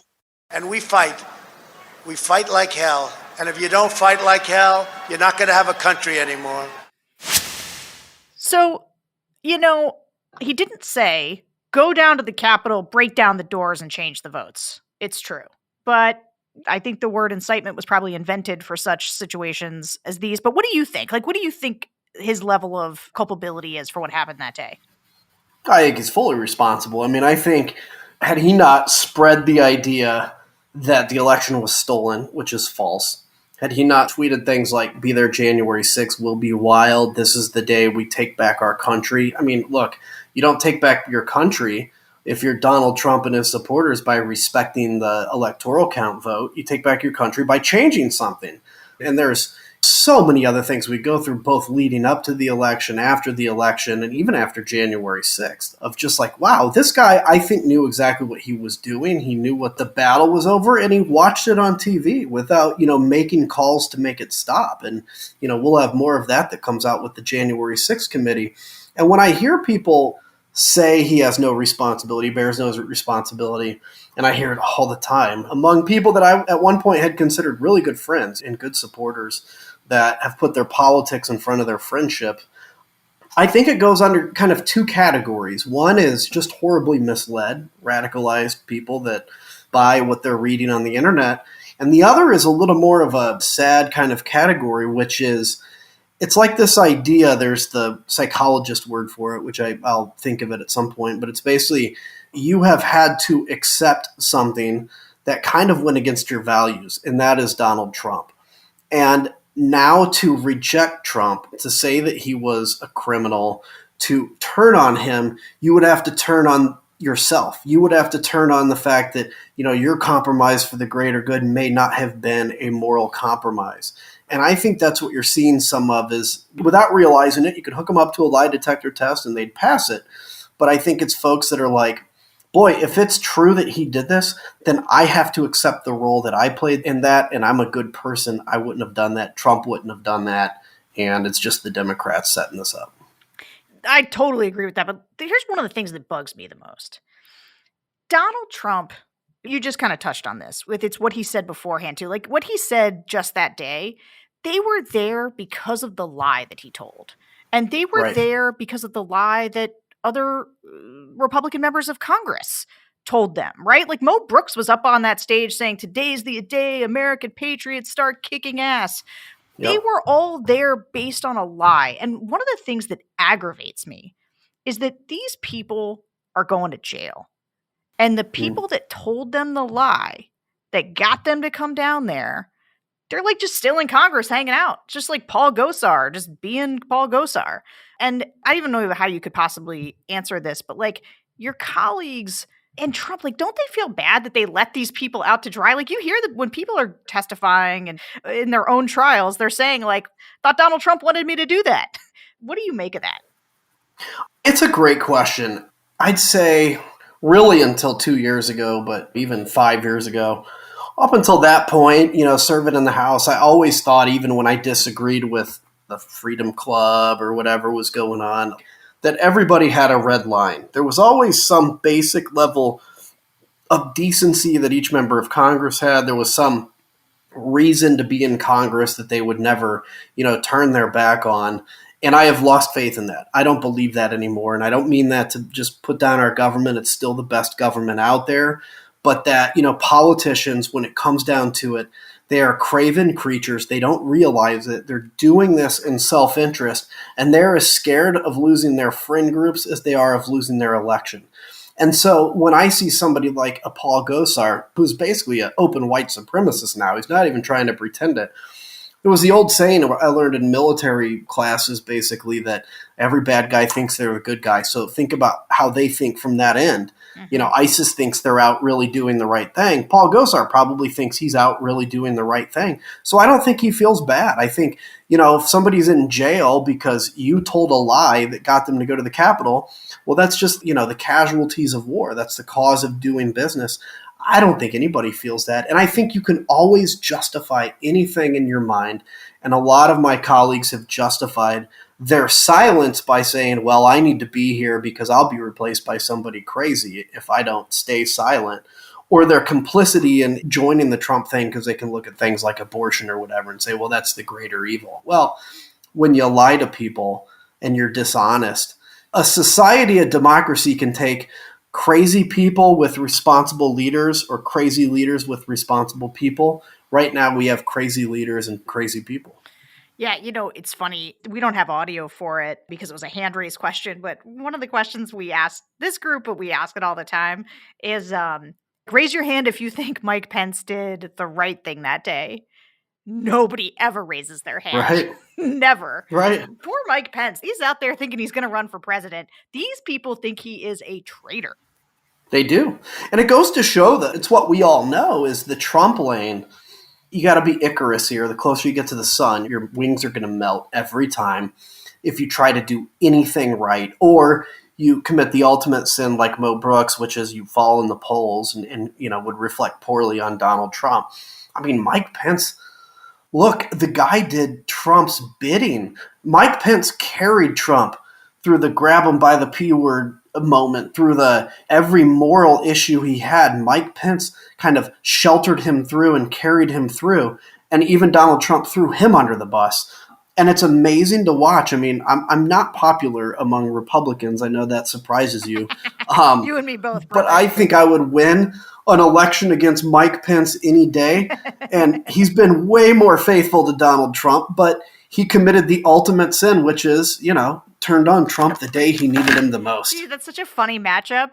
But I 100% agree with you. You would outperform him because the problem for Mike Pence is that he carried all the water. So the normal Republicans are like, no, Mike Pence, you didn't stand up when it mattered. But then all the Trumpers are like, you're a traitor and you let us down. You would at least... At the moment of need. That's right. Yeah. That's right. You'd at least get some of the normies that are still out there who are like, geez, this guy. I'm the rhino they know, at least. Yeah, that's right. The MAGA people, I mean, they're just unbelievably consistent in how they think about January 6th. They diminish it, they pivot to the what about, or they say that they didn't really do it. It was somebody else. But then there's the other category of people that we talk to all the time, which are these swing voters. As the drama ramps up, I'm interested in how this particular group reacts. But I gotta say, going into these clips, one of the things that strikes me is people aren't super aware about the January 6th committee. I mean, the number one observation I have about doing the focus groups is just the extent to which you and I think about politics and other people in Washington think about politics. And then the average American, there's just a chasm of difference in how aware people are of kind of the ongoing machinations in Washington. Yes. But this group is really important because they switched their votes and they felt like January 6th justified it. Let's listen just to how these flippers, as we call them, how they felt about Trump's role in the day. I think some of it had to do with Trump inciting the extremists. And I think that his language, the words he used, his rhetoric was encouraging to those people who were on the far right to go and do what they did. One of the reasons I didn't vote for Trump in 2020 is because he throws fuel on the fire and is very insightful and instigating in his language and responses. And I think all of that was just a perfect storm of people were already hyped. There's a lot of emotions running real high. You get a crowd of people together and you get, even if it wasn't just Trump, people that are like-minded, egging people on, and crazy stuff happens. But I would say that it was Trump's lack of action that would ultimately be responsible, because he could have stepped up and said, hey, no, guys, this isn't okay. And he didn't. He basically gave him the go-ahead to be violent and attack the Capitol. Yeah, Trump, I don't know if he was an organizer of it, but definitely he added fuel to the fire and gave it his blessing, so to speak. I'd lay the blame at Trump's feet. Beginning in early 2020, he started laying the groundwork for the election being fraudulent with no basis in reality. Everything he did was for his own, basically his own self-interest. And so his interest was staying in power, which I think was to avoid being sued once he got out of office or otherwise criminally prosecuted. And I mean, anybody who's paying attention is honest with himself. How can you not blame him? If not the entire setup, the fact they came right from a rally that he was at to the Capitol. I mean, you're just not paying attention if you can't draw the line between those two, literally and figuratively. So they blame Trump. And this is always a group that I think has typically good judgment often, because these are people who looked closely enough at something to change their mind on an issue. Listening to this group of people, do you feel like these are the people that you want the investigation to reach? I think that's a good point. Yeah, I think these are the ones that give me hope, and they give me hope because they may not be the biggest group out there, but they will be the group that defends democracy. I came to a realization, when I used to kind of just think of the American people, quote unquote, as a Republican, as the Republican base. So I look and say, okay, 70% of Republicans believe the election was stolen. Well, there was a point at which I then, turned to realize, well, that means that whatever it is, 60 or 70% of Americans believe it wasn't stolen, which is, although it should be 100, the fact is that's enough people to ensure that we defend democracy. That's what this kind of group is that part of. They pay attention, obviously. They care. They understand that an attack on the Capitol is not just taken in the aggregate of damage and violence. It actually is a metaphoric attack on our democracy and a real attack on our democracy. And I think this kind of group is certainly one of the groups we want to reach with the January 6th committee, because in the 90s, I remember, not buying into, but hearing all the black helicopter theories and the guillotines for the Christians at FEMA camps and, all those crazy conspiracy theories when I was a kid. So there's always going to be that group. There's always going to be the conspiracy group, the ungettable group. Those aren't the target. The target are the people that actually, they may be in the middle. They may be like kind of former Republicans. I don't know who they are, but the ones that pay attention and actually care about the future of their democracy, they're going to be the ones that matter. And everybody, not just them, everybody's kid who's going to go to school and come home someday and say, Mom and Dad, I learned about this January 6th stuff. Didn't you guys support Donald Trump? And they're like, oh, Donald Trump, no, I never did, right? Because the next generation isn't going to buy any of this crap. You ask who these people are. It's interesting. They are almost always describe themselves as Republicans still, because they all voted for Trump the first time. I mean, the reason we affectionately refer to them as flippers is just that they were people who flipped from Donald Trump to Joe Biden. So it's not like people who voted for Hillary Clinton the first time. They voted for Trump the first time. So they are sort of constitutionally, and I mean that in terms of not the U.S. Constitution, but their internal structure, they still think of themselves as Republicans, but they just hate Donald Trump. I set you up for this a little bit because nearly everyone in this group, when we asked, said it was time to move on from January 6th. And there wasn't that much interest or trust in the committee to the extent that they even knew about it. And so you get a sense of the heavy lift that the committee has to persuade people that its work matters. And these are even for people who hate Trump. Let's listen to some of what they had to say. They should spend their time and effort doing something else than looking back at figuring out who's to blame for something that it's way in the past. Is this still going? I thought it was over. Is that you're saying still going? I don't trust it because, it's yet another committee, commission, whatever. But politicians may fall into, I'm a Democrat, I'm a Republican. And, you think, okay, it's bipartisan, but are they going to let their politics impact what they discover and decide? If there is anything to it at all, it's likely we're not going to find out about it. I do definitely believe that the government covers stuff up, and depending on what the motive is. So it's just really like, what's the difference? Let's go ahead and prosecute the people if we have them. But what's going to happen if we don't? I don't feel like there's very much on the line. And I'd like to figure it out so that it doesn't happen in the future, but I don't necessarily need to have this investigation to go punish the people in the past.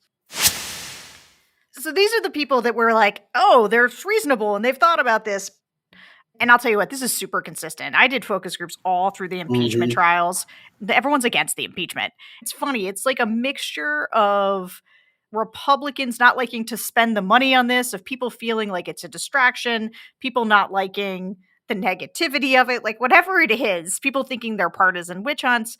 But the thing that I'm really interested in digging in with you on, because I've been thinking about this, is you can hear from these voters that the committee isn't something they're either really following, or they don't trust it, or they think we should move on. Everybody likes to move on from things that were negative and feel bad. So how are we going to get people to care about this? So, by the way, that section of people are the ones, none of it surprised me, but it is also, when I watched this whole group, it's the thing that stood out to me the most, which is that idea of moving on. And I think no matter what happens in life, whether it's an impeachment, whether it's something like this, that is going to be the sentiment, as you mentioned.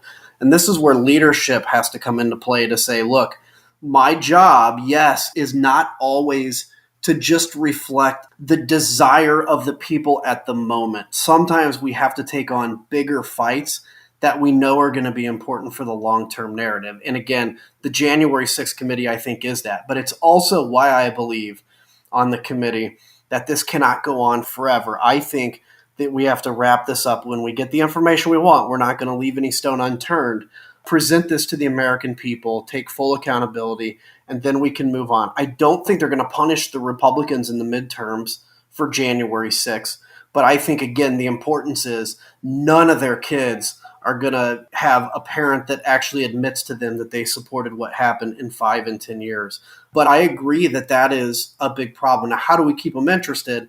Look, I think when they are, it doesn't mean everybody's going to watch it, but I think when we do the hearings, when it's put in front of the American people, they're going to watch it, they're going to hear about it, they're going to be interested, whether they think they'd be interested or not, and it'll build into that American psyche. But no, I don't believe that, somehow when the January 6th committee's done, we put out our report, and now 99% of the American people thank us for our work and believe everything we have in that report. That's never been the case in this country, and it won't be this time. Yeah, I mean, your point about leadership is dead on. I mean, some people are like, man, I don't know, the public really doesn't support this impeachment, or they just want us to, think we're spending too much money. And I'm like, okay, but it's the right thing to do. It's the right thing to do. Like Right, sometimes the right thing to do just is the right thing to do. When I ran for Congress, I made a commitment, and this is going to sound all happy, lucky stuff, but I'd just gotten back from Iraq. And I remember thinking, look, if we're going to ask young men and women to die for this country, I have to be willing to give up my career for this country, right? It's a very small price to pay. And at the time I thought, it'd be like a vote on Social Security or something. But I made the conscious decision when I voted to impeach Donald Trump. And then when I got on the January 6th committee, which I didn't want to do, by the way, I did not want to be on this committee.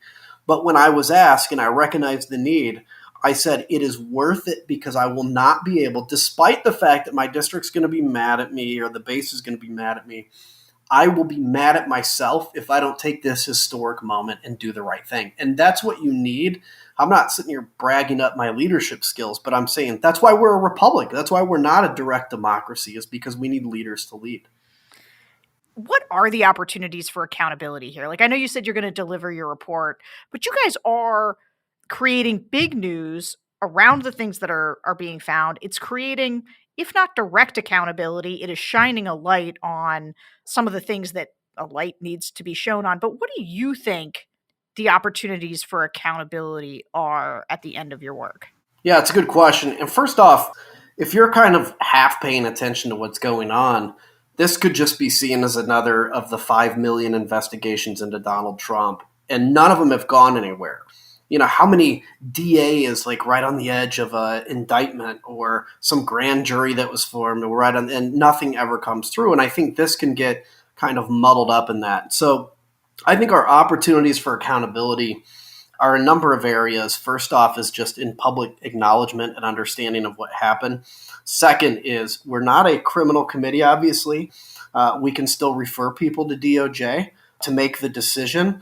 But if we put out there names of people who very openly tried to overthrow this election or lied to the American people, there's going to be some public accountability through that. Maybe they will never get a job in the White House again, or they'll be kicked out of the social circles as DOJ looks. And then that gets to the criminal part, which is, I think part of the reason that the Department of Justice has not moved faster in some areas, and I don't know this, we don't know this because there's certain walls we can't talk to DOJ about. I think they may be waiting for what we produce. Instead of doubling, the work effort, we actually have the ability to get, in many cases, more information than they do. And so I think they will certainly be very interested in the report we put forward. And I also heard, recently there's a couple new grand juries impaneled as they're expanding this investigation. But I think from a criminal perspective, it is fully in the Department of Justice. And I think they will 100% take a look at what we do and what we produce. One of the things that keeps striking me about the stories that come out is like Mark Meadows is always at the center of them. Like it's always people, that guy, boy, he has a lot of text messages to respond to. He's got to respond to all of the Fox News primetime lineup guys telling him to stop. He's got to respond to the Supreme Court justice's wife telling him you got to overturn the election. This 7.5 hour gap in Trump's colleagues, like he was obviously talking to people, and very likely he was talking to Meadows. He wrote a book, but then trying to hide behind executive privilege with you guys. How do you see his role in all this?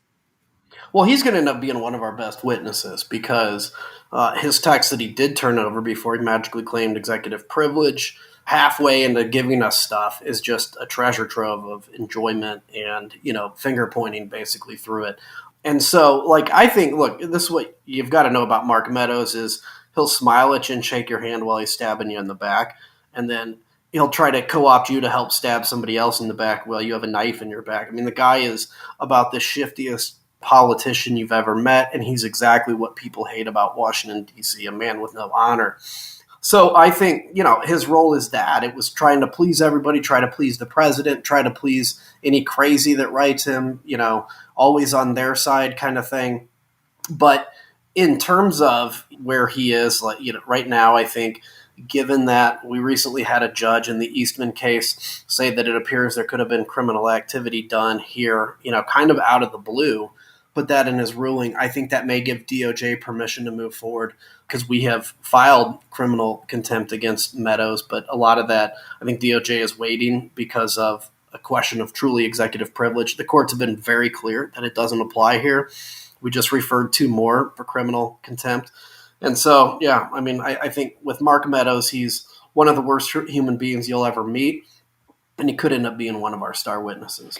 Yeah, I mean, I sort of understand, though I have such mixed feelings about prosecuting a former president because it's the kind of thing banana republics do. But on the other side, they can just get away with it. What's the accountability process? Doesn't there have to be an accountability process? It's very complicated about what to do about Trump. And honestly, I could defend maybe either way, but Meadows seems like somebody you could get. And these guys who just think they can't testify, like Steve Bannon, they can it just seems like even from just a small democracy standpoint, just not letting people get away with that seems important. It is, and this is where, I think we've done a good job on the committee of holding people accountable to that. A number of people have come in and pled the Fifth, which we can then give them immunity so that they cannot plead the Fifth and have to tell the truth or be held in contempt. There's all these number of things I'm learning now as a not lawyer. But people have learned how to game the system. They understand they're up against a clock that, the Republicans will likely take over at the turn of the year. But, I think it's really in the DOJ's possession now what to do on it. And I agree with you, by the way, on the what to do about former things. And I think anytime you prosecute a prior administration, you run real danger of a vicious cycle. But in this case, when Donald Trump tried to overthrow an election, whether you go after him or not, somebody I think has to pay. Yeah. Well, just for fun, your name came up in a couple of these focus groups. Let's hear what some people had to say about you. Is he from Illinois? I seem to recall he was one of the few who stood up and denounced Trump after January 6th. So I remember thinking that he was a pretty decent guy. I was just listening to Adam Kinzinger speak earlier today, and anything that comes out of this guy's mouth is just complete and utter BS. Real vendetta against Trump and American First voters. So it's just the reason why. I mean, I kind of suspected it was going to be a farce. So, you've got some fans, you've got some detractors. How has the reception been to you as you have sort of become one of the most vocal critics of Trump? How's it feel? Well, first off, I like that first guy better. Look, how does it feel? It's been long enough now that I've settled into it. I mean, it is a lonely position because we're social creatures. And a lot of the times being in politics, your social kind of circle is people involved in politics. And usually they're like-minded. And so to start to lose friends, right, and lose respect for people, or to have, I think about a month ago, I had a buddy that I flew with in Iraq. He was my co-pilot in the war, basically writing me saying you should have stayed as a pilot because you're a terrible politician, right? Those are the kinds of things that suck. But then going out for a walk and people coming up to you and saying they deeply respect what you're doing, that is on the other hand of things reaffirming. But look, I have had to get to a position, and it took a while, where I don't care what people think, because this isn't about me running for re-election. Even if I was running for re-election, this to me is literally, and even if I'm one of the few that believe it or say it, this is an oath-keeping moment. This is a moment of, are you going to keep that oath to the Constitution, or are you not for momentary expediency? And, the second guy you mentioned that just kind of went off on me, that same person was talking about having gone on a website, I think patriot.win or something, which is a completely radical internet site. And so I'm not popular among those people. And that to me is good because that means they see a threat in me. And that threat is when you tell the truth, put up against lies and conspiracy, it's a real threat. So the more those people get stirred up, the more I know I'm close to the target. Yeah, that guy was a real star in last week's episode around the big lie because he was the one who was like, it was amazing. He was like, let me tell you about this stolen election. And he starts reading these stats and the moderator said, well, where is that from? And he was like, he saw it on some website. It's like, it's like they found 1 million votes. They found the votes. They were counting the votes overnight. I'm not sure they just found them. Yeah. It's how ivermectin took off, right? Like, the doctors can say, hey, ivermectin doesn't work. But, if your cousin on the internet says it does, it must. And there's always some dark conspiracy to hold these facts down. Was there anything else in the focus groups that jumped out at you? I think we've covered a lot of it, but was there anything, I'm always interested for people who don't watch thousands of these, anything that you found revelatory or interesting? One of the things that I noticed is, particularly in the MAGA, but kind of the more generic Republicans and even some in the swing, you guys would ask hand-raising questions. How many of you think Joe Biden was legitimately elected or Donald Trump was legitimately elected? And it was always interesting to me to watch that pressure dynamic. These are, however many strangers on a Zoom, basically. But one person, you notice keeping his hand down until he noticed everybody else will raise their hand. And so then he kind of meekly puts his hand up. And you recognize the dynamic at play at your local political party, your Lincoln Day dinner, where you may not think the election was stolen, but everybody does. And so you kind of go along with it. I saw that on basically Zoom among complete strangers. And that stood out to me as the role that public pressure can play in radicalization or in accepting untruths. Oh my God, I love that you brought up this point because I think about this all the time about how you have to kind of separate the data from the dynamic because there's always a dynamic in the space. And there's often one person who quickly becomes the ringleader. They're the most MAGA and they give everybody else cover. What's interesting is sometimes people ask don't you get too much of an echo chamber when you put people from the same demographic, everybody voted for Trump in the same room? The problem is if you did that flipper group with the Trump group, it would be totally unproductive because they would fight with each other. Totally. You need people to feel safe to sort of say what they really believe. But on the flip side, one of those groups you watch, there is a guy, he's in a yellow shirt, and that guy is out of the group. He's not as MAGA as the rest of them. He voted for Trump very reluctantly, doesn't want Trump to run again, but you could totally see the pressure on him. I noticed that too. And I'll tell you, it is though. I mean, you can interview each of them separately and get a kind of a true feeling, but that dynamic plays in real life. I mean, that dynamic works out there in the real world. And that's why people don't feel safe to say that the election wasn't stolen anymore, is because you'll get kicked out of your local Lincoln Day dinner. Completely right. Adam Kinzinger, you're a patriot. I'm a huge fan. And I can't tell you how much I appreciate you coming on the show. We'll have you back. Yeah, anytime. That was great. Thank you. And thanks all of you for listening to another episode of The Focus Group. We'll be back next week. Don't forget, if you love the show, go give us a rating on Apple or anywhere you listen to your podcast. Tell your friends all about us. We'll see you next week.